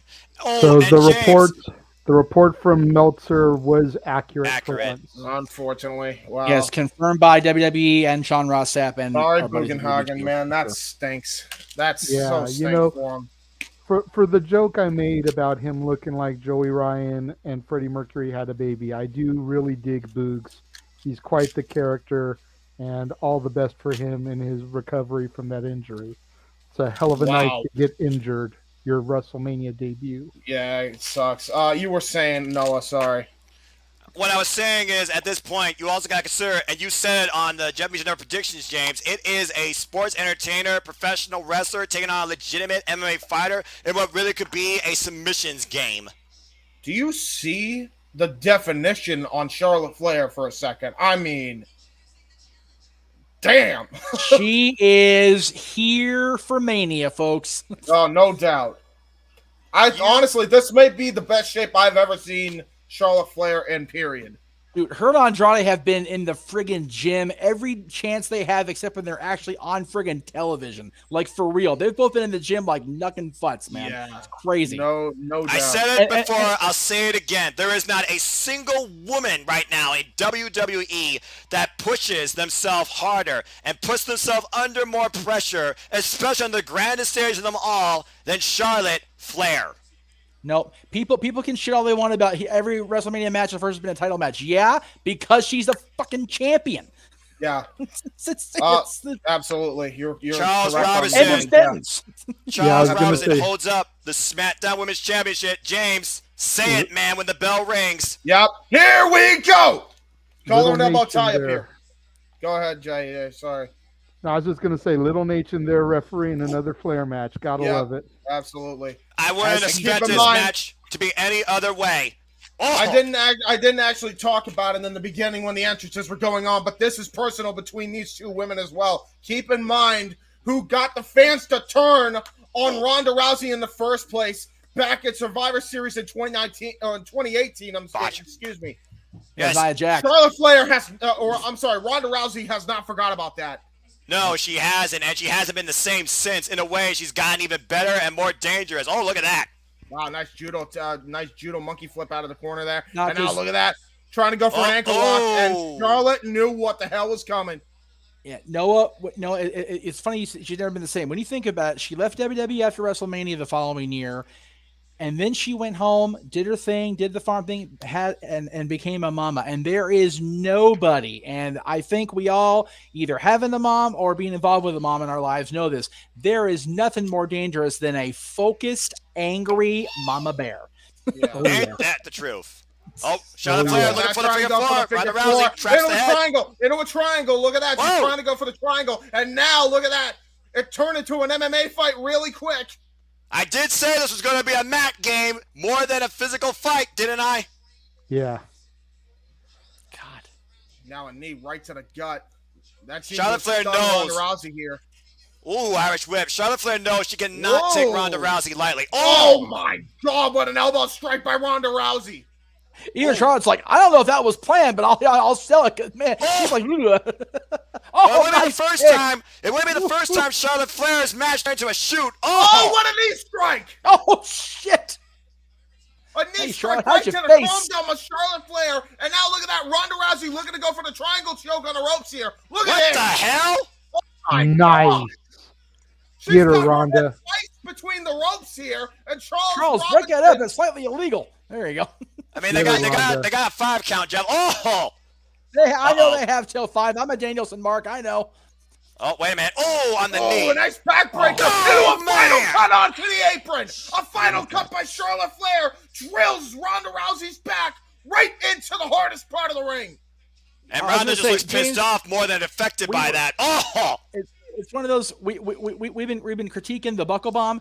People have been using that ring apron, which is the most dangerous part of the entire ringside area, way far too prevalent lately than they ever have. And I am not here for that. I've set those things up. That corner where the apron hit, that is I can't even hit. No. Well, I mean, you want to talk about bad landings? Ronda Rousey just had a bad landing, Jeff. The way she got tossed out of the ring. She did, man. It was Yep. And right now, Charlotte Flair's in the driver's seat, but Charlotte Flair will not take a count out. She wants to beat Ronda. She wants to beat Ronda Rousey at WrestleMania. She wants to cement herself as truly somebody untouchable. 2018, she got a taste, and she couldn't beat her. She lost her cool. Her shoulders down, a kick out at 1. But tonight, it's WrestleMania, and Charlotte Flair will take nothing less than total domination and victory. So that's why we're getting this match now, apparently, according to our buddy Sean Ross Sapp. Apparently New Day and Holland is cut, which, again, if they have New Day and Rich and Sheamus follow this, number 1, I feel bad for those 4 guys. Number 2, I feel bad for everybody else before them because they're going to be like, what? So, yeah, if it got cut for time, good. That means they better dedicate a lot of time to this, my main event, and I will stand by that to the testament of time because you don't end WrestleMania with a 7. I don't give a damn if you got the most liked person on the planet showing up. It's WrestleMania. You end with a fucking wrestling match that involves your Royal Rumble winner. Cover, kick out of that too. And again, as far as the New Day and Rich Holland and Sheamus goes, be on the pre-show tomorrow. Oh, boom! What a shot! So here's what we've got. Peacock or the WWE Network, whatever, locked in a 6-hour block for this. We're approaching that in 2 minutes. So definitely a time cut on the tag match. Has to be. Yeah, 100%. Unless, of course, they do make it the main event and it's a squash match. That's still a possibility. Highly unlikely in all likelihood, if I could borrow a phrase from Aaron Ripp, because it doesn't deserve to be in this spot. Oh, wow. And there's no offense to the talent. The talent deserves better, actually. Oh, man! Gee, that's just a knee to the face. No. That's just a knee to the face, what that is. Yeah, right. Big knee to the face, though. Get her, Ronda. By the way, guys, Ronda Rousey, bone on bone. No knee pads. No elbow pads. Sorry, you were saying. Like I said, I'm talking over you guys just to kind of add my own little flavor, but you guys are doing your job. You're fine, James. Don't worry. At least for now. Somebody in the chat room pointed out that they like Ronda's gear better now that she's back instead of the Piper look. I actually agree with it because this is more. Yes. It's got the Piper lettering, but this is very much Ronda Rousey. This is more legit. The keyword here is legit. She feels like, acts like an MMA fighter. She goes for the leg. Charlotte misses. You weren't going to get Rousey with that. Oh, a tornado fly by Ronda Rousey. What a kick out. That was a hell of a counter. If that's what I looked up and saw it happen. That was nuts. Yeah, absolutely. We've seen Charlotte Flair go for the leg before to soften it for the figure 4 leg lock and bridge to the figure 8. Ronda Rousey extremely aware of that. Oh, back elbow strike. And keep in mind, Rousey is very innovative. She knows how to adapt given the situation. She's a fighter and a pretty damn good wrestler. And we're seeing that on display now with that hook kick. And now into a judo toss. And another judo toss. And here we go. Ronda Rousey in firm control here. Bronze medal Olympian, by the way, I might add, in judo. Gotta love Ronda using the hook kick when that was man! What a spear! Yeah, that's a spear. So there you go. No! Oh my God! I thought she had it after that. She cut her in half with that spear out of nowhere off screen. She literally broke her in half. Boom! God, jeez. Yeah. Keep it. I was gonna say, I love how that Ronda. Man, she got rocked. Oh my God! Golly! Yeah, Ronda used the hook kick. Was it not the kick that Holly delivered to do her in the rain? Natural selection, but countered by Ronda Rousey, trying to go for a chicken wing. She's got a chicken wing locked in, single leg chicken wing. Charlotte Flair counters though into a power slam. A back suplex, more like. I have ever seen natural selection countered. That was kind of cool. Yeah, she caught her by the head, and then she got it with the power slam, as you alluded to, James. You're absolutely right. A kip up though by Charlotte Flair. How bad has Charlotte wanted this match, waited for this moment? I can't get over the shape she's in. Good grief. Yeah, this is about the best shape I've ever seen her in her career. I gotta be honest. Oh, and looks like Charlotte Flair might be going for that beautiful moonsault out of the corner. Can she hit it? Oh, lands on her feet. Bows away, Rose did not get any of it. Still tries to hook the leg, kick on that one. Botch. I'm sorry, that was a major botch. I understand being in the moment, but boy, was that a poor execution. Oh, man. She never could hit that damn thing right. Big shots. You know what? She always hits it right to the floor. That's the thing. Agreed. The ring, whatever. But the floor, she always hits it because she knows if she misses on the floor, she's going to eat shit. She got pop handle. Oh! Oh, T-bone suplex by Ronda Rousey and a kick out at 2 by Charlotte Flair. That's a kick out at 2 indeed. What a counter. Look at how these two are countering each other move for move at this point. And we're not even playing the mat game right now. We're just literally countering offensive, moves like that. Oh, wow. Got her hand up a tree of woe. Charlotte Flair right now, putting the boots in the Ronda Rousey. Excuse me. Ronda's chest is beat red already. How far are we into this? Not very. I would say 5 minutes. I feel like there's a bit more animosity here, and it's more than just the match. I'm just saying. Oh, my God. What's even scarier? Her chest is beat red, no flare chops. Uh-oh. Ronda's caught. What the hell is Charlotte looking for here? What in the... This is bad. My God! Oh, my Lord. Boston Crab into the turnbuckle. I don't know if I've ever seen that. Look at Ronda! Whoa. Look at freaking Ronda! Oh, jeez. Oh! You know, I try very hard to, the whole gender thing. I don't care if you're man, woman, child, beast. If I get Ronda Rousey sitting up like that in my face, I'm peeing my pants for all week. Yeah, dude. Yeah, I completely agree. No. Judo toss now. Oh my god! Judo toss for the top rope. No. Oh my god, she had it again. Look at Ronda's chest. What a judo throw. Dear Lord. Somewhere, whether he's working with the company or not anymore, somewhere William Regal's going, she's out doing my red chest. That's impressive. Look at Piper's Pit. And Piper's Pit. She hit it. But now what? She said she was going to take Charlotte's arm. But no, Charlotte, aware of the dangers. The crowd. Ronda, come on. Talk to the right crowd. Now, Ronda looking for another knee strike, gets it. And Charlotte answers with a big boot of her own. Both women down. Golly. What a fight. What a fight so far this has been. Absolutely. This is everything you wanted, right, Vaughn? These two women, as I said, a chip on their shoulder. Holy crap. Oh, my Lord. Both women just brutalizing each other here tonight at WrestleMania. Oh, my gosh. I'm not sure right now who's the worst for wear. Meanwhile, Charlotte Flair might be looking finally to hit the figure 4. Ronda Rousey countered. And once again, Charlotte on her feet. Ronda. Oh, power slam! Power slam judo throw variation, and somehow Charlotte gets her shoulder up at 2. The snap on that power slam, too, by the way. Charlotte Flair did not see that coming. Going, hey! Look at the speed. Look at the torque. Look at that. Oh my It was a judo throw power slam. I've never seen that in pro wrestling in my life. And now look at that go for Piper's Pit again. And Charlotte Flair escapes. Counters it is. And she's got it. Center of the ring. Variation of the ankle lock here. Charlotte Flair, the only thing she can do is reach for the ropes and try and roll through. And there she goes. Charlotte countered into the ankle lock. Look at that. Charlotte and Ronda Rousey now. Ankle lock. On the end of her own move, out of her mentor. With Charlotte Flair McMahon the time at WrestleMania.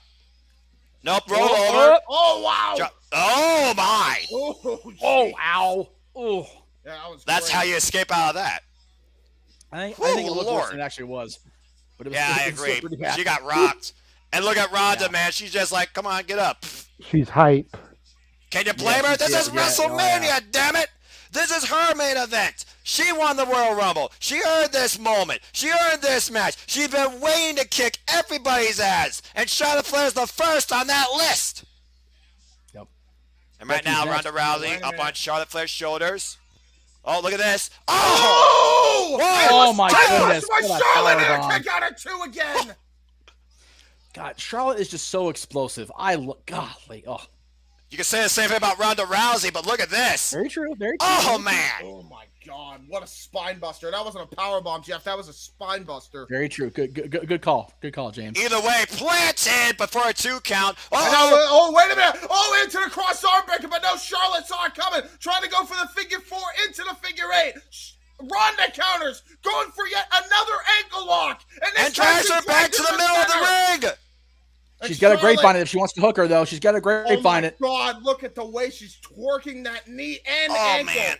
Not letting her and there it is. Oh, there it is. Oh, my God. Grapevine. Will we actually see Charlotte Flair tap at WrestleMania? This would be unprecedented. Oh, the pain must be excruciating. There's nowhere to go. Serious. If she does not tap. Oh, wow. She's actually kicking her. But no.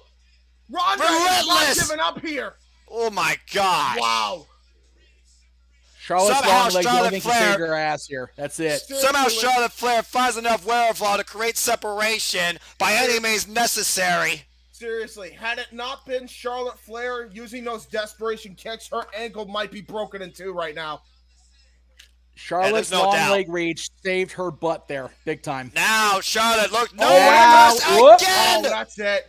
Oh my God. Counted again!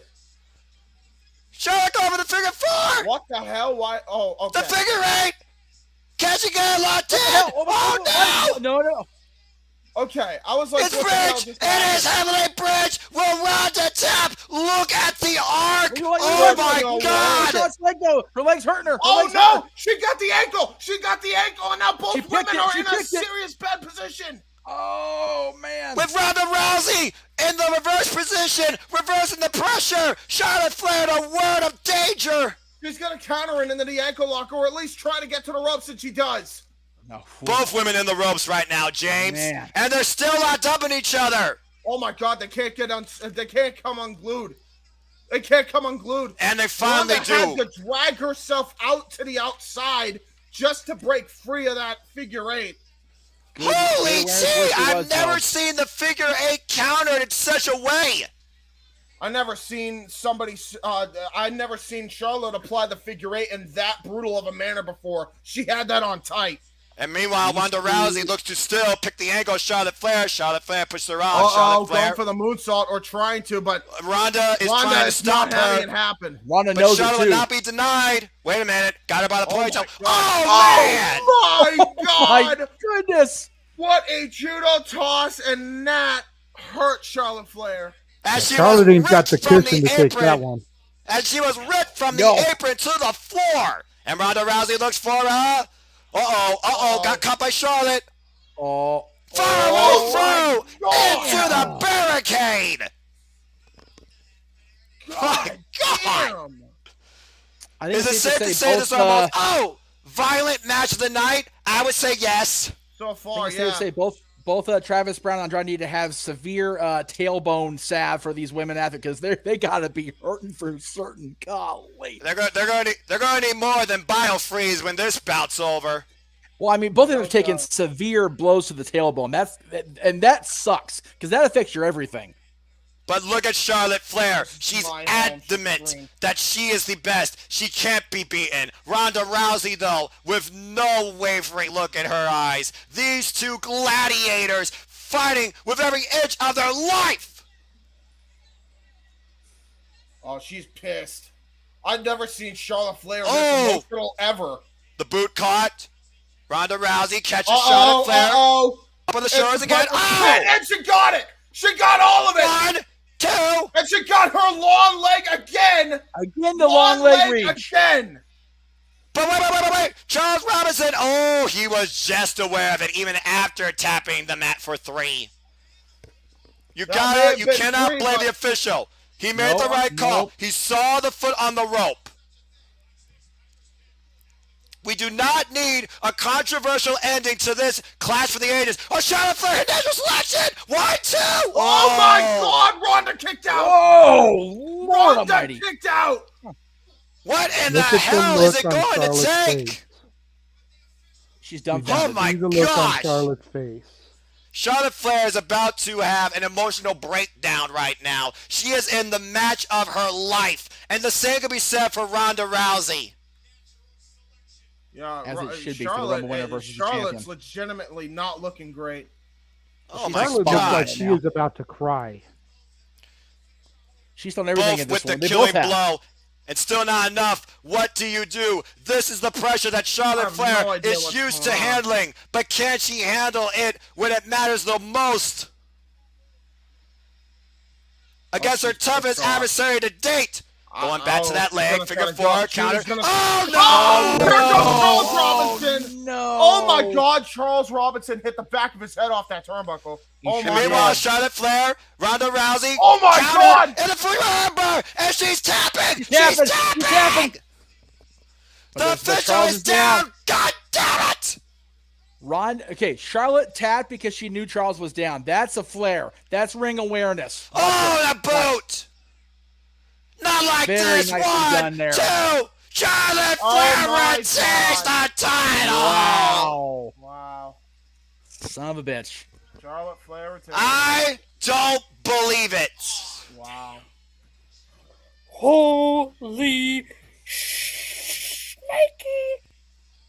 We saw Ronda Rousey had Charlotte Flair dead the fucking rights in that Fujiwara armbar submission hold. And in the end, once again, Charlotte Flair still stands tall and wins. Wow.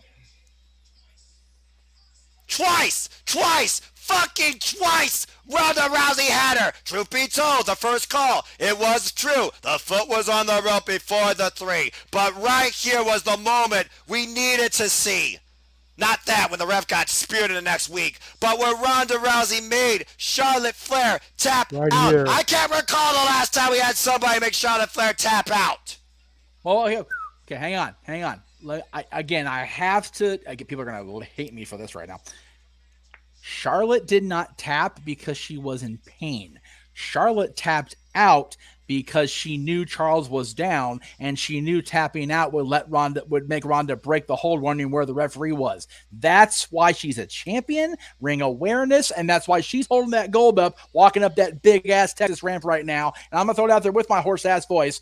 Woo! They weren't having both titles change hands on the same night. Nope. I should have realized that. My God, though, what an absolute clash. It just makes me want more. Yeah, I stand by my statement, boys. What a match, though. But It was a great congratulations to match. Charlotte Flair, still your SmackDown Women's Champion. Ronda Rousey denied at WrestleMania once again. I ain't gonna lie, it should have been. It just should have been Becky and Bianca main eventing, honestly. If it wasn't for the screwy finish, yeah, I disagree. Yeah. I agree too. I disagree. I would say that too if it wasn't for the crappy finish. The crappy finish happened. Becky and Bianca should have main evented. Man, so. I agree with Walter. Backlash. I still say submission match. I still say the Royal Rumble winner should be in the main event of both nights. I said that when they established the double Rumble. So yeah, again, I agree with you. It's just what the hell. Yeah, I don't know what to say after that, man. So, but you know what? Hey, but before we get to the KO show, do you mind going and grabbing that my prop out of the fridge for me? In the fridge, in my office. What a crappy finish! That sucked the life out of me. I have reasons for this. I sucked the life out of that building too. Anyway, there's a feel-good story out of all this. As I go, thank you for the super chat, Walter. I really appreciate both super chats tonight. Thank you very much. Apparently, there's a man who, Houston, Texas, has resurfaced after being missing and presumed dead for more than 30 years. God bless they found this guy, Mark Calloway. I'm so glad he's found his way home. Good. Oh, so happy to see that. Anyway. Damn it, Jeff. Well, it was 90s like WWE. I love that Twitter page so much. Anyway, yeah. Well, like I said, it just means, and you basically call it out, the showcase of WrestleMania rematches. We've got to get a submissions match between these two. There's no way this is sell by a long shot. Oh no, that's why I said backlash. Backlash will be the submission match. Which again, I don't mind not calling it because WrestleMania is WrestleMania, and I can sit back and enjoy what will be no doubt an awesome submission match. So. My goodness. Yeah. There it is. Again, the first time we saw the figure 8 countered in such a manner. First time I've seen that. First time I've seen Natural Selection kicked out of that I recall. I agree. That was probably their best. Again, screwy finish, whatever you want to call it. I think that was definitely Ronda's best match overall so far. And it's up there with Charlotte's too. It really is. Yeah. I agree. I absolutely agree. Every match has been a good match tonight. Even Corbin, McIntyre. No match has seemed like a regular pay-per-view or a TV match. Every match has seemed to be that WrestleMania caliber match. I mean, you don't think of match 2 as a fantastic match, as it is, because of a number 2 slot is the worst slot on the card. And even they for tomorrow night, man. We've got Edge, AJ Styles tomorrow. That alone is worth the price of admission for me. Yeah, and then you got I definitely agree. Then you got Pat McAfee versus Austin Fury. It could be a sleeper, it could be stupendous, or it could be absolutely stupid. We'll find out soon enough. Everybody just wait and see. It's fun either way. It's going to be fun to watch. There's 4-way for the women's tag team championships. Call it what you want. As long as Carmella is no longer champion, I'll be happy. Liv Morgan for the win. She deserves the moment. I put Banks and Naomi, but that I agree with. But we all know Banks is going to Banks. I'm curious on this one. I really am. I am too. Bobby Lashley, Omos is not ready Thanks for coming. See you later. I only use this bullshit. Oh Jesus! Oh no! I'm doing Knoxville, and this is Anything Goes. Stay tuned tomorrow night. If you wanted a dude who wanted to do stunts, why not just get Rocka? Why did you have to bring in Knoxville? Why? Well, at least we got Arcade Pro going up against Alpha Academy and Street Profits. What's sure to be That's going to be a great triple threat match. Triple threat match. Yeah, that'll be good. That'll be good. Calling it now, Gable takes the pin. But No who way takes the Arcade Pro pin wins. in what is being booked as the biggest WrestleMania match of all time, as Brock Lesnar, Roman Reigns, winner take all, championship unification, headlines tomorrow night at WrestleMania. On that note, I'm going to go grab my Reese's to get ready for the KO show. Thank and God. watch Okay, Stone at Cold the fix very booty. at So the very least. so be back Enjoy, after Josh. the KO show. Yeah, it does Yes, look because like. like you said, Josh, after WrestleMania is done, it's open mic night, no curfew. Oh, love it, love it. Yeah, we're going late. It We're looks going late. from the looks John's on spring from break, the- so 0 bedtime for me. From the looks of things, by the way, it does look like that was the final match of the night, which is good. Right, At yeah, least they yeah, have yeah. that. Oh, God. Yeah, we are. This we is are why right I said over. earlier. So mad. I would have been so pissed. I'm blaming Peacock to a point because you notice they've done this ever since Peacock. Stop starting WrestleMania proper at 8. Your main big show of the year should not start at the same time and technically supposed to end as the same time as Raw. Start it at 7 at the latest. Yep. It is the biggest show of the year. Start at 7. Start it at 6, even if it's 2 nights. I didn't care that we got a 5-6 hour WrestleMania. That's how it was supposed to be.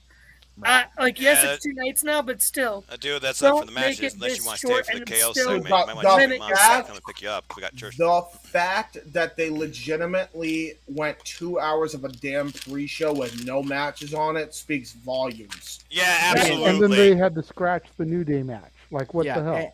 And JJ Or- talks and about it all Sheamus, weekend. once again, gets they have shafted. they have a 2-hour pre-show, probably 2-hour pre-show tomorrow, but there's no room for an Intercontinental title match proper or a U.S. Championship defense at all. Look at this shit.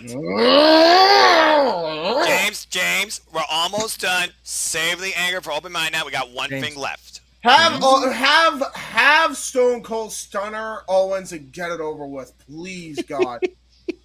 God, please. Let the I Stone cannot Cold wait fans to like see my lame James ass have versus this one. Virtue. Seriously. I cannot wait. Yeah. I'm here for the Stone Cold thing. I really am. I'm okay with it. I would be too Lord. if they didn't lie to Owens saying it was going to be a match to keep him under contract. Maybe we're wrong. Maybe we'll actually One maybe we'll segment have him left, come to no Black matches Black left. Trunks. How about no? Because I could have thought of multiple things better. No matches left. Got the matches done. for Austin to have a final match on or final run on. I know. But he I'm also gonna very laugh much if respects and loves Kevin. So I will say I'm gonna laugh if they pull a Heath Slater or League of Nations thing, and have Stone Cold out there, but then when the match happens, have JBL, Booker T, and Taker, all the Texas guys come out to Don't beat up forget HBK. Owens and let Austin get the pin. HBK. Yeah. And so I'm gonna read this. If you people have seen it on social media, fine. Don't react if you know who it is. And I'm gonna ask your opinion before I say who it is. The greatest women's wrestling match I've ever seen. So real and authentic. Thank you, Ronda and Charlotte, for changing the game. Agreed with that statement? that's Virtue, isn't it? Nope. Hang on. First of all, agree with the statement, yes or no? What statement again? Sorry. The greatest women's wrestling match I've ever seen. So real and authentic. Thank you, Ronda and Charlotte, for changing the game. Listen, man. Realistic includes no botches and everything looked like it connected and everything looked like I could believe. There was a lot of botches in that match. Let's not kid ourselves. No, there was. Yeah, there was. But even still. Becky and Bianca was more realistic than that match. I'm about to say, WrestleMania Becky commercial for Bianca. next year, baby. Come on. WrestleMania Yep, Hollywood. KO show in Austin's next. So, Mr. Riff said it, huh? no. Hang on. So James, you disagree. Yes. Josh, you disagree or agree with that statement? I disagree. I'm a WrestleMania 32 triple threat kind of guy. Okay. Noah? We're only talking about WWE, correct? I would assume so, but he said, she said, they said, the greatest women's wrestling match I've ever seen. So real and authentic. I watch all things wrestling. You can't pair WWE with Stardom when it comes to the classic that Utami and Syria have had twice last year, so I have to disagree. You might want to get the graphic up. I will. And JJ? I disagree. I agree with the earlier sentiment that Bianca and Becky. Okay, so I forgot to say the last word of the tweet. Woo! It was Nate. Of course it was. Of course it was. Of course it was. Hey, go back to running your scam cannabis farm, considering you don't have a career no more, buddy. Oh, God, we're going to get thrown off the air at Open Mic Night tonight. Well, anyway. Good night, everybody. This has been the JMN Show Network. Ric Flair, just thank goodness he wasn't. He's probably not even out of a building tonight. Since thank goodness. Since there's a promo going on for a damn segment, let me just give a shout out to a bunch of people in the chat real quick. I'm gonna miss a few names, by the way, so I promise you. But thank you, Ryan Peterson, Kevin Grednart, Joey Perez, Moonlight Mirage. Thank you for stopping by and providing us updates on Boogs' condition. Really appreciate you. Thank you, Alan Harris. Yeah, exactly. Thank you, Alan Harris. Thank you, Walter Cruz, as JJ said. Especially for those super chats. Yeah, 100%. Yes. Much $10 going a long way for me right now, so thank you. Yeah, 100%, man. That definitely will help Jeff for sure. Michael Gonzalez as well. Who else we got here in the group here? Mike Nikos as well. Shout out to Open Mic Night with the MIKE, not the MIC. Our boy Mike, yes sir. Yep. Yeah, and that's Michael and Mikey and Dory. Let's not forget Stat Boy and Dory. Yes. Stat Boy, Dory, and then I believe the final one being Ratnick. I don't know who you are, but thank you for commenting. Long time no DQ and Jeff Meacham Network supporter. So thank you. Fizzy Fuzz, and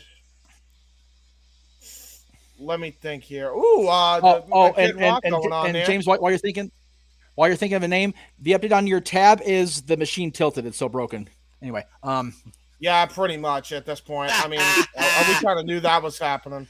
I think I contribute to that too a little bit. Brandon Crabtree as well. Brandon Crabtree. I'm actually going up on the comment sections here, which we appreciate. So thank everybody. And of course, even though he was on there, Josh Mansfield and Mr. JJ himself, who commented as well. Yes. The Renegade bringing us down to earth as always.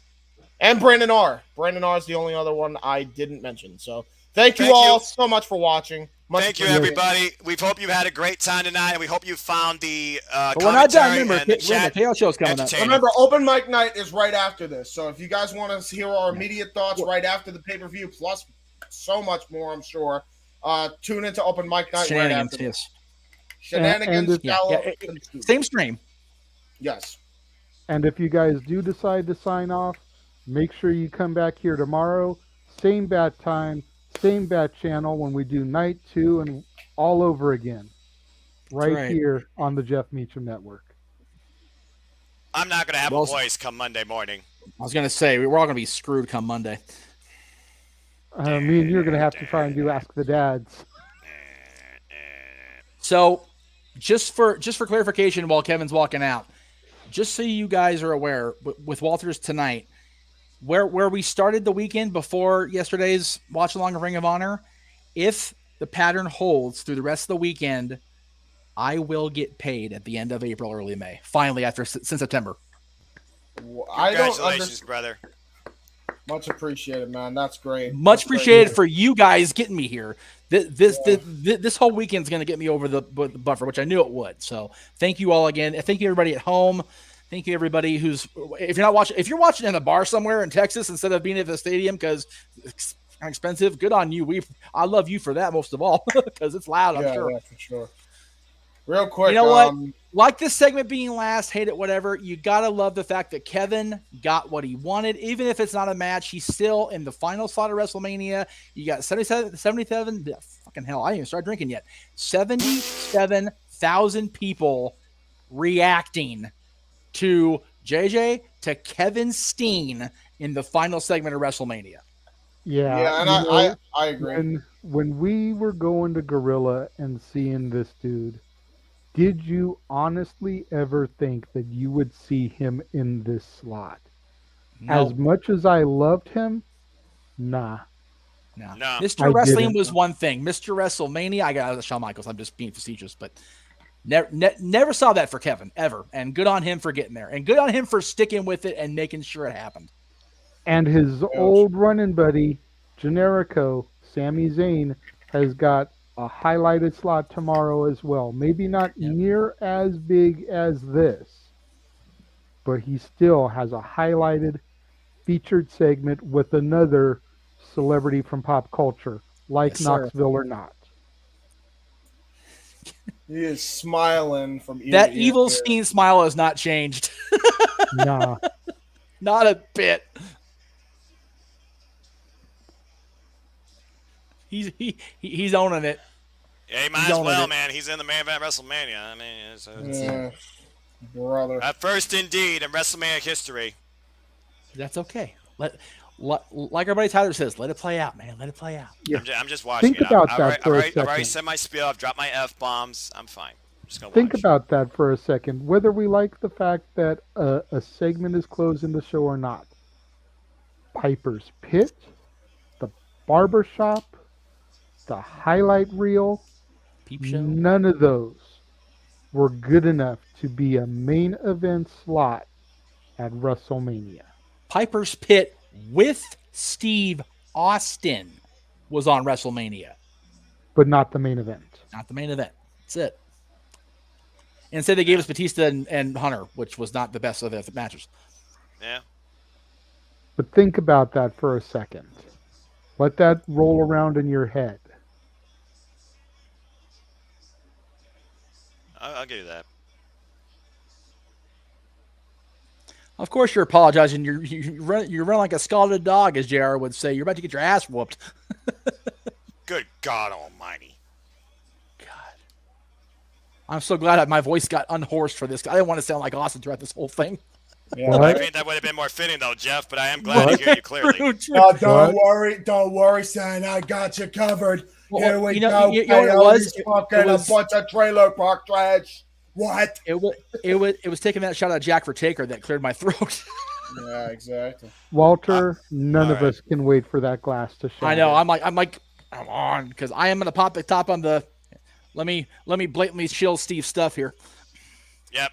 That's gonna be the loudest pop this year in WWE. Oh, easily, even more than Cody was earlier, and that's unfortunate for Cody, but I'm sure Cody understands.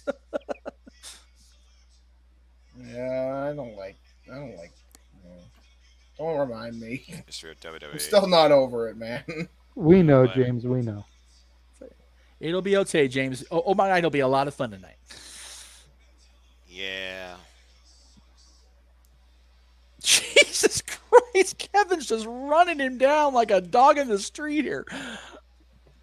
You got to, dude. You know what is coming to you. He knows the ass whooping that's coming, so he needs to make it worth it. Yep. No, he's not. I've always, and you know he's not. You know he's not. Hey, at least Kevin's trying to sell.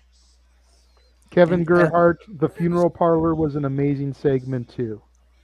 Didn't get near enough of those for my money. Or the snake pit. Or this, well, you and I both came along a little late for the snake pit, but. There it is! There it is! Jesus. Holy hell! Holy Stone Cold Pop. Oh, here we go! Stone Cold! Stone Cold! Stone Cold! Would we say this pop is bigger than Punk's return? I'm still not positive, but that was a loud-ass pop. Holy shit.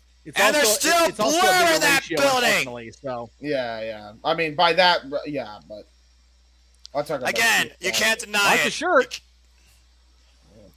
You can't I'm glad deny they put it. the smoking back on the smoking skull. That's nice. I like that. God damn. Man, Look where's at all JR them when lights you and need him? flash bulb. Wow. Josh, if he was in ring gear, he'd have his vest and his tights on. He needs those knee pads just to get around these days. His knees are so jacked. Well, the thing is, he's going to the ring and I don't know if you ever. And again, this is going to sound like I'm way bigger than I am. I'm not. If you ever walked around on a ring mat, it's a whole lot different than walking around on a ground or a floor. It's worlds apart. You have to have some sort of extra support. You have to. I know you taken know, bumps in a ring, so. I know you. I'm talking to the audience on light strobes. What the fuck? Hey, you had to have every line in the building. My eyes. You have to have every line in the building on for this. No, you don't, because my eyes are hurting now. Why you do this to me? JJ, did you check epilepsy meds today? You might need them now. God damn. I will say, seeing Stone Cold Steve Austin on my screen in Dallas, Texas at WrestleMania is pretty damn freaking sweet. Yes, Jay, go ahead. The strobes and stuff have never really affected me like they do some people with epilepsy. Oh, that's good. You have to remember, I actually used to DJ in a club, so you got to deal with all kinds of strobes in there. I know what Stone Cold's getting. Settle down. He's got wrist on because there's going to be a fight. There's definitely going to be a fight, y'all. It's just he's not going to wrestle a match. It's gonna be there it is. There you go. It's gonna be more than the stunner, but it's not gonna be much more. I see Owens gonna charge at him. Austin will duck. He'll get the Thez press. He'll stomp a mud hole in him in the corner, and then he'll stun him. Whoa! He'll get his signature moves without it being a full-on match. You've only never got been in front of Stone Cold Steve Austin when he's on that four-wheeler. Yeah. You've only got 2 exposed turnbuckles. You're not going to have a full-on match. No. But you'll get those couple of segments, those couple of signature moves that'll send all the Texas people home happy. Well, I guess, you got to have some sort of moment to make the people go home with. Okay, now I was going to say, he knew it. I knew he was going to do it. That's Stone Cold. That's Stone Cold. I'm doing my buckle pose, you dumb son bitch. Get out of here with that crap. Yeah, he's gonna do it to the second one too. Watch. Of course he is. If Kevin lets him. Kevin's just sitting right now. That's all he's doing, man. He's just taking it in. He's in the main event of WrestleMania with Stone Cold Steve Austin. That's a moment in itself. Yep, there's the second one. he was all soft on that one. He's like, okay, I'm going to treat this one a little nicer. Oh, Jesus Christ. Deliberate and with intent. Of course. Would you expect anything less? You know what's so sad? Those freaking licenses are going to go up on WWE auction for like $1,000 tomorrow.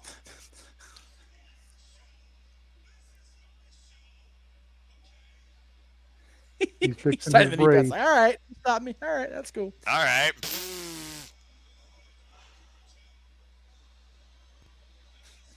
They're in Texas, Kevin. Good luck.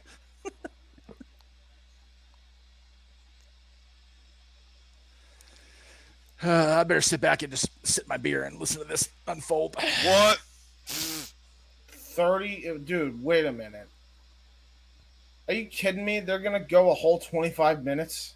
I find that highly unlikely. But it is the main event segment. But they're also over time they had booked anyway, so we'll see. Yeah. Who tells Stone Cold what to do? Absolutely nobody. Not even Vince. Oh boy. I'm just waiting. I'm just waiting to say it.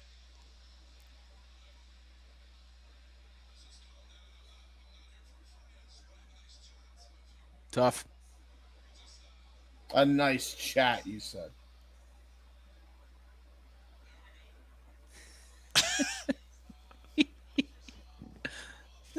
Austin's just like, I'm gonna kick your ass. What the fuck are you talking about, son?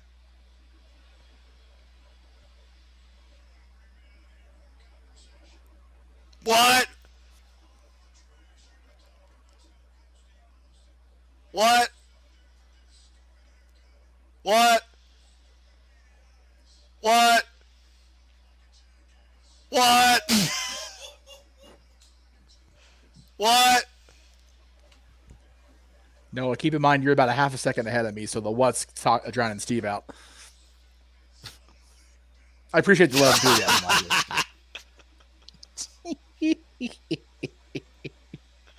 Oh my god. Okay, this kind of pops This is me. great. I like this. This is awesome. This is okay. I'm okay with the segment.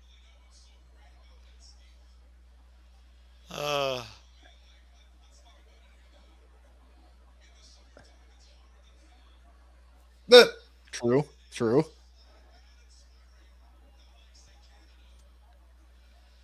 Oh god, here we go.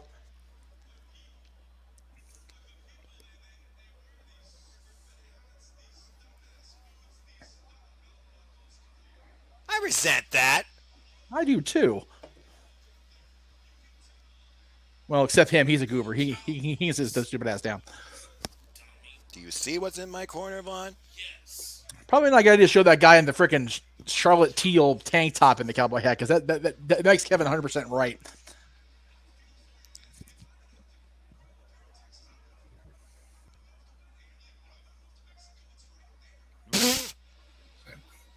This doesn't even hurt you, idiot. That was not the right thing to say.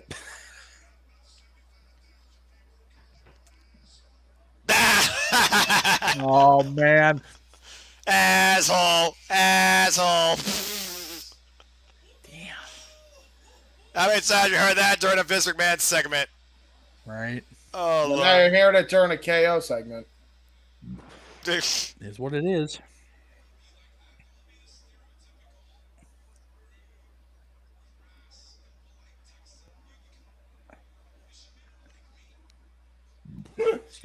What? What?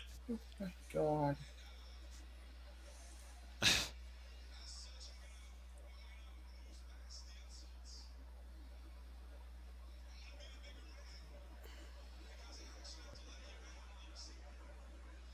Then what?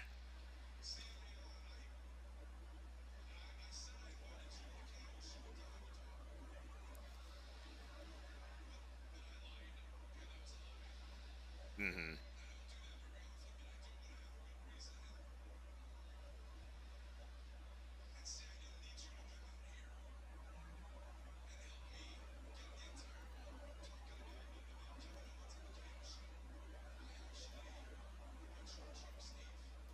Mm-hmm.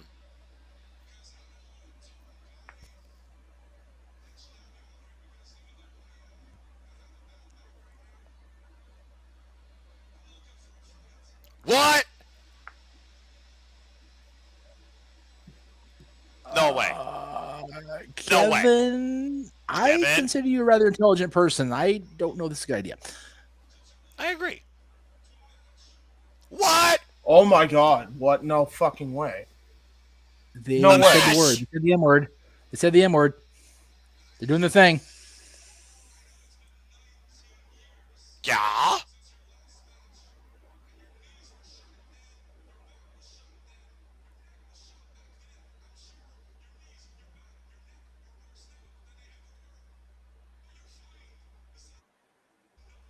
Ha! Oh.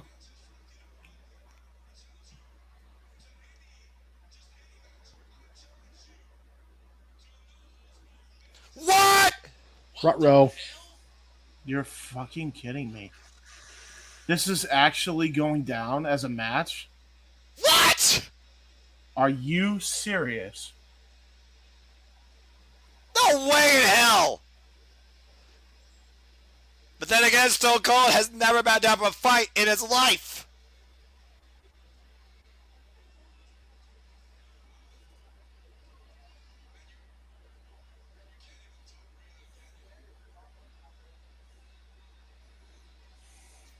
That The look. silence. Oh, those blue eyes.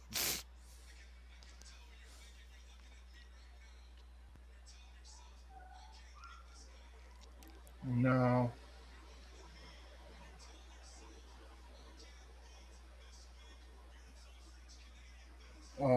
god. What is happening? I have no idea. Dude.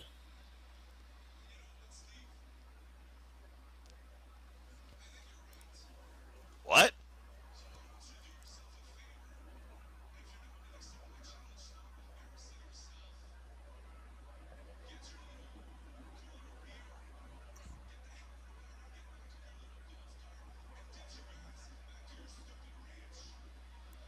Kevin Owens, you are probably the dumbest person on the planet right now. He really wants this fight, though. Now, we toasted Undertaker. We toasted Josh.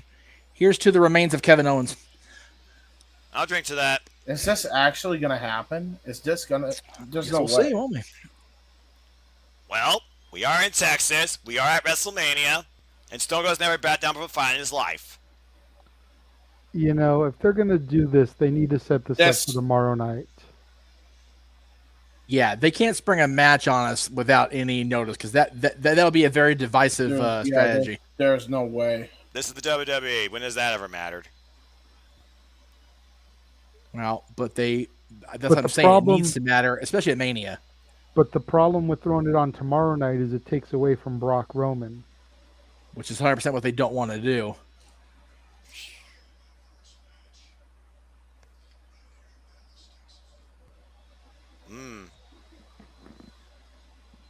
Guess I'll have my last match there, too.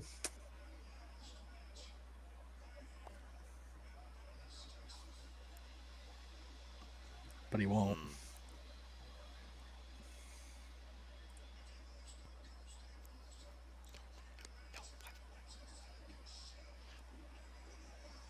Well, hell yeah! Oh, my God. No way. No way. No way. There's no way. My friend approves. There's no way. Oh my God! No! No! No way! No way! No way! No way! No! No! No! This is actually happening. You gotta be kidding me! You got to be kidding me! Fuck! You gotta be kidding me! Oh Are you my kidding? God! No way! No way! No way! I'm going off way, camera no and way, muting no because way, I no want way. to turn this up. This cannot be. This cannot be. We are about to see Stone Cold Steve Austin in a wrestling match at WrestleMania after 19 years against Kevin Owens and no holds barred. There's no way. Are you kidding me? Don't you dare ring that bell. I thought we were done. The bell Oh rung. What the fuck? Damn it! What? Oh my God! What? What? This is legitimately happening? What? There's no hold barred. Anything goes. What the hell were they thinking? Oh God.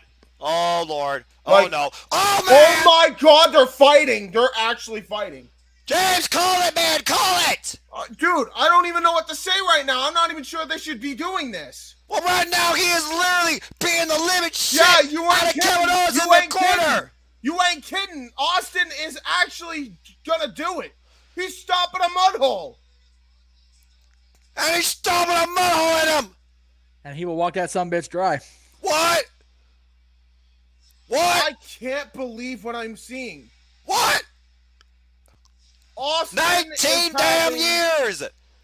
19 damn years.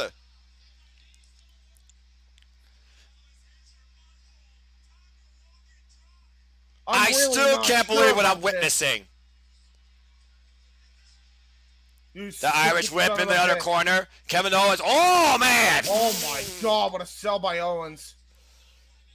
Kevin does that so well, and it looks Oh, so real. God. He's going to use his... Oh, jeez. He's going to use Drink his your beer, as a Jeff. weapon. Or not.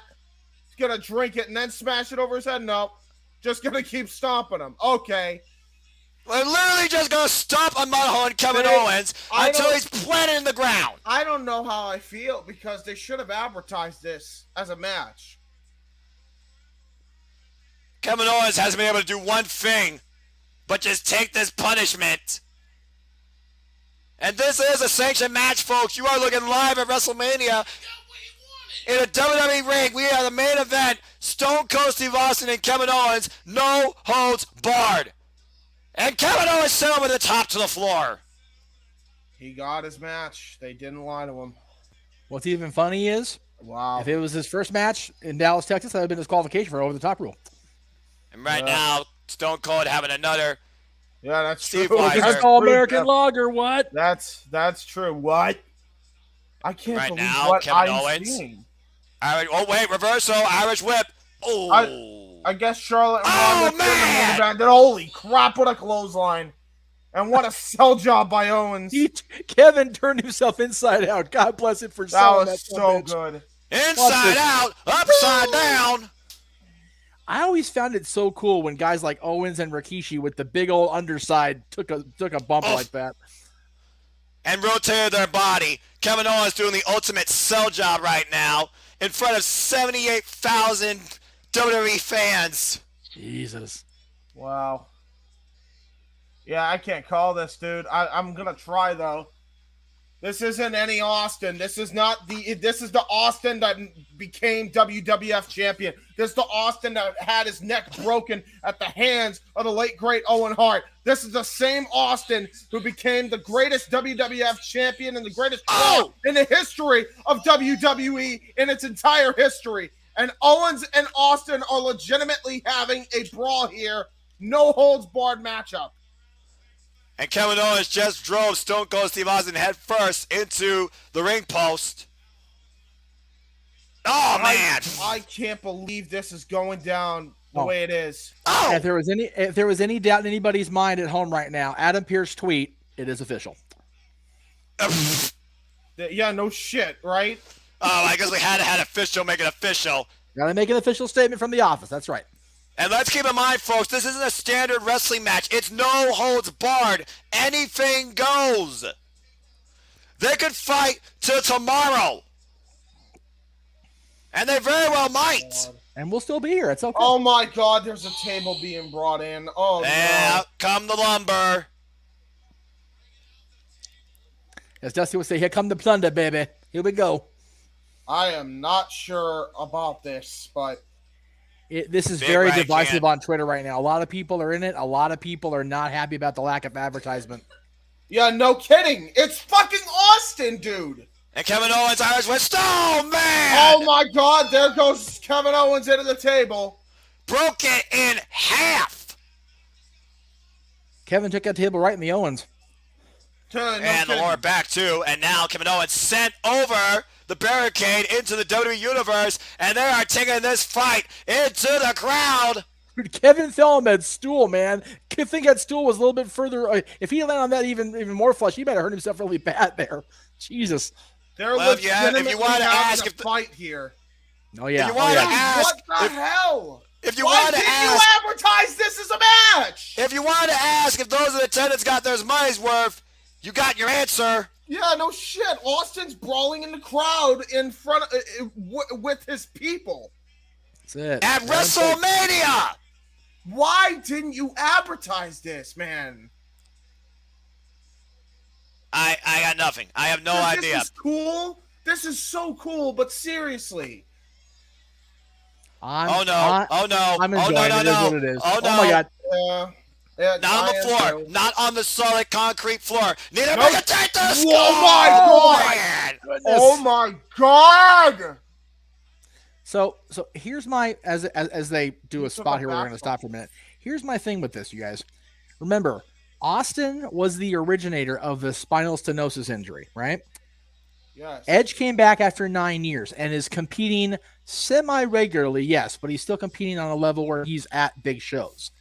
Steve's been sitting there idle for 19 years, not having a legitimate match or fight like he is right now. And you know, and the thing is, if Edge got cleared because of medical science becoming a thing where he could, how long has Steve been cleared? And how long has he been sitting at the house going, waiting for it? I still just can't believe what we're seeing here. Career. And he said this could be his last match in Texas, he said. Which you know what? You know what? When he had the thing with Survivor Series in 03 where his team, goddamn, they're throwing bombs. This is a firefight, man. This is worse than a barroom brawl. These two are literally digging the shit out of each other. And now Kevin Owens gonna bring him back to the ring here. Look at this. As you were saying, Jeff, sorry. I'm actually no, please, you're good. I was just saying, as much as this sucks for people like JR and the King who called the match with The Rock or whatever, having your match clear. Oh man, that table did not give a goddamn millimeter. God, man, whose back's worse now? Kevin Owens peeled from the barricade. That was on the monitor, right? This smaller back, it's a monitor. So if Kevin was saying his back was hurt in storyline prior to this match, I think it's hurt now. Yeah, you ain't kidding. And now look at this. Austin gonna try to disrespect him the only way he can with a couple of his homebrew beers. He's gonna crack the cans. We're having a beer bash, folks, at WrestleMania. The cold one. Open a couple of cold ones, folks. And right now, just Stone down Cold haymakers on him here. Oh my god. Just blasting Kevin Owens in the head. As you said, Jeff, raining down haymakers here in the state of Texas. Oh, he cracked his skull. Oh man, he gave him the freaking ear bombs. Oh my god, that's hideous. Dude, he did it like he was. He's drinking throughout this whole match. God, look at John Cone or the referee. He's loving. He's laughing his ass off. So are you. Unbelievable. Of course I am. This is fucking amazing. Dude, I had no idea. I wish they put this on night 2, man. Mike would be loving this, dude. No, honestly, I can only imagine how Mike feels right now. I don't know if he would love this. Nice guy. So what I was saying before Kevin gets back in the ring, if this is his last match, his career's bookended in Dallas. I'm okay with that. Yeah, I'm I can't argue. I can't argue. Wait, what the hell is Kevin Owens doing? Don't you touch that vehicle. No. You do not mess with Stone Cold's ATV. I don't think. Does he have a key? Oh yeah, he does. Okay. Oh, of course. Oh, now you've done it. Yeah. Kevin Owens apparently did not get a license to operate this vehicle, but Stone Cold's about to show him how it works. All right, let's go for a ride, KO. Oh my god. Oh my god. What is going on? What is happening? This is not I safe. don't know. What is going on? I don't know. This is insanity. I don't know. I don't know why I'm smiling. I don't know why I'm worried. I don't know why I'm doing this right now. This is fucking unbelievable. Oh my gosh. Austin and Owens are on the damn stage. And Austin's going to go for a suplex on the stage. Oh my god. Dude, Austin's not even faced. Austin's not even faced. Not a bit. Not a bit. Oh my god. Right back up. The suplex on the stage to Kevin Owens. I can't believe what I'm fucking seeing. I'm speechless. This is Austin is this his final match or is this a full-on run? I have no idea. Noel Foley, a suplex on the concrete? Damn, Steve, it's like right. Dude. Poke to the eye by Austin. Uh-oh. Not again. Not again. Gonna hit him on the other side of the stage for the rest of the crowd. Hey, Owens, how's your back feeling right now? I'm just curious. Oh, man. What you did was give the rattlesnake a pinpoint target, and he's zeroing in on it. Kevin Owens' back is even worse off. When he told him that was his weakness, Austin capitalized. And he's got suplex like 4 times now on it, and they're still fighting each other. What is my fucking life right now? I'm on the Jeff Meacham Network calling a fucking Stone Cold Steve Austin match. What is going on? What is going on? Well, Kevin Owens is getting thrown down the entranceway while you're trying to figure out what reality you're in, and Stone Cold is punching him all the way down back to the ring. Legitimately just teeing off on Kevin Owens as if he was at a baseball rally here. I don't know what I'm Stone Cold fighting Kevin Owens. Houston Astros, or should I say the cheaters, eat your heart out. Fuck the Houston Astros. Oh my god. Yeah, exactly. Houston That's Stone Asterix. Cold Steve Austin. Assholes. Anyway. And meanwhile, we're going to grab more More beer. beer. All right. Well, that's my cue. So wait, we got 1 can, 2 cans, 3 cans, 4 cans. What? 5 cans. What? 6 cans. What? Steve, I only have 1 can left. You got to take it easy. I'm able to finish this night. What? And here we go. Drink another cool one. Beers. There's a lot of that beer going down his front. I'm not going to lie. It's a hell of a beverage. Yeah. Oh, it's so good. So good. This is euphoria for Stone Cold Steve Austin. I don't know if his liver's Euphoria going to for say the Stone same Cold thing fans. tomorrow. I'm here Oh, for wait a this. minute. Oh my God! Stunner! What the? Stunner! Stone Thank God! got hit with his own damn stunner by Good God almighty, Kevin Owens with the cover. 1, 2, whoa! Oh my God! That was My way too God, close. Stone Cold nearly lost from his own move. And Kevin Owens is beside himself. He thought he had him there. He legitimately thought he had him there. Oh my gosh. Kevin Owens thought he had it. Stone Cold still lives and breathes. The rattlesnake is still in this fight. No, really quick. Kofi Kingston, to be in the business for extended duration of time is to experience the highest of highs and well as lowest of lows. Yes, it hurts, but we'll take it and we'll use it to propel us forward. There you go. Respect, Kofi. And you know what? I think if it was anybody else but Steve, Kofi would be more pissed off. I'm not going to lie. Yeah, I mean, can you argue when you see Stone Cold Steve Austin in a wrestling match? And plus, both Kofi and Woodsy and E also love Kevin. Oh, no. Man! There goes Kevin Owens' brain scrambled. And wait a minute! Stunner! The cover! 1, 2, Stone Cold wins at WrestleMania! What the fuck? Austin won at WrestleMania! Oh, hell yeah! By God, good God almighty, what realm of reality am I living in? I just watched Stone Cold Steve Austin wrestle in the main event after 19 years at WrestleMania! And he looked great doing it. Yeah, he did. They both did. They both did. That was worth it. Yeah!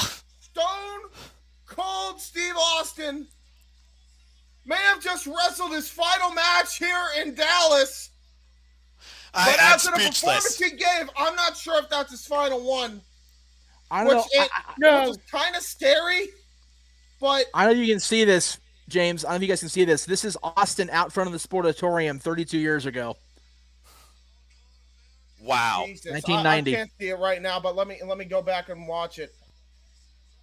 Celebration on the meantime, guys, is on in Dallas, Texas. Stone Cold Steve Austin, your winner in the main event of WrestleMania 38. By God Almighty, what a night for professional wrestling and to be a sports entertainment fan. Stone Cold wins at WrestleMania. Stone Cold! Stone Cold! Stone Cold! This is one of those things, guys. Vince just went, your move, Tony. Right? Oh, hell no. So here's my takeaway as Stone Cold celebrates as only he can in Texas with his beer and his people. When Steve had his last official match prior to tonight, I was 5 months into my podcasting career with Aaron on No DQ. I wasn't calling matches then. We were just basically doing talk wrestlings, but like with more than one person. Thank you, sir. To be able to call what is very likely Steve Austin's last match on my network with my branding, with my friends and my great commentary team here. Dude, if I wouldn't ruin the brand new tile on this floor, I do a Stone Cold. Wait, Jeff, wait, hold on, hold on. KO's up. Hold on. It ain't over. Another fucking stunner. And a Stone Cold again. It's the stunner. By God. You damn right. And there we go. 2 Dallas Sheriffs and those stupid ass cowboy hats, right, Kevin? Yeah. Okay, bye. Okay, bye. Get your ass out of here, son. Owens. Dallas's finest escorting Kevin Owens out of WrestleMania as Stone Cold Steve Austin celebrates with what's going to go down probably as the greatest beer bash in WrestleMania history. I ain't even gonna lie, man. If I'm Kevin Owens, I retire tomorrow, and I'm perfectly okay with it. Holy shit. I can't top that. I'm good. There's no way. There's no way, right? He just had a match. He just had Austin's final match in Dallas. The bottom line, 'cause Stone Cold said so.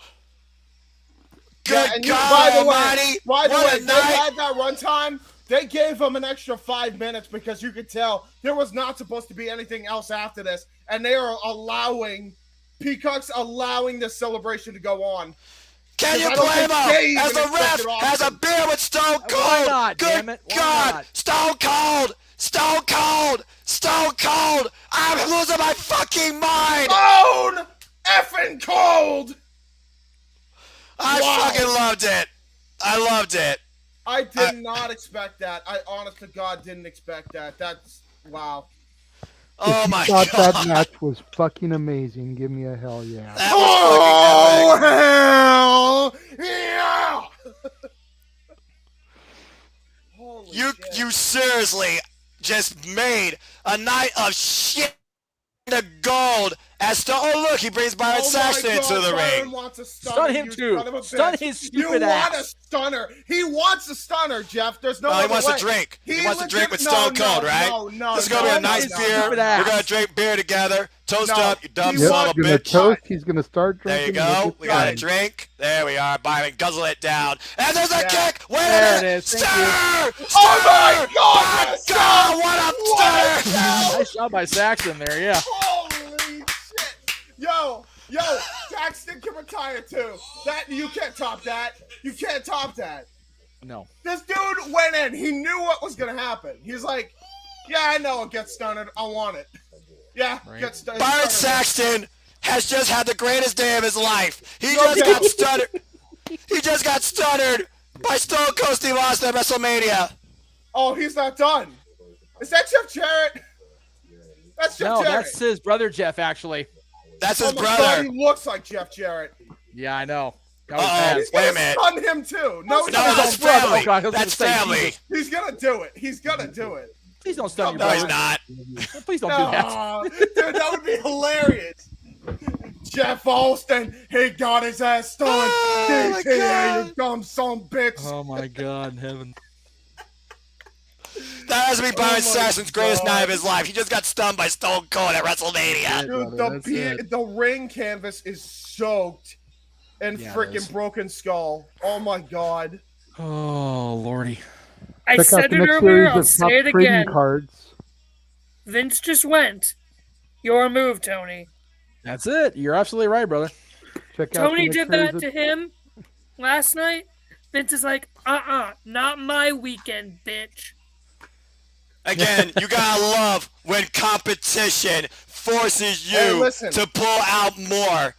And by God, Stone Cold made sure that tonight was about WrestleMania. Oh my God, what a fight. What a moment. What a night. Kill that. Where's the... Oh, let me just put this in perspective. Okay? Yes. Bravo. It was good. I mean, there was some shit on this card. Let's not get it twisted, but let's not... keep it down, please, okay? Yes. Oh my God, I can't breathe. Let's not kid ourselves, okay? All right, yes, man. this show was good. Now, if only the rest of the card could be just as good, I think we'd be great. I gotta say is thank you, Stone Cold Steve Austin. Oh, hell yeah. And we got one more night of this, guys. You thought this was great? We got Edge and AJ. We got McAfee and Theory. We got the Triple Threat Raw Tag match. We got Reigns and Lesnar Mania 3. Nikos legitimately just commented, Cold Stone, Cold Stone, Cold Stone. You dickhead. Nice. Nah, man, you put some fucking respect on that moment, that name. It's Stone Cold! Stone Cold! Stone Cold! What? It's just use the one plugged into the TV. Oh my God. Oh, what did I God in heaven. Okay, then it should be on the floor over there somewhere. I seriously did not expect that. I Man, did move not it, man. expect I was going to call an Austin match. So for those of you just tuning in on the Jeff Meacham Network, first of all, welcome to Open Mic Night WrestleMania Edition here on the Jeff Meacham Network. We appreciate your patronage here in the what is now being called Jeff Meacham's Bar, because I got Stone Cold Broken Skull American Lager and I'm here for it. There you go. Yeah, dude. What the hell? So Ryan with the question of the night already on here, and I'm gonna go ahead and throw it up there. Was it so bad now that Austin was in the final segment? Oh hell no. No, hell no. But let me put this in perspective before we even get started with the questions. Anybody that's still here, I want you guys to leave questions. If you have questions you want to ask us, leave them there now. Leave them there now. We're on Open Mic Night. We have no curfew. Let's go, boys. Keep leaving questions. Boys and girls, leave them down. Anyway, continue. And your question will get answered quicker if it's a super chat. Yeah, absolutely. Very much super so. chat. So. Super chat the night away because we aren't going anywhere today. Quick thing from Kofi Kingston. Kofi tweeted. I already read it. Hold on. Did somebody do an Al Snow? I heard that. That was my brother leaving the house. No worries. God bless him for that. Oh, wow. Oh my God. Your mom in the way. Okay, All right, if we're gonna do this, I'm gonna have that fan in the face the whole time. So apologies if you hear wind. Good God Almighty, Stone Cold, Stone Cold, Stone Cold. Bro, the moment of my life. I got to fucking call a Stone Cold Steve Austin dude, match. I can't believe I just did that. That's still. Thank you. I love you. I can't put that on your resume, gentlemen. That was amazing. I fucking called a Stone Cold match. Oh Michael Nikos with the his comment at the bottom there. Was Tony taking notes? Right. Yes, and listen. Look, as much as I hate this isn't even a knock on any particular company. What Tony Khan and Vince McMahon do for entertainment is completely it's like apples and oranges. It's night and day. Let's not listen. Tonight was pretty good. It wasn't perfect, but it was pretty good. AEW, what they do is very good. We can enjoy both. It's not that big of a deal. Now that said, AEW does tend to do a better job than WWE does, in my opinion. But tonight, especially in the main event, boy, did they actually deliver. They actually gave the people what they wanted. They gave them Cody. As much as I didn't like it, they gave him Austin. They gave him, what else did they give him? Walter, I see your super chat. Give me 1 second. James and Noah, and just think, and everybody that was watching last night, think about this for a minute.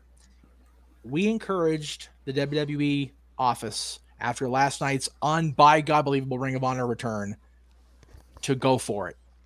They did every step of the way, and there's still one more night to go. Which is they've arguably given the us more two important. events in one day, and they still have tomorrow's event. And honestly, TakeOver, as much as Stand and Deliver, I gotta get my verbiage right here. As much as Stand and Deliver didn't necessarily produce the results we wanted, the in-ring quality is pretty goddamn good. So that's what I heard. I have to go back and watch it. Actually, you should. I will not deny the in-ring quality that I saw. Yep. Yeah, Mikey. Before I get to Walter, I'll get to you. Mikey, as far as finding a beer in Tennessee, check local liquor stores. You'd be surprised. I literally found this at Fox Liquor down at the corner. Sure. God. I mean, literally. Yeah, you're not going to find them in the Ralphs and the major markets. Go to your local place. They get all the craft beers, man. That's where I got mine. All right, Walter, my friend. You had to have them special order it, so you may have to talk to the manager of your mom and pop liquor store for them to order it. Seriously, I went in and talked to the owner of the store, and he was mad that he had not known it was existing. He called his supplier on the spot in front of me. It was in my hand, and exactly a week later. There you go. All right, so we got a couple super chats. First of all, Dwayne, I'll get to yours because yours is a quick one. Happy birthday, Josh! $2 super chat. Thank you, Dwayne. We appreciate that very, very thank much. You. So, thank you, my brother. God. Yes. Dwayne's assessment of giving it a solid B+, I'd say that's a fair rating for this tonight's. I would too. The thing is, JJ. Night 2 has to hit A minus at least, or we're gonna have problems. So anyway, yeah, I was gonna say it's Oh like my it gosh. definitely was an A quality Yeah, because push it there were a out, get your couple stuff, man. hiccups in the No, beginning. absolutely was there But hiccups. B plus, I'd say that's solid. That's all so right. Walter, with your super chat, As long as it's Noah, empty. get some water and fucking breathe over there, dude, please. I'm fine, man. What are you talking about? I'm perfectly fine. Imagine after Reigns wins, the Rock's music hits to cap off night 2. I wouldn't be able to handle it. I think I'll pass out. 2 legends. Well, right? God Almighty. Yeah, dude. We get the for Undertaker's real. retirement official, the Hall of Fame, everything. We get Austin's last match. God Almighty! I can't believe I said that out loud. And if we get the Rock tomorrow, there will be a situation. Okay, like golly. Yeah. Whew. I All right. agree Here's with the you, thing with Walter. that, though. Isn't that exactly the main criticism that a lot of anti-WWE fans have? Is that they're relying all on the legends and not on their actual current stars? But to counter that, look at how we're reacting right now. It's Stone Cold. You can't dude. put apples to Wow. oranges when it comes to fucking Stone Cold Steve Austin. Yeah, no. If you're a pro wrestling fan or a sports entertainment fan, dude, like that was ridiculous. That was ridiculous. JJ, you were talked over. Go ahead, my friend. I was gonna say what you got to keep in mind, Walter, is that I'm with you. I'm with you to the core. But if they're gonna do that, they're gonna do it on Raw. Right. Yeah, 100%. They're gonna follow the storyline that was done 19 years ago, ironically, with Austin and Rocky. Yeah. Roman has faced Brock twice at Mania. Roman Yeah. has lost twice to Brock at Mania. Roman is going to Yeah. beat him tomorrow night. As He he will should. come out on Raw, and he's going to make that challenge like Rocky did. What else is there for me to do? And in Rocky's case, it was Goldberg. Yeah. In Roman's case, it's going to be Rocky. For the true head of the table, the top of the bloodline. Yeah, 100%. That's truth. Yeah, again, you're speaking So- facts, man.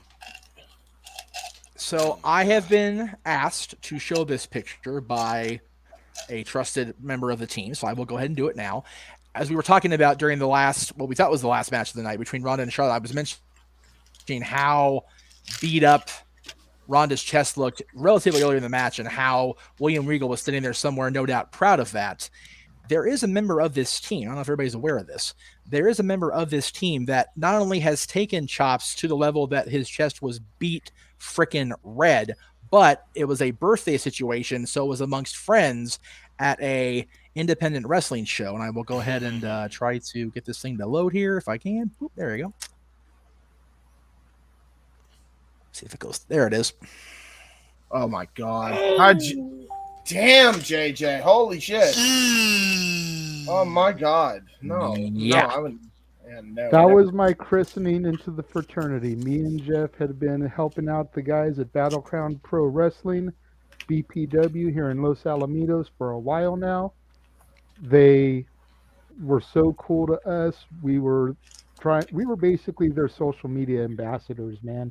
We were talking about their shows on the channel, putting them over, previews of their upcoming cards, results, filming matches and uploading them to the channel so they'd get noticed, the whole nine. That's pretty My cool. birthday came up, and that was their welcome to the club. Yeah. That's cool. That's pretty damn epic, brother. And JJ, the best part about it is that, number one, they were respectful of me and the fact that I wasn't a trained wrestler. So if I asked them, give me a second to catch my breath before the next one went, they did. They acknowledged that, gave me a second to catch my breath, and then as soon as I said go, whap, lit me up again. That's pretty cool. So, JJ, how old is this picture now? God, that's easily a decade. I just noticed my stupid ass in the background with the gaping mouth. Yeah, I saw you in there. I'm like, is that Jeff?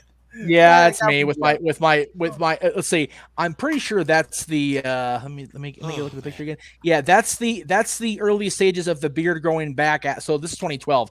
The beard growing back after we did that 45 minutes of shaving after the Stanley Cup was won. That's easily a decade now. Everybody did the open knife edge chop to me except for two guys. You can see the full palms at the top there. Those were from the Suburban Commandos who did the straight up and down Andre chops on me. Oh no! The big show chop. Grizzly Magnum. Yep. Grizzly Magnum by Keith Lee. Oh, jeez. Yep, exactly. Real quick, just because I think this comment is funny, if you can highlight it, I'll read it out in the epic. I didn't want to, but okay, since you brought it up, I will. On the next episode of Wrestle Ball Z, the Battle of the Beef is almost upon us, while old man Hihachi McMahon unleashes his wrath of the Pat of the McAfee. So, I love it. I love it. I wanted to throw that out there because I'm proud of those chops. You know, that was a big moment for me. Yeah, absolutely, man. Respect. You know, we were talking about Ronda, and it's like, dude, you've got to show that to the people that may not have seen that before. And Jeff's like, are you sure you want that going out over the air? I'm like, dude, F it. I'm proud of that shit. I don't care if people see my freaking gut and stuff. That's the one thing I don't have is I was probably about 30 pounds lighter there. Now what we need to do is have a chop off between JJ Williams and Chris Van Vliet. I mean, it's just gotta happen. Yeah, I agree. Because Chris Van Vliet, he took a hell of a beating too to his chest. I mean, to be fair, I love both men. I don't want to see that. Number two. No. They just chop each other. It might not hurt as bad. Oh, okay. Well, okay. That's right. So here's my issue with what JJ just did now. Two things. First of all, mega respect for taking the chops. Number two, I've told everybody next year at WrestleMania is my birthday. I'm in trouble now because they're going to be hunting me down. 80,000 people are going to be hunting me down to do that. So scary shit. And it's 40, not 30 or 20. Like that's 40 chops per how many people I run into. I'm going to be in a morgue the night of WrestleMania. Yeah, that's probably accurate. That's probably accurate. That would have been 35-36 for me. Was my age. Wow. I respect that tweet. Wrestling is a love story. Cody Rhodes. Rhodes. It is. Hell freaking yeah. Respect. So since we're having an open story. mic and since I actually get to be part of it and my voice came back, thank God for the Jack Daniels. God bless you, Len. Appreciate that. All right. God bless you, Len. Appreciate that. Anyway, let me just say this. I know that the Cody Rhodes thing is very divisive amongst everybody. I know a lot of people don't understand why he was booted in AEW toward the end. I don't either, for the record. I don't get it. I will never get it because, again, I'm biased for reasons. But dude, if anybody at the end of the day, comments, by the way, can tell us, I'd be greatly appreciative because I still don't get it. I don't know if Jeff. It makes no goddamn sense to me. It really doesn't.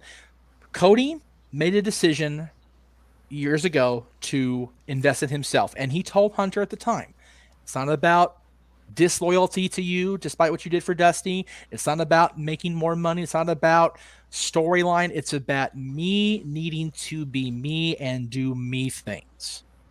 And he did that. He's done that for the better part of 4 or 5 years now. And for whatever reasons are internal on him and his wife and his new baby. The thing is, even with WWE, their schedule is still much lighter than it ever was when the Dream and the Dust and the Gold Dust guy were on the road with that company, or when Dusty's on the road with NWA champion or with Jim Crockett. Neither one of the Cody's not booking the territory anymore. Cody's not running the company anymore. Cody, from what I understand, will still be allowed to do outside endeavors, which is very surprising knowing the company's history with that. Everyone is now. It's one of those, Cody wanted to right whatever wrong maybe he felt happened on the way out. Maybe he felt his fans happened on the way out, because I don't think there's a good many of us, and I know there's a few exceptions, that thoroughly, without regret or without bullshit, liked the Stardust character long term. So Stardust. I think Cody coming. Go ahead, Jeff. I think Cody coming back as the American Nightmare with that music, which I was just so popping for the record. Yeah. I think that James is very right to be pessimistic about it, because it is the WWE. And even when people come in or come back on their own terms and basically acquiesce to do what they're asked to do within reason, there are a glaring amount of examples where they tuck tail or they fold their hand and acquiesce to the company. A great example of that, and again, I'm going to go off on a tangent here, but it's open mic night, so I can do what I want, is Rena Sable.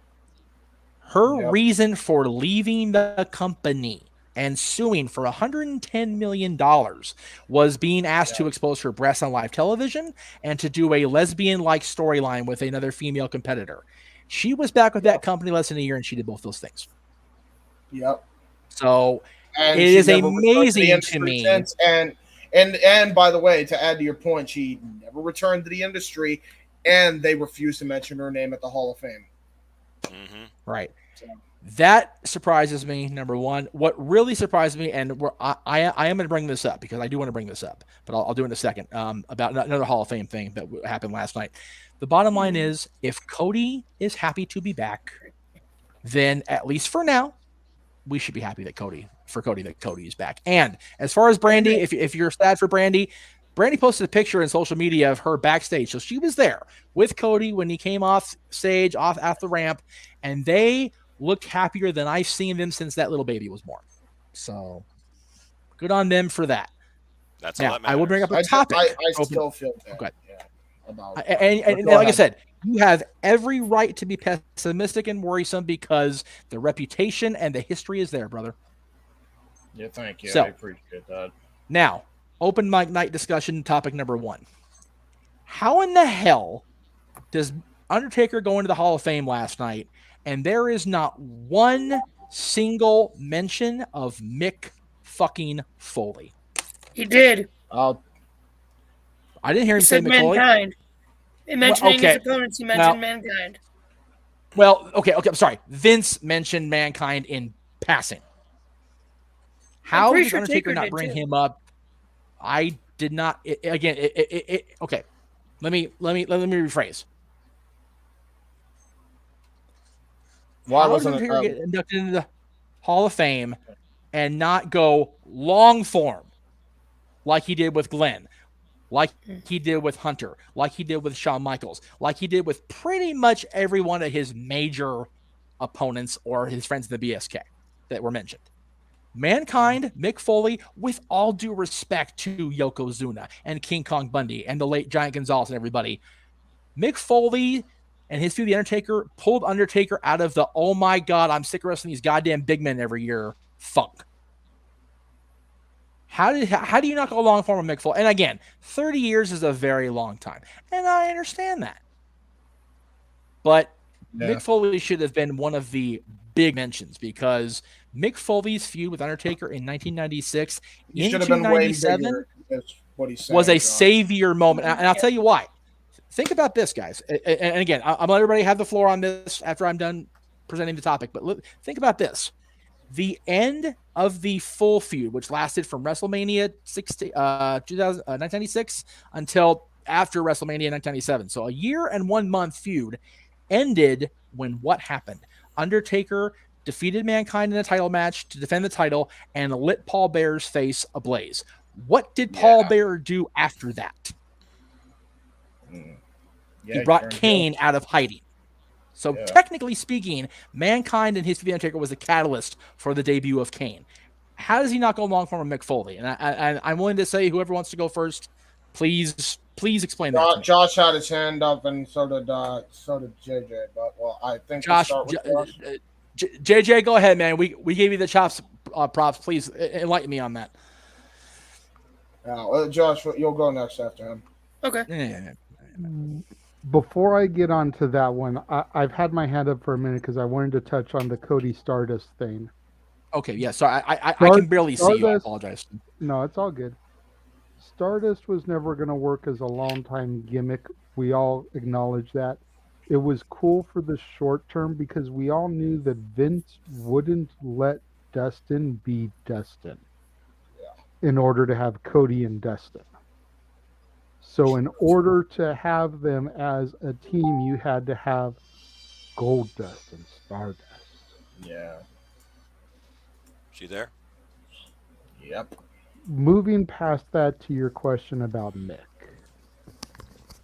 The one thing I noticed, and I was really trying to focus when Undertaker was rattling off his opponents,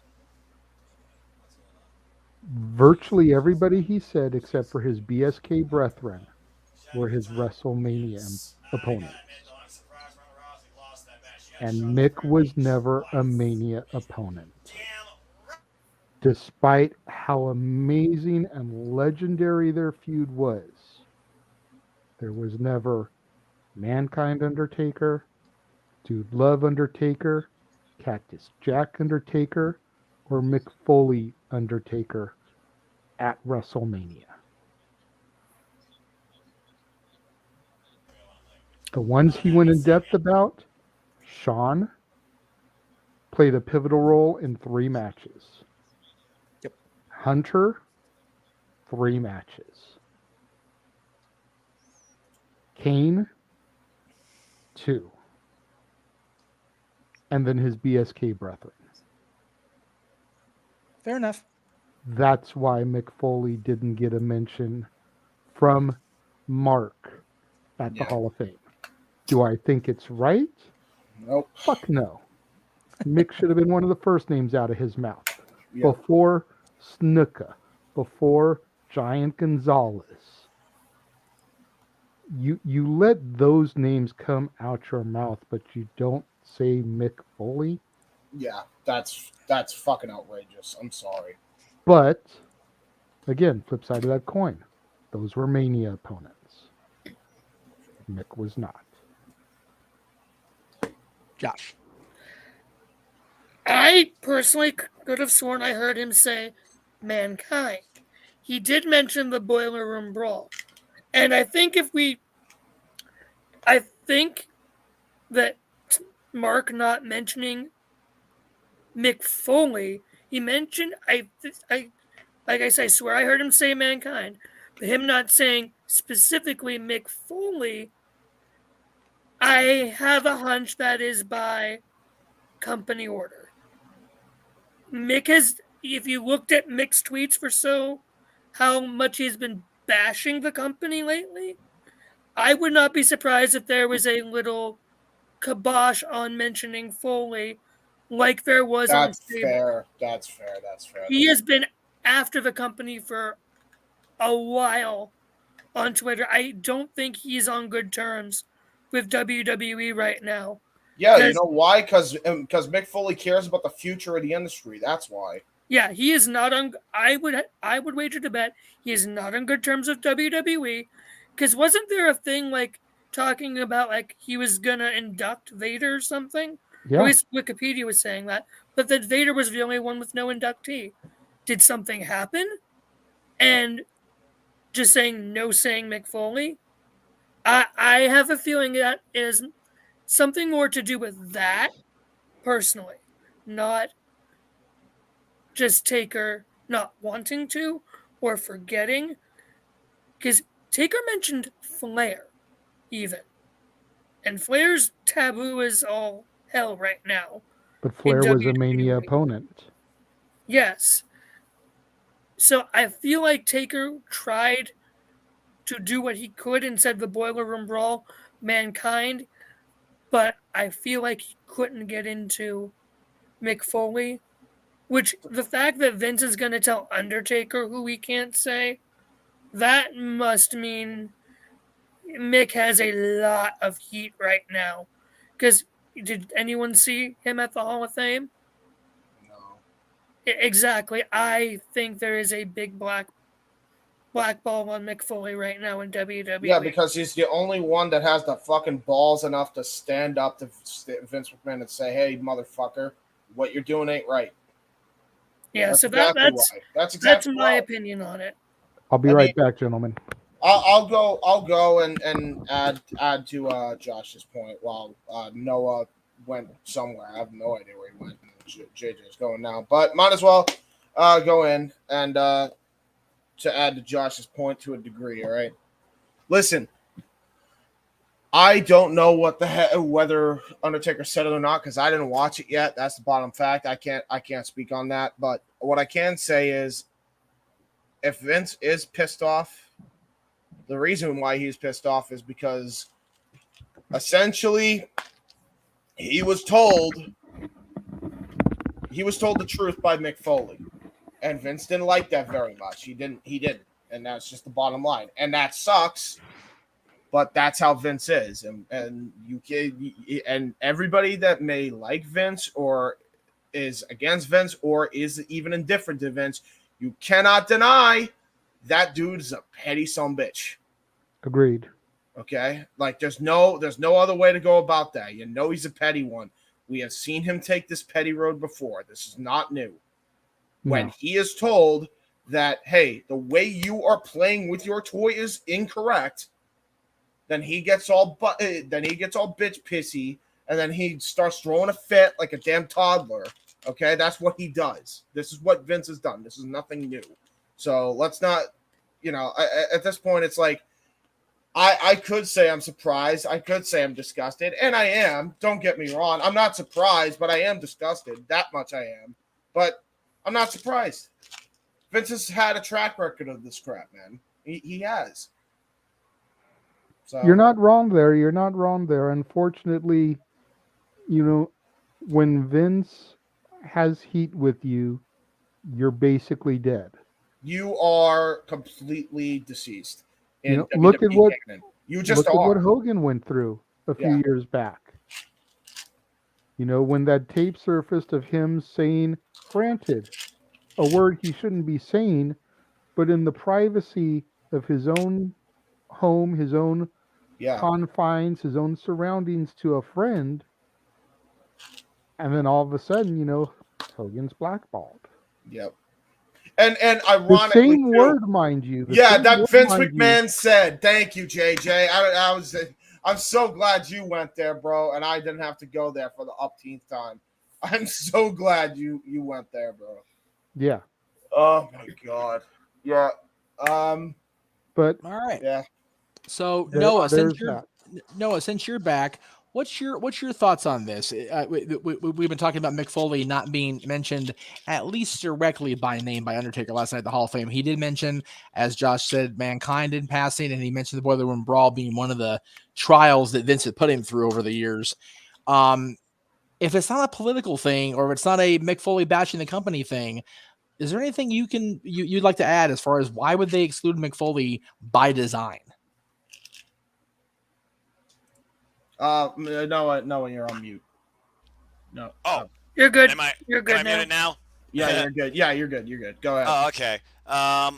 I find it rather odd because one of the most key moments I remember as a child, again, going back to my JR mannerisms, I think about the feuds that Mankind and The Undertaker had. One of the most immortal moments of his career, of course, was King of the Ring, back at that steel cage, or botch, Hell in the Cell. They threw him off the top, and we thought he was broken in half. And I would think that would have been a moment right there that was made between Undertaker and Mick Foley. I would think Mick Foley was very instrumental, especially in the early days of Undertaker's career. So I know why Vince may have just dropped the name. The fact that Undertaker really didn't acknowledge that, but he acknowledged, of course, Glenn Jacobs and Truth Be Told, Brothers Destruction was a longer thing.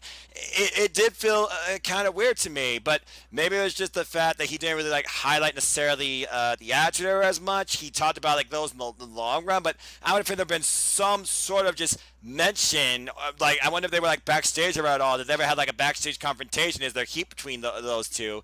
It did feel a little odd not hearing that come out of Mark Calloway's mouth. Any acknowledgement of Mick Foley or the faces thereof.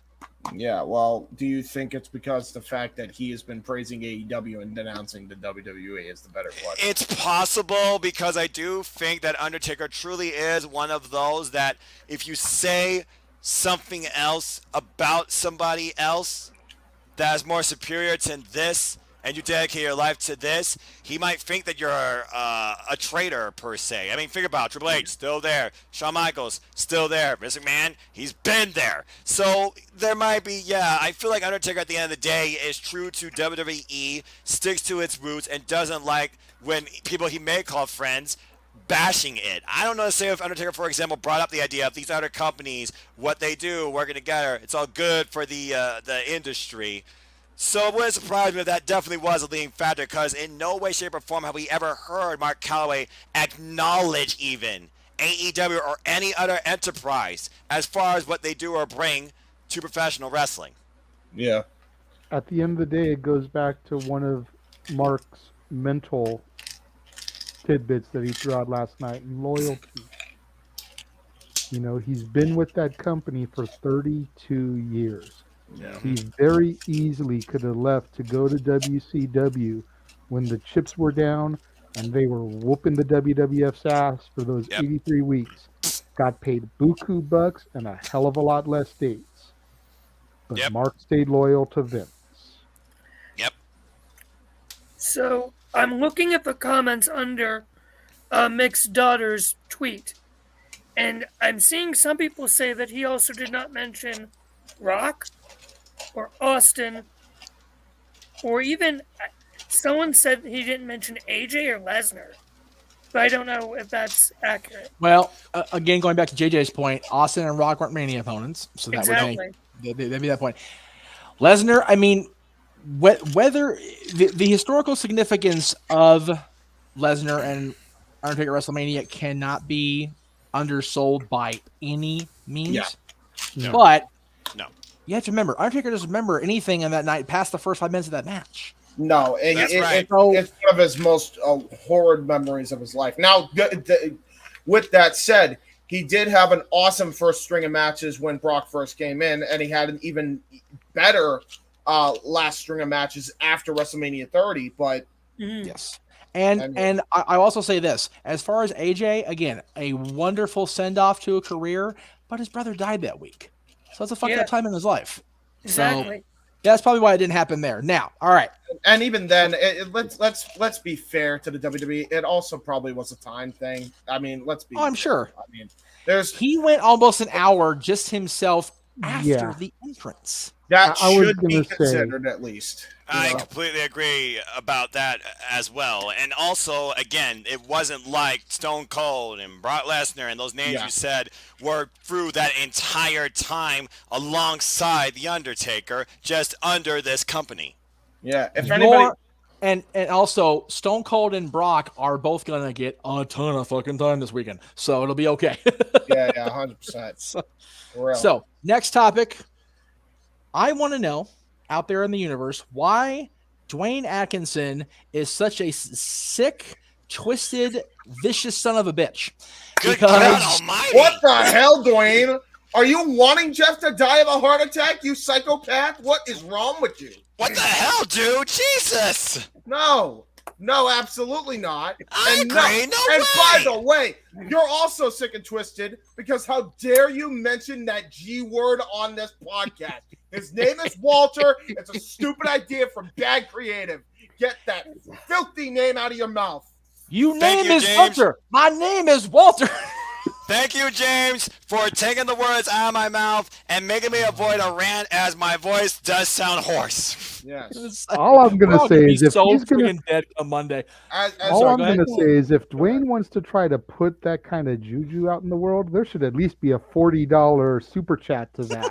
Yeah, I agree. Yo, super chat your way to support your claim. No. I'm gonna tell you right now. For Jeff, that ain't worth $40. Jeff, don't sell yourself short like that. Listen, thank you. I'm just saying $1 a shop. Give him 500, and you at least pay the man's rent. At least we're talking then. And maybe a medical bill and a defibrillator. I was gonna say, by the grace of God, if this happens at WrestleMania 39, which is that's what he said. The King's Old Hospital, Centinela, is right down the street. If you want to pay for my medical bills after what Walter does to me, we'll talk business. But for right now, super chat, because $2 a super chat, which granted was wonderful for Josh's birthday. Don't get me wrong, but that's fucked up. What's wrong with you, dude? Call it Ace of Spades, Jeff. You're on point. Oh my God. And I'm just going to throw it out there. If that does happen, if we are able to make that happen, you can better believe I will be filming it on my phone so we can air it live right here. On Exactly. The And then Jeff I wouldn't blame you. and JJ could both make money off it, dude. You gotta think business here. You gotta think business. Bum, bum, bum, bum. You see what you did, James? You see what you did, James? Oh, damn it, Dwayne. James, you're bringing down the profits. Hey, you can still bring in the 40. Just don't expect it for the Walter chops, bro. I was going to say, I mean, at the end of the day, since they're not doing it anymore, we're talking about profit. I'll steal the gimmick. My name is Jeff Meacham. We want the smoke. Come on. And if you're not going to super chat that $40 anymore, go to the Spring store for the Jeff Meacham Network and buy some of the nifty merchandise. Yeah, Cheap plug. Yes. Cheap plug, and I approve. And now I have to say, Jeff does bring you the swag like nobody else can. I do. No need to brag. And not only that, I What haven't. about it? Yeah. I was going to say this for tomorrow night, but since the story got brought up, as of right now, New merch design. this design is the very first official Jeff Meacham shirt on Pro Wrestling Tees. Vintage Jeff Meacham Network. ProWrestlingTees.com / Jeff Meacham Network. There you go. We are expanding beyond the screen to the most well-recognized wrestling T-shirt store other than WWE or AEW shop. Well, AEW shop is Pro Wrestling Tees. Just saying. Guys, botch. Shop AEW. Shop AEW. Shows how much merch I buy from them. Considering I had to get a new He debit bought his card. first WWE merch in a decade the other night, so come on. Let's see. Oh, Lord. Go ahead, Jeff. Considering I had to get a new debit card thanks to Pro Wrestling Tees. Okay, yeah.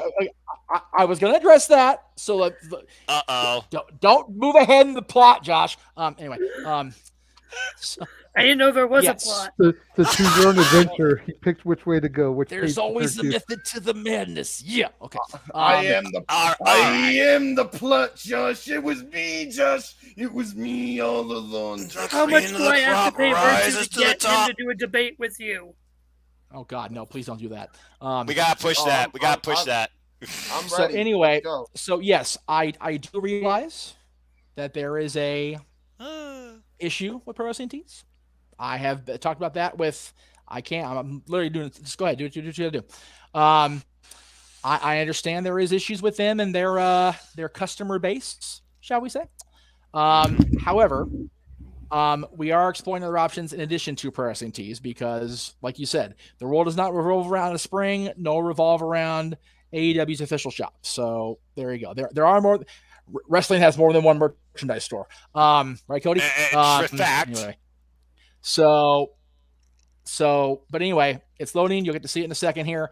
I just felt like, if nothing else, Pro Wrestling Tees has been one of the most well documented, high awareness branded companies in the world when it comes to professional wrestling. So there it is. There you go. So, all right then, good stuff. So there is the official. Again, it's gonna be this one. I've talked with the gentleman second from the left. We're gonna have the Back to the Future logo shirt available, hopefully in blue if I can get it. If not, it'll be basic black like this one. The dad's not always on wrestling shirt. And once we get either a night determined, or if we're just going to have it be post pay-per-view, post PLE, that's fine. Open mic night shirt on Pro Wrestling Tees. That's so cool, man. That's nice. So cool. So, great job. Respect. Just keep doing what you're doing, Jeff. I appreciate that very much, guys. I really do. And I know So again, we will try to get all these shirts and everything. And I'm going to plug, like you said, I'm going to get past WrestleMania tomorrow night. We're going to do the whole new schedule announcement, which will be at the end of the show tomorrow. But we're going to go into a big phase of, I'm going to annoy the living piss out of everybody with promotions, with plugs, with everything like that. So just a fair warning. Because I am making no damn money on this. And at this point, the fact that I had to scratch, claw, bitch, moan, whatever to get over the super chat hump this weekend, which again, hopefully will happen. Yeah, we need to definitely get the merch out there and shill it. And again, I got to give Greg Cherry a major shout out. He, with the exception of a very few on my lineup, has designed all my shirts for basically peanuts on the money front, and God bless him for that. I love Greg. So go Greg Cherry brand on Teespring, and he's also exploring. He also gave me another website name, but we're gonna definitely look into that because I know their service is very good. The name is escaping me right now because I'm a beer and a half deep, and Yeah. And I'm amped up because Stone Cold Steve Austin had a match tonight. We got to call it on the goddamn show. I still can't believe I got to live out my JR fantasy through Stone Cold Steve Austin. What the fuck life am I living? In real time, we Greg is about to love me for this. Stone Cold. We actually. Oh, there you go. And that, you know what? That gets a solo. Hang on, Josh. Hold still. Yeah, please. Thank you. Yes. Amen. Thank you. Amen. Thank you, brother.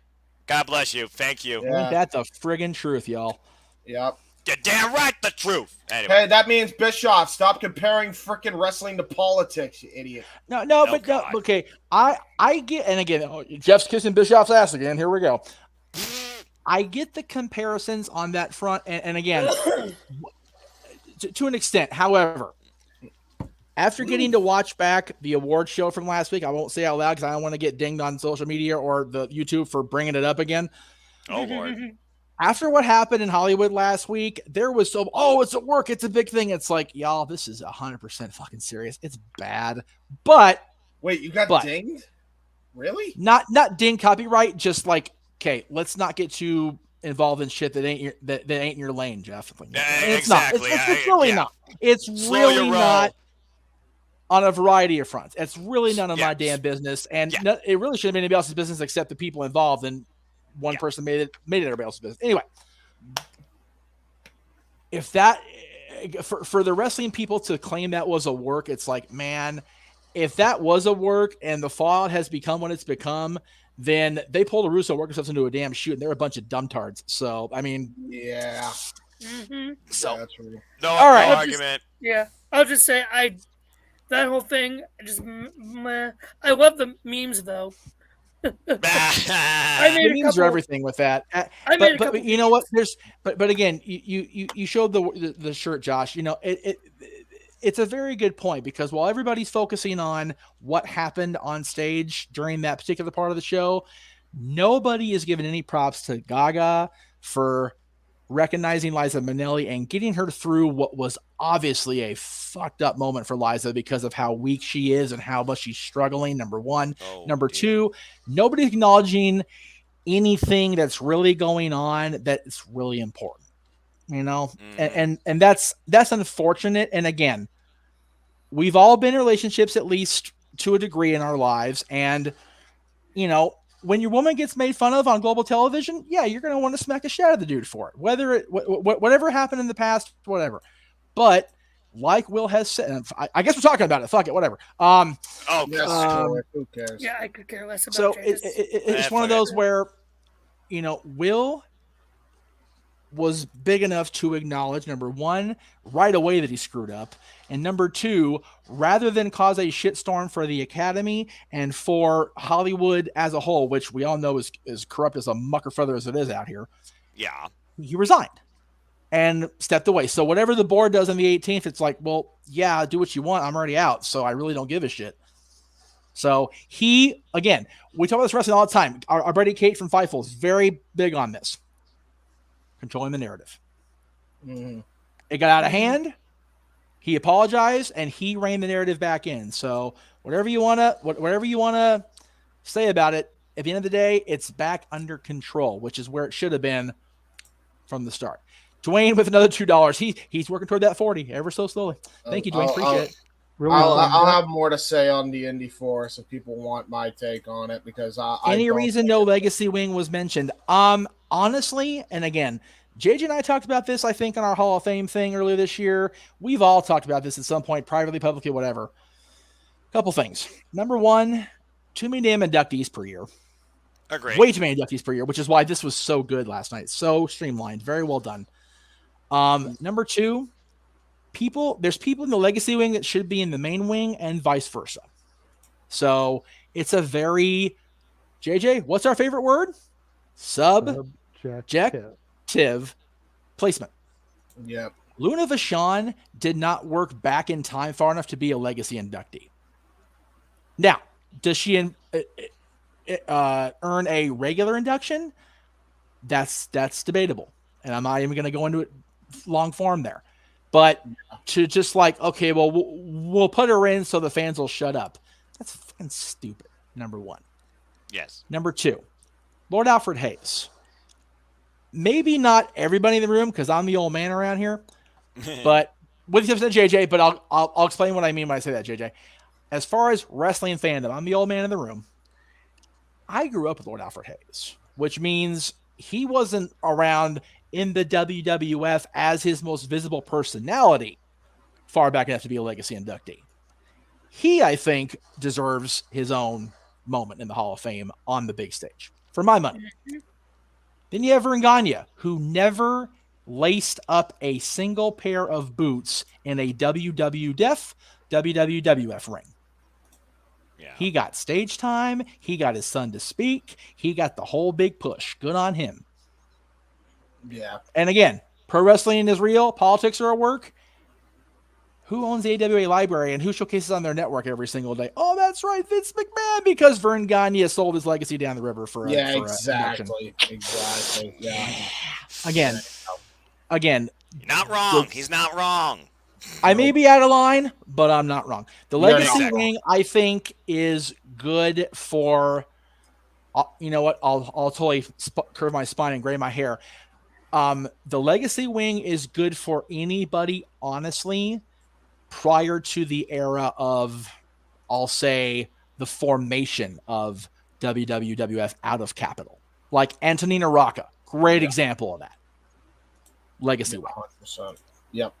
Bruno should be on the fucking main stage and like have his own night, like Undertaker should have last time. I agree with 2,000 plus days holding that damn title, but I digress. And again, we've all talked about the Hall of Fame. It's come to the point now where you're going to get people up there that it's like, yeah, but.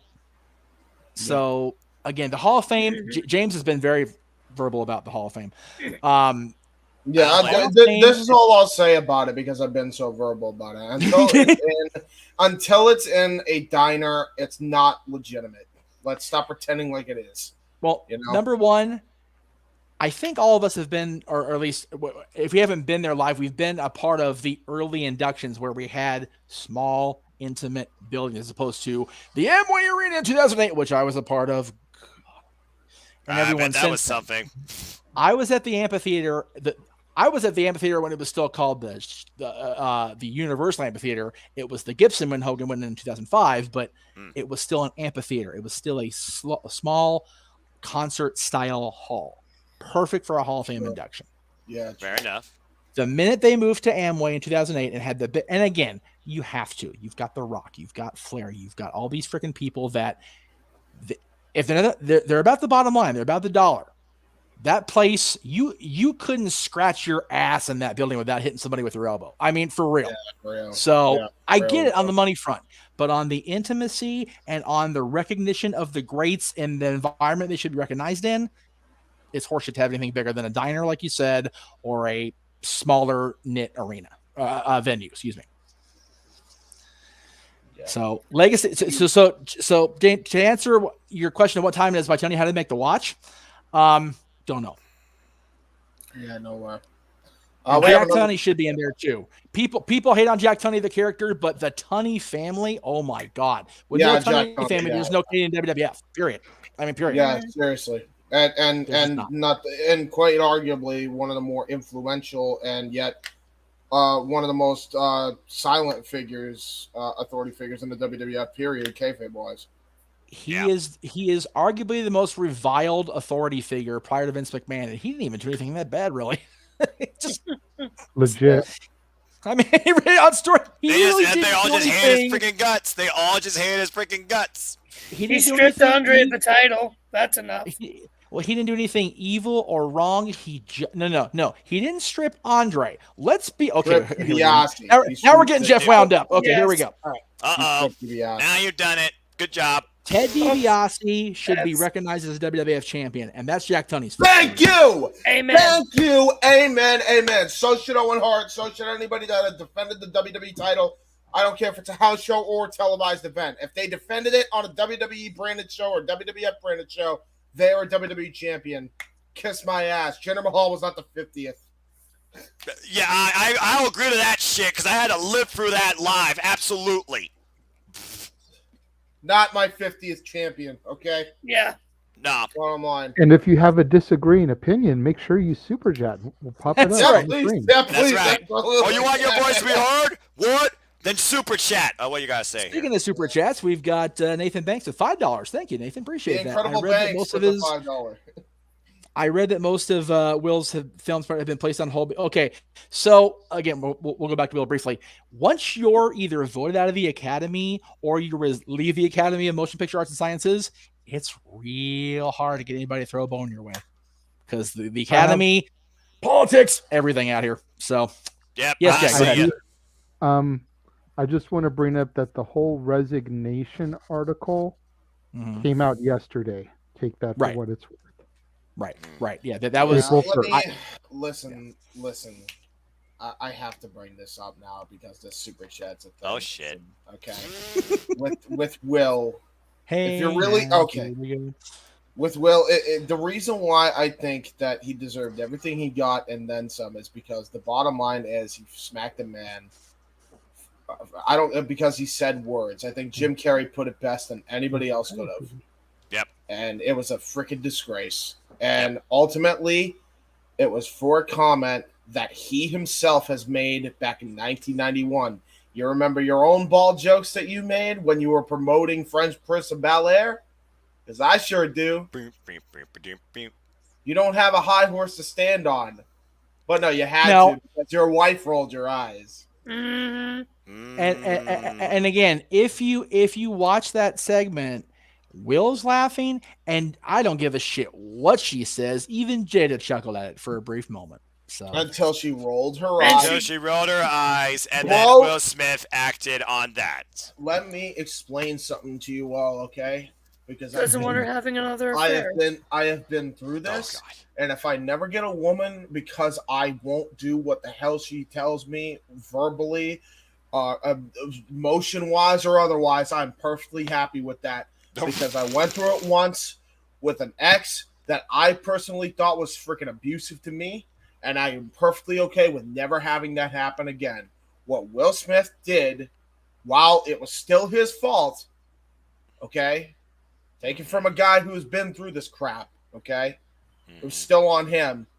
But, man, that smug look she gave as he is crying on stage. I have never hated a woman with more goddamn passion in my life than I saw when I saw Jada Pinkett Smith, because I hate her and women like her, and I have no problem outright saying that. I cannot stand women like that. Sue me. Seriously. Someone very well might, James. Oh, well. I think it's fair to point out at this point that the views of the panelists on the Jeff Meacham Network of Mind do not necessarily represent the views of the and I agree with that. If nobody else agrees with that, I'm not saying good disclaimer. Yes, is what it is, kids. And again, it's called a cover your ass moment, James.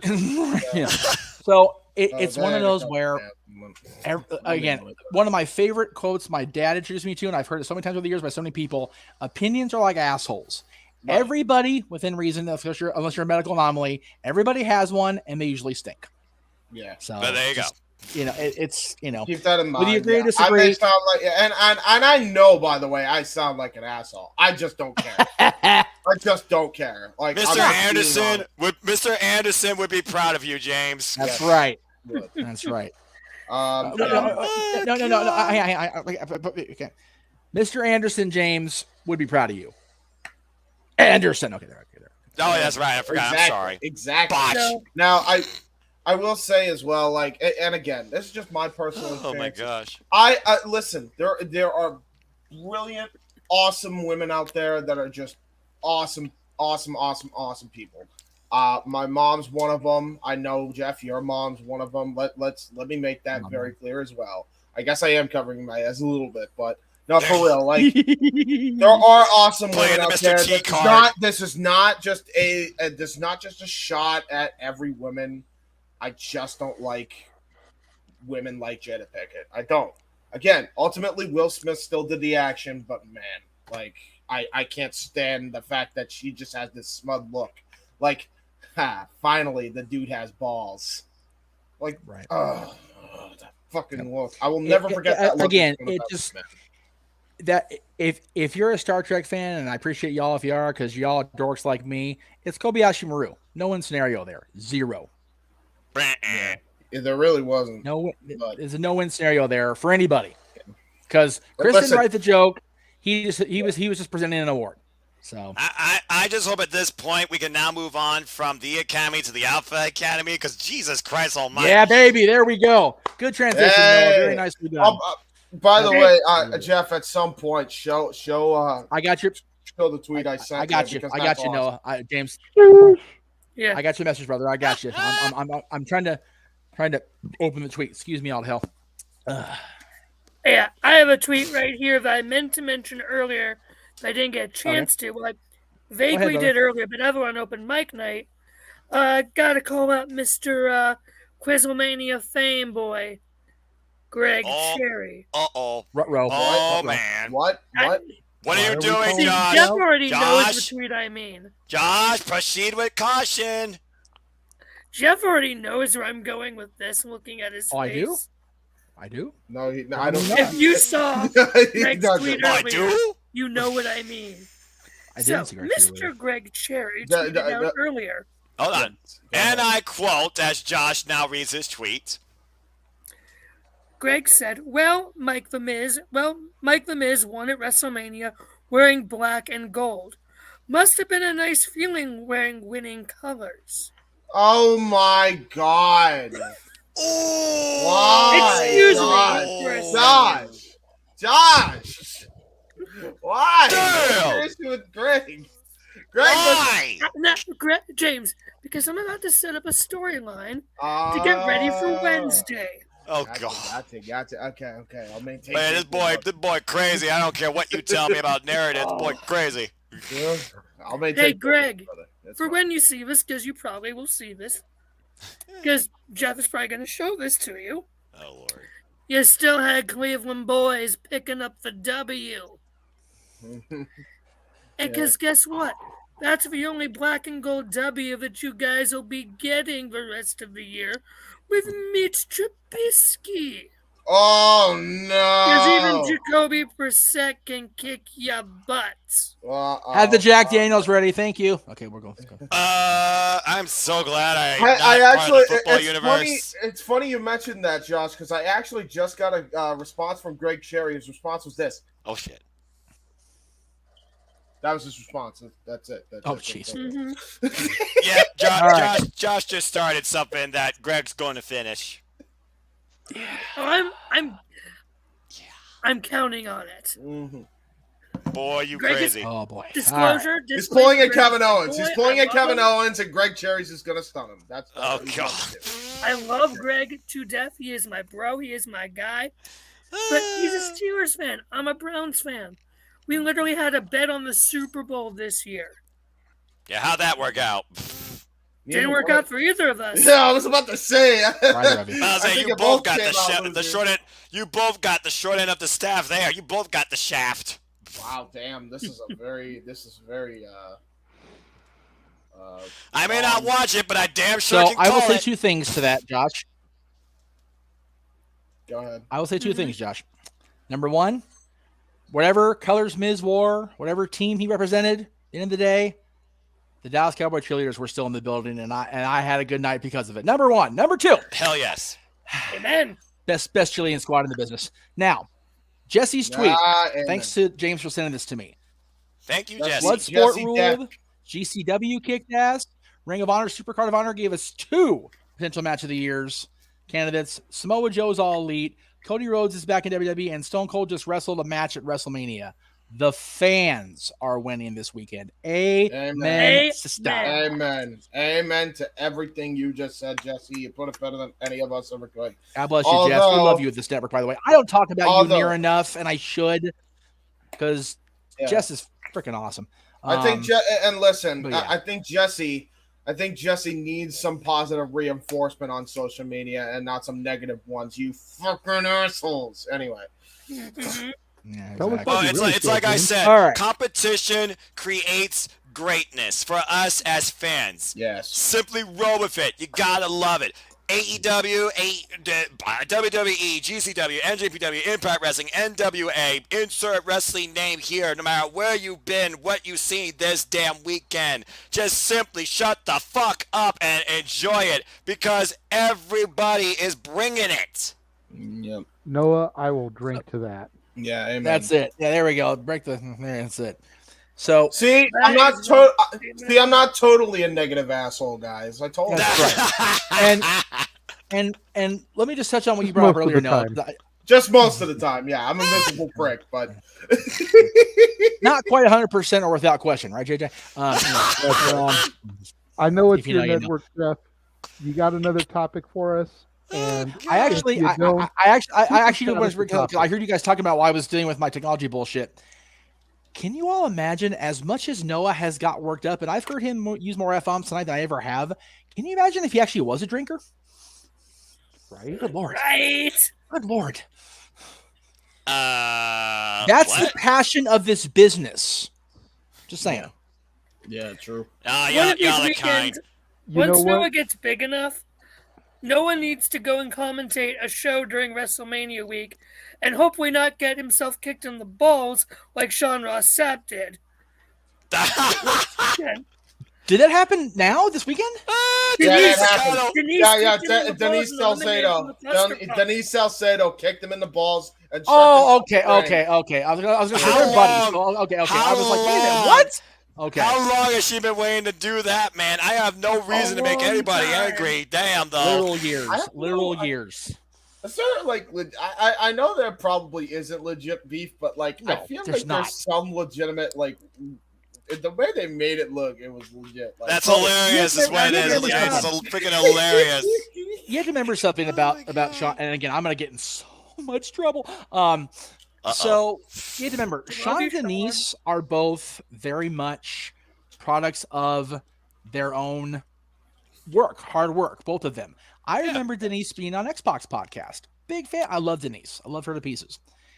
Sean and I got wound up into each other by complete accident over shit that really didn't get wound up over. But he's wonderful. I love Sean. He was a major reason why Greg Cherry's on Quizlemania a couple weeks ago. Mm-hmm. So he's forever in my prayer circle for that, because he was a huge part of making that a reality. And Greg was so tickled to be on that. So I don't have it queued up in here, but just to help Jeff's sanity, let's not try to have him deal with the slow ass computer nonsense. Yeah, please, God, I completely no more links. I only wanted to do that because Jessie was important and she deserves some positive. And Jessie, and again, there are so many people like Jess on social media, especially on that godforsaken cesspool that is Twitter, that tweet nothing but positivity and get shit on for it. What really irks me is when they feel the need to respond to the crap. It's like, no, rise above that crap. It just exactly. And by the way, I totally understand where Jesse's coming from sometimes, because man, some of these people just ridiculous. But I maybe this is what it is, because you can tell somebody that, but I think what's more needed in Jesse's case is some damn reinforcement, man, because she deserves it. This woman has gone through damn hell and she made it. She made it to the other side and was able to be a revolution. Props to her for being there, man. That's awesome. There are people on Twitter especially, but social media in general, that are going through a lot of the same medical type shit or personal life shit or whatever, that don't put it out on blast necessarily, but then when somebody else that for whatever reason they resent or get wound up at or whatever, they attack. And what I find so reassuring about this great big universe of ours, and I mean the actual universe itself. I have always, and most recently, much more so, believed in the law of attraction, that what you put out there in the universe, you get back tenfold. Yes. If you are somebody like Jesse who can go through the ungodly amount of bullshit and still rise above and be a positive cheerleader for AEW and even for WWE, as much as we all crack on WWE versus AEW when you're one side or the other. Totally praise WWE in some cases. She is wonderful. And there are other people on Twitter that, are having life shit and choose to be negative, and their life has gone completely in the. So, that's karma doing its thing. That's the universe doing its thing, and I'm here for that. So that's why I've tried so hard, be it here, be it on my social media, especially with my kid, who everybody has seen my kid grow up in the last, as of this coming Monday, 14 years. He's grown up on the air with me. So for me to have to continue to, be a negative asshole out there, that doesn't come back on me at all, because I don't give a fuck. It comes back on him. Well, again, it's one of those things where you either are acceptable or happy with the way you act and the way you think and the way you broadcast out there, should you want to broadcast out there, and then it comes down to, okay, I see this, am I going to follow suit? Am I going to lead by example? Are you a leader or a follower? Are you an asshole or a class act? And some people, they thrive off that negative energy and want to encourage that. That's the downfall of humanity as we speak. Jesse Davin, people like me, us in ATW, we're all fans of our own design. We all have our own opinions, our own outlooks, whether we have an older mentality or we have a newer mentality. You're casual, you're hardcore, you're independent, you're deathmatch, you're an entertainer aspect, you're the athletic aspect. The bottom line, everybody has their own perspective, but bringing down one another when you don't agree with it doesn't do anything but add more shit on top of this already negative society we live in. Just enjoy life and enjoy wrestling. Yeah, and for real, like, that's crazy. And on top of all that, let me just be here, full exposure here. If you're gonna be a dick, own it. Like, be out there, be like, yeah, you know what? I don't like this. I don't like that. I think you're a piece and actually have the cojones to be out there and be about it. Don't wait in the shadows or, in the weeds or whatever. And, they book this and they tweet that. If you're going to be a negative ninny, at least have the cojones to be a negative ninny out there with full blast. Agreed. Well, actually, live by the sword, die by the sword. Jeff is not encouraging negative rationality. No, I'm not. But if you have to, that, then fucking and do you feel you're right in being that, then realize you're setting yourself up for disaster unless you find a way to realize you are wrong before it's too late. And also, be true with who you are. And if you're not a wrestling fan, admit that you're not a wrestling fan. Not say you're a wrestling fan and completely fake it, and then get on people's cases for being wrestling fans and claim that you're a wrestling fan yourself, even though you agree with Jim Cornette, which you never did because you were never a wrestling fan. Hi, GOC. How you doing? Oh God, here we go. How you doing? James just blasted somebody. I did so well not making it personal because there are people I could bury. No, I was a good boy. Seriously. I was a good boy. I have personal issues with her. I know you can shove it as far as I'm concerned, but that's another story. Thank you. Most of y'all in the room know who I'm referring to individually anyway, so I'm just going to let it pass. Fair enough. Yeah, and I will also say this. Not only like Jesse get negative thing for being positive as well, but like RBD Tito for life, who I literally the reason I'm here is because of people like Jeff and also like Doug and Bill from RVD Tito for life, who Doug now is doing a podcast with Steven Jensen, who I literally did a podcast intro for. I love Steven. Steven's one of my favorite freaking people in this world. Swear to God, seriously. Dude. Absolutely. Amen to that. Steven Jensen, I did. And Doug was there for Mania. He was there for Supercard of Honor. He loved WrestleMania week for sure. He's having a great time, and he said he's so happy WrestleMania delivered. He got a picture of Samoa Joe, and he said, find yourself someone who loves you as much as Tony Khan loves Samoa Joe. What a moment, right? And he had a great picture of Tony Khan just completely marking out.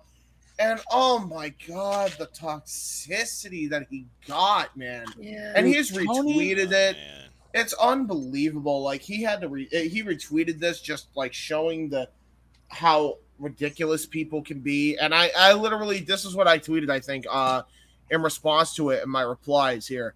I said straight up, if I can find it in this sea of nonsense here. Everybody's jacking my picture, and it was some really bad douchebag who was telling him that he was a dick or whatever. And I said, Hey, man, listen, just enjoy life and enjoy wrestling. I took a Noah thing. You're not the first I've noticed in social media. No, seriously, like it's. But honestly, let me just say this. I also live by this. It's not about me. It's about wrestling. Absolutely. And I said this is exactly what I tweeted. He said, some guy said, "What a true dweeb! I have no respect for Tony Khan, and neither does Samoa Joe." And then he said, "You're crazy. Best thing to happen in wrestling in years. Without him, where are we? WWE destroying wrestling, like outside wrestling." And I said, "Don't even try with these people, man. You can't win. Just enjoy your night after a tremendous show and a celebration of professional wrestling." That's exactly what I quoted. Yeah. Amen. And that was 24 hours ago. The problem is society is so objective, they get lost in their own thoughts, thinking they have to be crucial about everything. And the moment that their argument or statement is disagreed, they feel they have to fight or back it up. It's the fact that people believe that what they say, especially on social media, whether it's to garner attention or to get attention, they believe it's the truth. But at the end of the day, everybody's just simply sharing their opinions, and some people either overreact or take it way too damn far. Yeah, exactly. Yeah. Couple things here from me. First off, Raymond Williams. There was no New Day match. It got cut due to time. Might be tomorrow. Might be tomorrow. Josh, we had Josh, Go ahead. Josh, I didn't read that out loud because you didn't super chat and it wasn't relevant. Let me run the show. Go ahead. Oh, sorry. About to say, if it's in the chat, if it's not super chat, sorry, folks. You guys are more invisible than John Cena. We can't see you. Oh, no. Oops.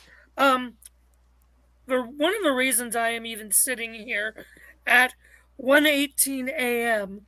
Same, brother. April 3rd now is I'm going to say three people mainly right now. Aaron Rift, Jeff Meacham, Greg Cherry. Aaron was the first wrestling news site I found, and his videos, and back when he was doing his no DQ&A and everything, that was he was an inspiration for me getting into wrestling YouTube. Now, grab my own Josh Mania channel. I haven't done anything with that in a while because I've been enjoying doing a lot of stuff with all you guys, but you guys have been like an inspiration to me, and you guys are some of the leaders. I would say, I'll be honest, I still mark out when I'm tweet messaging Jeff or Greg about sports and stuff. I still mark out that I'm getting messages from these guys. I'm making Greg or Jeff get all emotional, but you guys, of the fans, because I apologize if this sounds off, but there is, sort of the the major reporters like Sean, etc., and Dave, and then there are the ones of us who are with the fans in the trenches. Yeah. Like Aaron, like Jeff, like Greg. Amen. And and you guys still are the standard bearers for the fans, I want to say. Amen. And Amen. you guys are what helps, I think, keep us as fans. And again, I still do mark out whenever I'm messaging Jeff or Greg about what's going on in NFL and sports, or if I'm giving, Jeff shit about the Cowboys and everything, which he rightly deserves. Thank you for Amari Cooper again. Oh, well, I'm sure you'll take that. Hey, Cowboys haven't done shit during free agency because their owner's being a douche.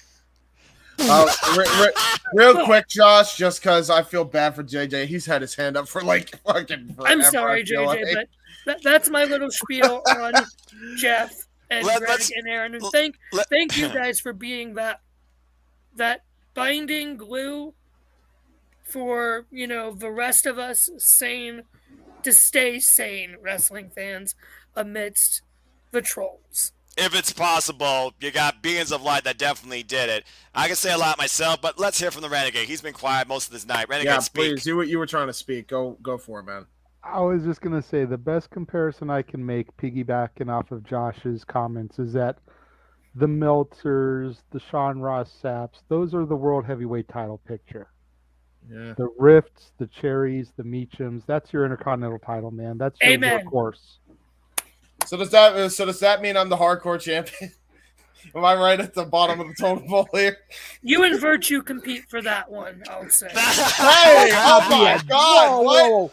Okay, hold on. Hey, yo, Virtue, okay. put him up. Hey, man. you know what? As much as I love the love fest here, let me. You know what? I have been one of Jeff's right let's let him. hands for like a decade, and I didn't even get name dropped. I got to be like the European title picture at this point. Hey, you know what? Bulldog held that title, man. That's not a bad honor. That's not a bad honor at all. So let me just clarify a few things. First of all, thank you. First of all, thank you for making me cry, Josh, you fucker. Don't cry, please. You're welcome. And by the way, you can Nice have in a Cooper. row. Fuck that guy. Anyway, Oh! All right. He didn't do shit. I mean, we got where we got, and then we tanked because that's what the Cowboys do. So, I'm not saying anything. I'm just listening to all this. I'm just the guy that's best happy to be cheerleaders here. in the business, truly. though. So I'm good. I don't give a shit. We don't win the Super Bowl. As long as those girls keep doing that kick line in the game, I'm good. All right. Lord. So, first of all, please, I'm sure Sean wouldn't mind his own self because Sean's a humble mucker father. But don't put Sean Ross Sapp with Dave Meltzer because Dave Meltzer's a freaking douchebag, and Sean Ross Sapp's a wonderful dude. I love Sean. Number one. Number two. Yeah. I think Dave Number two. Misunderstood, but he's be a douche, though. I really appreciate being acknowledged as a workhorse. I really don't think I do near enough work, so I appreciate that. Yeah, Jeff, you deserve. I was just, it's funny you mentioned that because we talked about Jesse needing positive reinforcement. I think you need it way more sometimes, man. Because seriously, not enough people give you credit. I see the tweets sometimes too.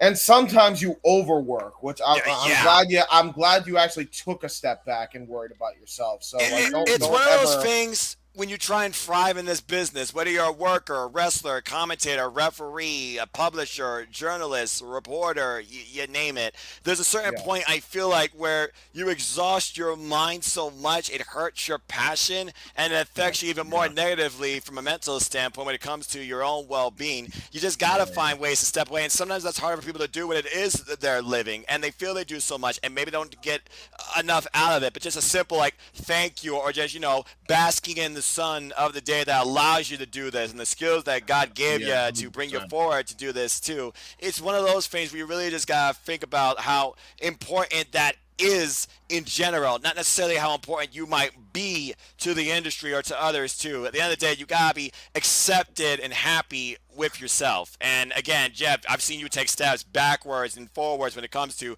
doing this and the content you make and the workaround schedules you do too. It's like I told all of you, I was the unknown introvert, antisocial, professional wrestling fan, sports theater foods as you want to call it, for 25 years. I took a chance to finally go out there and express myself as a fan, and next thing you know, I discovered Caitlyn and No DQ for the first time ever and was encouraged to be myself and express myself on a YouTube video, just talking Revolution, Evolution, the WWE Women All Women's pay-per-view. And ever since then, I've been able to grow across and discover and explore these networks. And while others may have found me, that was never my end goal or never my expected outcome or my expectations to seek. And the fact that I stand here now with this panel of great, hard-working, also humble, not, self-entitled or self-egotistic people too that are just conscious professional wrestling fans like me, I truly am thankful and grateful every day that I can explore and enjoy this industry just to live life and live wrestling. Yeah, for real. And you made a point on the WWE prediction show, man. I mean, to hear that you came from being this introverted fan to discovering No DQ and doing your own videos, and then you were on 4 prediction shows this week. That's how sought after. Bro, holy shit. I mean, you want to talk about workhorses, everybody. Round of a goddamn applause for Noah Foster. What the hell? That is how sought after you have become, my friend. You're on 4 prediction shows this week. And now you've anchored 2 nights of play-by-plays. Like, Yeah, and let me on the real, you like I like to toot my own horn sometimes, but you're the fucking MVP of this channel this week. 100%, no doubt, Noah, absolutely. You did how many shows did he do? He did two so far. At the very least, he did the NXT ROH predictions. I'm pretty sure he did WWE 7 shows this week. He did the ROH call yesterday. He's done this call today. That's 4 shows in 6 days just on this network. That's not counting ATW View on my channel earlier today before we went live. DQ. And no DQ. And he was also doing I believe something else earlier in the day before we went for ROH Supercard. So yeah, Noah was a workhorse today. Plus the other 3 prediction shows he was on this week. That's like 10 things he's done this week. Yeah, for real. I was just talking wrestling. That's all I thought I was doing. So I mean, and he still works a regular, not in front of this damn computer screen all night week job. So God, I mean, and I'll put this in perspective as well, because I don't talk about it often, I don't think, but like I was also very introverted. Had wrestling not entered my life, I don't think I'd be where I am today, and I don't think it can't be understated that without Jeff and without people like Jeff, man, like I don't know where the hell I'd be. I really don't. And dude, it really is. I really think it comes down to the fact we called a Stone Cold match tonight. Like I would have never dreamed that was never in my life would I thought I'd be living out my own fantasy of doing commentary through one of my heroes matches. Like Stone Cold Steve Austin. Legit, the last 2 nights, you guys were able to call the return of Samoa Joe on a Ring of Honor fucking pay-per-view. Yeah. And a Stone Cold match. Yeah, dude. Now, just to make Jeff laugh a little bit, because instead of him pulling a Punk, I'm just going to keep crying. That's cool. Jeff, you may continue now that everything's put into perspective. We went from a mental health awareness message to ultimately appreciating pro wrestling and those that have helped us discover it. It's something that needs to be done. And Jeff, out of this panel, I have probably known you and worked with you the longest, so I can give you that workhorse title. You have been instrumental in me getting to where I am and bringing me back into the fold. And I watch you sometimes stutter step, and you drive me freaking nuts sometimes with your flakiness. But at the end of the day, you push yourself so hard that you crumble. And then you need to take a week, 2 weeks, a month to put yourself back together. Jeff, when you were overheated, you thought you had a concussion, but when you were overheated like that, I made it a very big point because I don't know if anybody does it enough. But like I told you, bro, don't worry about open mic night. Just worry about making sure you get some damn rest. That was the first thing I said. Absolutely. I was like, dude, don't even focus on that. I'll message you at 10:30 if you think you're good. You tell me then. Right now, don't even worry about it. Don't even worry about computer shit. Don't even do any of that. Because, like, seriously, as a person who has gone through exactly what you went through, man, as a person that has gone through exactly what you've gone through, I've taken a large hiatus on YouTube myself. I think that's no secret. If you know me long enough, anybody that's actually on this chat from my channel, anybody knows I took a long hiatus, did the same thing. And I was told the same thing. And that really helped me. So I felt that you kind of needed to hear that. So like, just remember that. And anyway, as I said, now that we have everything in perspective, Jeff was trying to speak, and everybody was just like, "Well, let's appreciate Jeff for a minute." Yeah, let's appreciate Jeff and encourage the idea that your mental health matters, and it's okay to be a pro wrestling fan. How about we just let Jeff talk on his own fucking channel? Do you have a topic for us, Meacham? Jeff, I have been trying. I tried like 3 times. I have no fucking idea what I was going to say. I don't have a clue what I was going to bring up. I got absolutely nothing, but I will say this. And I'm actually going to wrap it up because it's 10:30 for here. It's 1:30 for most of y'all. Let me just say this. I JJ will know this little inside baseball here. When I walked into that apartment that he lived in for so many years in Long Beach for the very first, or Lakewood, depending on what side of the apartment you were on, I walked into there and two people, one person that lived there, one person that was visiting as a friend, marked out like I was Hulk Hogan or Austin walking into that place. Yeah, damn. I'm more emotional right now than I was then. I'm not even going to fucking lie. Thank you, all of you. And thank you to people that are still sticking around, because God bless you guys. We've been through 2 days of calls and a week of predictions, and we're still on the air. God bless us.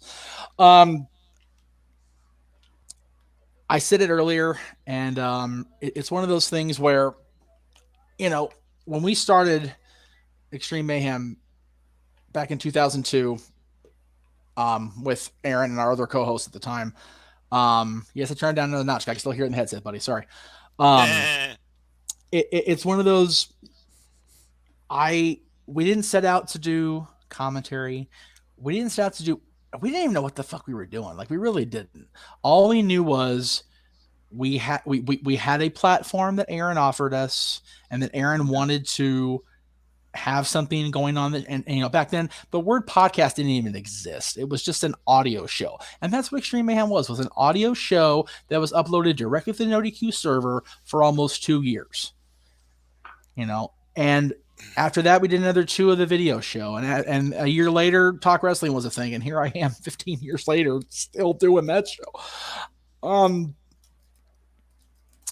I can't even properly put into words how much this means to me, how much what everybody has said tonight means to me. And no, this is not the beer talking, because the beer is long since sobered out of me. All the tears coming out of sobered my ass up.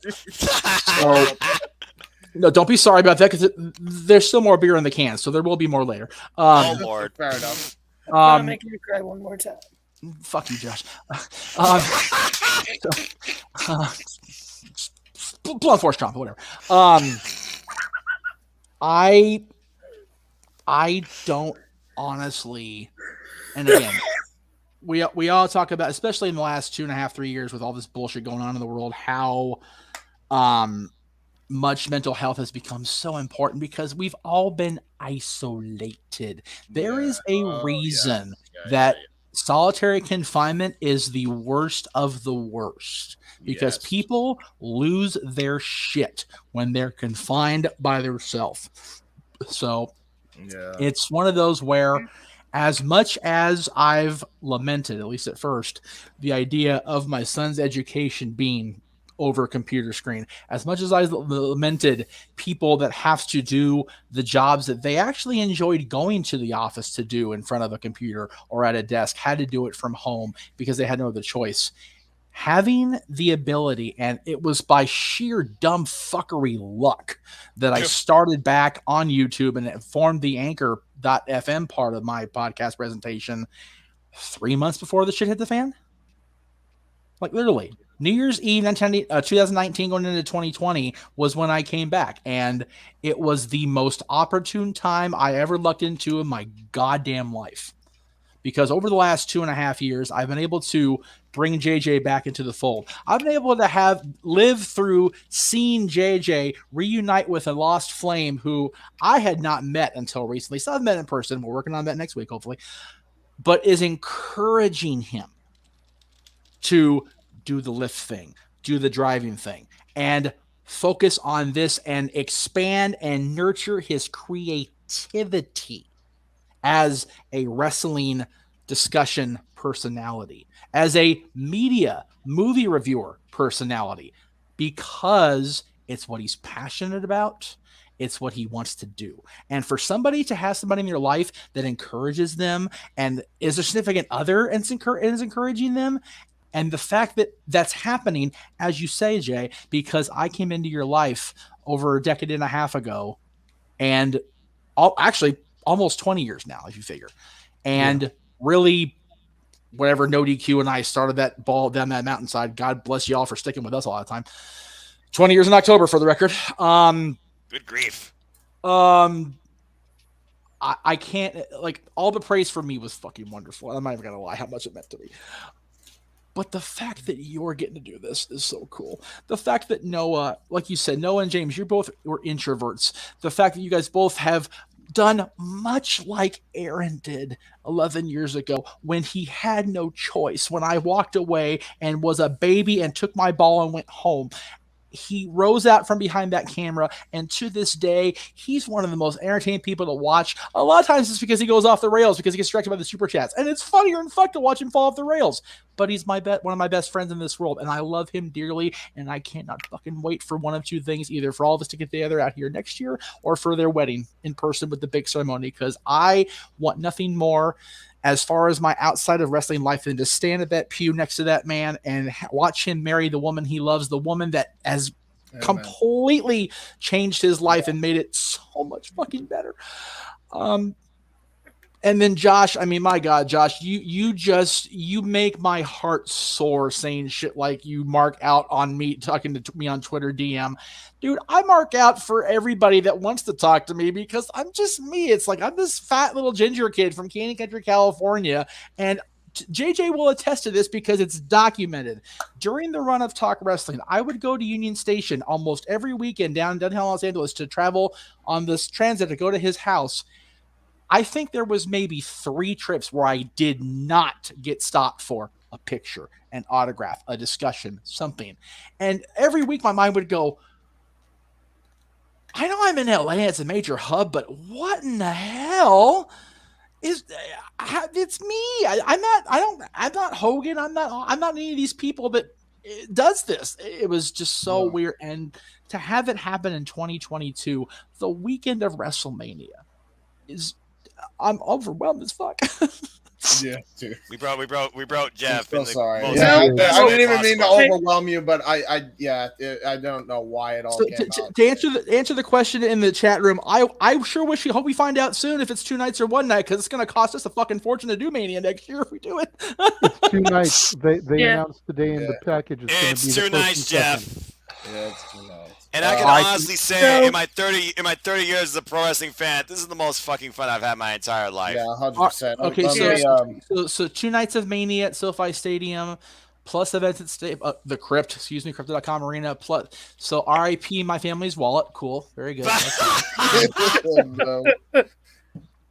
All right, Jeff's my gonna tax have to start return. charging for those autographs that he gets stopped for, so he can afford Shit. a ticket to WrestleMania. Retrospective is a muckerfuther.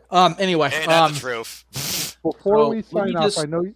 Go ahead and say what you're going to say. I have something I saw on Facebook that I'd like to bring up regarding tonight's show before we wrap up. But go ahead. You're in the middle of a thought.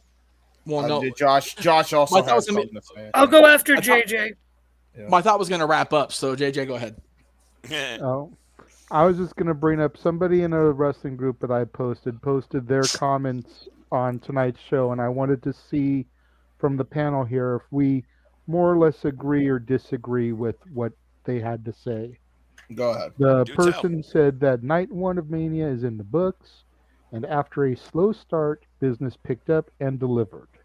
Yes. The lowlights, in their opinion, were Boogs' injury, which is legit, obviously, during the opening match. I mean, there's nothing that WWE could really do. You can't hate them for that. That was just a really freak accident. This is the risk you take in this industry is what a fan with a conscious mind needs to be aware of. Yeah. They say that Drew versus Corbin was meh. Yeah. Yeah, fair enough. And that Charlotte versus Ronda was a snooze fest, but was placed perfectly as a cool-down match between Rollins, Rhodes, and Austin and KO. It's one of those things where you gotta look at what pushes you as a fan. Again, I do not watch MMA. I do not watch UFC, but I am aware of Ronda Rousey and it works. I've seen a few matches on YouTube, courtesy of USC. And I was really excited because Charlotte Flair is one of those that's always under criticism. And again, it comes down to booking. No matter what you read about her or what she says, she's still a person at the end of the day. It comes down to booking. You judge based on booking. That is your own perspective. That is your own choice. I don't let booking necessarily define me when it comes to who I wish to see wrestle in the middle of that ring. In Ronda Rousey and Charlotte Flair, that was a fight. That was a good wrestling match. But as Cindy told me one time, and let me give a callback for y'all with Revolution from AEW 2021, it's the ending that people remember the most. And I can understand why. On 2 occasions, Ronda Rousey had the win. But I honestly can say between those two, that felt legitimately like the toughest fight in each of their lives, and I bought into it, and I really enjoyed it. Yeah, fair enough. And then That's for the highlights, for the highlights, they said that Logan Paul can be the biggest heel in wrestling if he decides to go full time, because he has the it factor that most are missing today, and he wasn't bad wrestling wise in the ring either. True. He has some pretty good spots, and he definitely owns his mannerisms when it comes to I'm the biggest ego, I'm the biggest star. Clearly Miz saw that, and he tapped into that to help with the win. But when he was trying to celebrate with the Miz wasn't having none of that. So yeah, I can see it. Yeah. Becky versus Bianca, from the entrances to the finish, the match was fire. Thumbs up all day. I gotta be honest, that probably was my wrestling match of the night. Yeah, bar none. Hands down. Cody Rhodes is home, and Cody versus Seth was fantastic. Again, that was far above and beyond what I thought they were going to do with that moment. An absolutely incredible match. Yeah. And then the final highlight they said was Steve Austin had a match. Yeah. Was it a Meltzer rated 7-star Tokyo Dome or AEW match? Of course not. However, it was what it needed That's to what be. I say. However, it was what it needed to be. Yes. A reminiscent showcase of one of the greatest wrestlers and stars of all time. And to have a proper end to his career on his terms. And I don't think that there was any better end for a legend in Texas than that right there.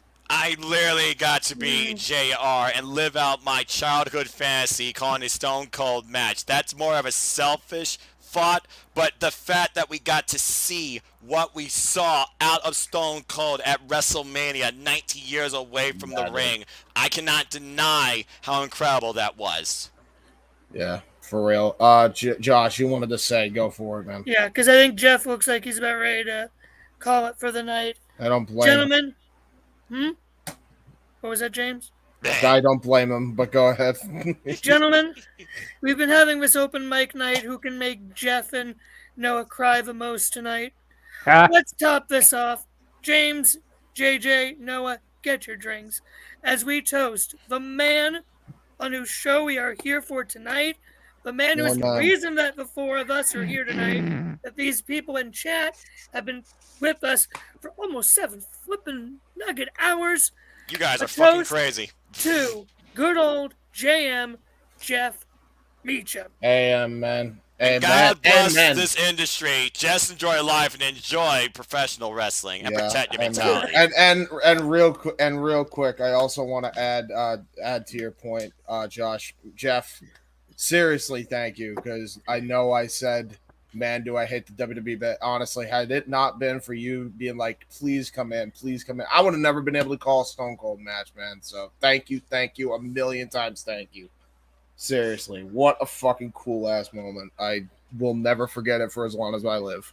Ain't that the truth? Now, with that said, enough of that nice shit. As one Billy Regal once said, Brandon R., you son of a bitch. No, stop. Hang on. No. I'm cool with Brandon. No, I timed him out. He was wrong.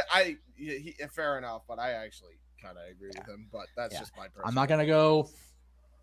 Jeez, sorry. Dylan's playing a game on the Rocky Balboa just knocked Ivan Drago the fuck out. Anyway, so damn Russians. Anyway, was that out loud? I'm sorry, my bad. Anyway, oh no, pipe bomb. Oh dear. Oh boy. No. Well, all right. There goes that beep. Anyway, as you were saying. Again, y'all suck. I